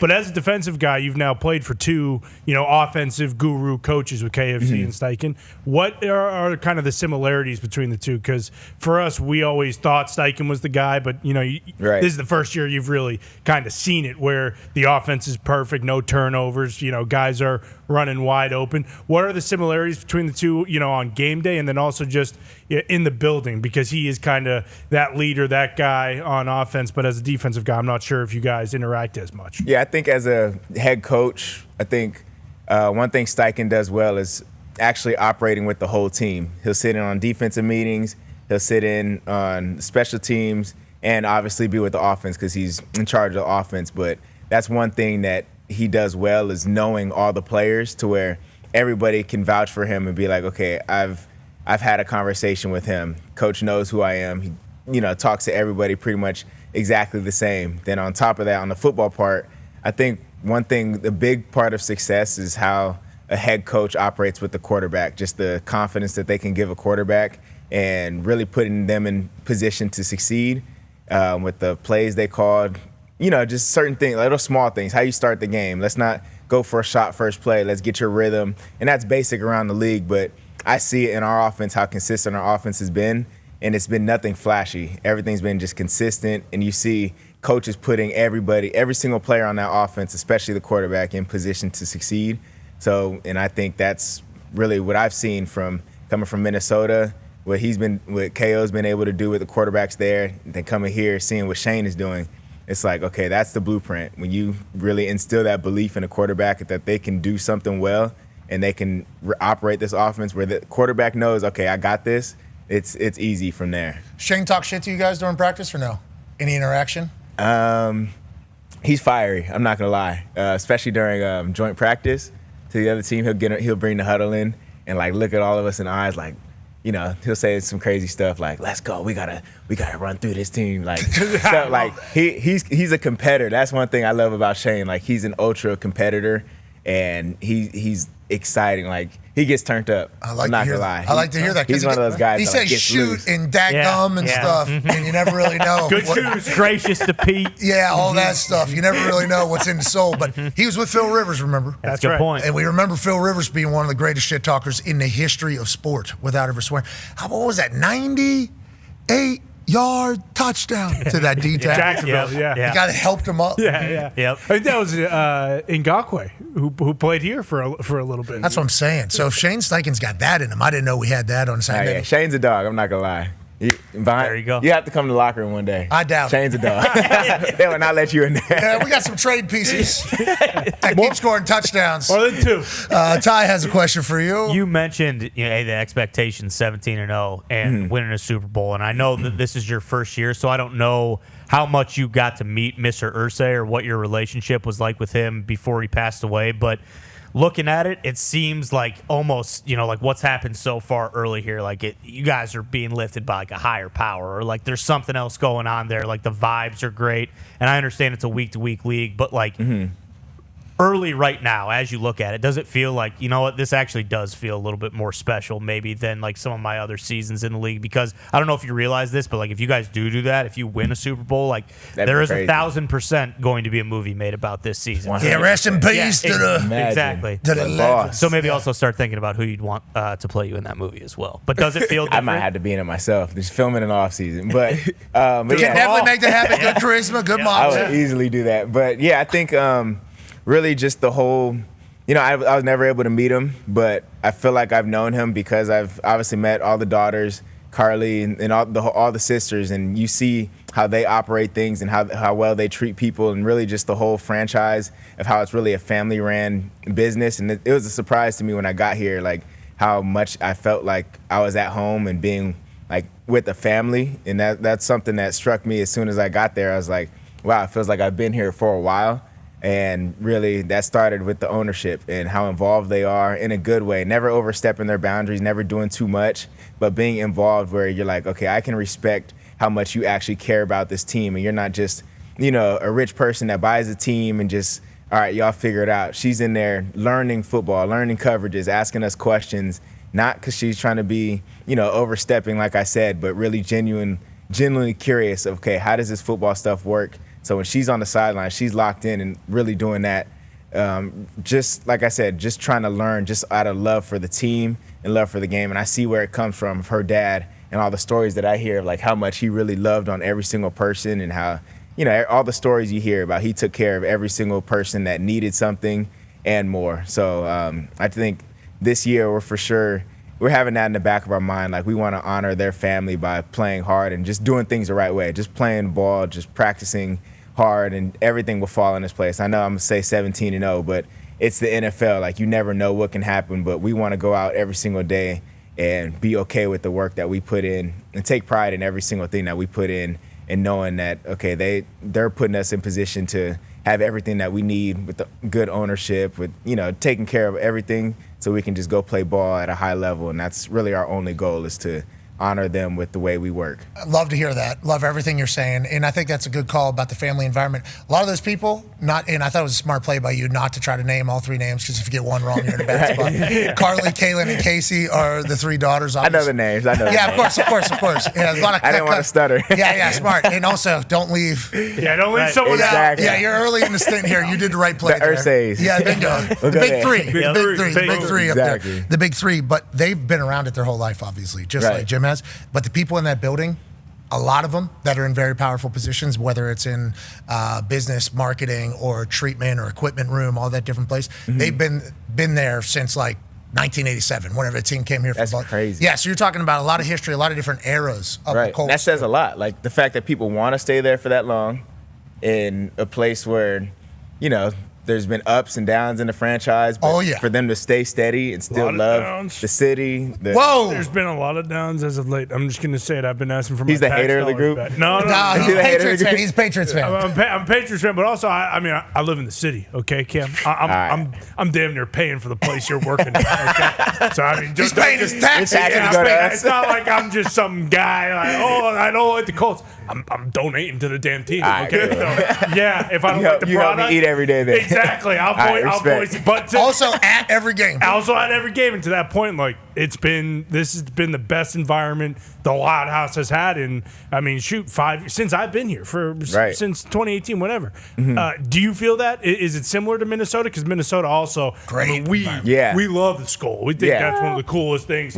First of all the Colts fans, we have to come up with a chant to do in the stadium. I'm gonna put that on you, Pat. You got to come up with something. Okay. Whether you get on the mic before every game, we need something to turn up the whole stadium. But I feel like, especially that Denver game. First game, the fans are feeling us out. Okay, what's the season gonna be like? Okay, successful game, but the second game, home game in a row, that's the first time I felt like, okay, this is different here in Indianapolis, and it's not. Obviously, I knew there was good things about Lucas Oil, but obviously I played in Minnesota, so I knew that that's one of the best environments. But that it paralleled Minnesota playing that game, that Denver game, especially how the game ended. Crazy. It was one of those times where I'm like, all right, I actually have to speak up on defense, and I could barely hear myself talk to my teammates. Okay, let's keep that going. Yes. Let's keep that going. So fans, we have to keep showing up. Players, we got to keep making plays. Players, we got to keep winning. We got to keep I know going winning to treatment. is everything. We got to keep going to team Don't be meetings late. on time. Yes, we got to. Don't be late. Let's do the process. Let's do it all. But I think what we Keep saw winning. week one when you guys came out as a team, thought that was sick. So cool. Love that. Thought you were 100%. maybe going to do that all year. Thought maybe that was going to be the thing, but that was for the boss. I respect it. So then you guys do the introduction for the second game. I'm like, I hope we're not. You're like breaking a tradition, a new tradition. And then you guys crushed, and it was like, You're like, at this point, it doesn't matter what we do. We can come out and play. Colts fans are waiting for this. Like Trust me. the Loud House and the Lucas Oil Stadiums are Right. waiting for this, because you got to remember the run with Peyton and the boys that I was very lucky to be a part of. Then Andrew Luck, that run. It was like expectations were like Super Bowl. All of a sudden. And then we weren't making the playoffs. Yeah. We haven't won the AFC South in, 11 years or something like that. I think it's 11 or 12 years. Haven't won the AFC South. And people talk about divisions, and it's like all those things just started piling up, I think, on Colts fans. So whenever we start hearing why this shit's happening from behind the scenes, and I don't want to say I speak for everybody because there's certainly a lot of people on the internet who disagreed with me at the time. They don't know ball. But now it is like everything we had hoped for. Right. And you're a massive piece of that is kind of coming to fruition. And just know that this city, this state, and everybody will be around you and rally around you and will enjoy the hell out of the run alongside of you. So if you want to go ahead and do more dances with Blue, you fucking do it. Yeah, I will. You want It's gonna get more. It's gonna get more extravagant. However you say that. Extravagant. Yeah. Put a K in there. Yeah, certainly. I was told potentially from sources that was not a planned out celebration right there. I had that in the back of my mind, do a celebration with Blue, but we were supposed to do a group celebration there with Z and Kenny, but I saw Blue there, so I'm like, all right, the energy is up. Blue's right here. I'm doing the hip thrust. Yeah, and I got away with the fine because I don't know how I did not get fined. Well, that's because Blue's throwing his shit Blue's all doing over the place. Yeah, Blue's thrusting way harder than I was. So I'm like, all right, he got it. Find the mascot, not me. Well, Blue's certainly throwing that thing. And he will. All force. Hey, Blue's one of the best mascots in all of sports. So, best ever. Yeah, he is. And he's hot on the football throw from the second level. Yeah. I don't know how he's made it every single time I've seen him do it. Yes. I'm like, that's actually crazy. Well, there's a game to it here because sometimes he'll make it too quick. And people be like, everybody take a look at the window. Blue is throwing from the sky, and everybody, as people are trying to figure out what's happening, and he makes it on like the second throw, it's already over. Everybody's like, nobody even knows what happened. So there's a fine line there where he's got to lethal shooter it a little bit. He's got to miss and understand it, but then he's also understand it now. Yeah, exactly. So there's a little bit of that happening, but he's an incredible athlete. This one where you start bouncing around, I was hoping for the kip up at the end, like old Buddy did in the original. Hey. See, my foot slipped because I wanted to be dramatic and go for like 20 more yards. Just all the way up. Just up the whole sideline in front of the Dolphins. But my foot slipped on the turf. I was like, all right, I got to cut it. Let me high five everybody. Start getting my shoulder raises in. How many in the back of your mind at all times? Celebrations? I got 3 a week in case. I mean, because I need a solo because in case a teammate that I plan a group celebration with doesn't make it to the end zone, I got to hit my solo. Then I got to have like a specific one with like me and Kenny, or in Minnesota it's me and Metellus. Then I need a full team one. So every week I'm going in there with 3 on my mind. Chuck Pagano says, have a plan. Have a plan. Exactly. Have a plan because we expect to take the ball. Bingo. First and foremost, we're not dancing for no reason. We're going to run a fake field goal. We're supposed to where I was going to score a touchdown. And Chuck's big piece of advice was, have a plan when you get in that end zone. Don't look like an asshole. I was like, all right. Look like you've been there. I was like, thank you. That's actually a good call. I should think ahead a little bit. So I had a magic trick I was going to do. Anyways, it was going to be a whole thing. 15 yards. Vinatieri was going to have to kick a 45-yard extra point. Maybe even a 50-yard extra. Oh, well. It's worth the moment. It certainly is. It doesn't matter. Hey, you're worth every dollar that we've paid you to come here to Indianapolis already. We appreciate you so much. You're the man. Good luck the rest of the season. And thank you for coming to our city. Thank you guys for having me. Appreciate it. Shout out to Indy for making me feel like at home. You have a YouTube? I saw Cameron. Yeah, shout out to YouTube at Cam Bynum. Weekly vlogs of my game preparation and just at home life. So tap in, y'all. I like that. Okay, we will. Subscribe, ring the bell. Yeah, ring the bell. Do the whole thing. Ladies and gentlemen, Cam Bynum. Yes, sir.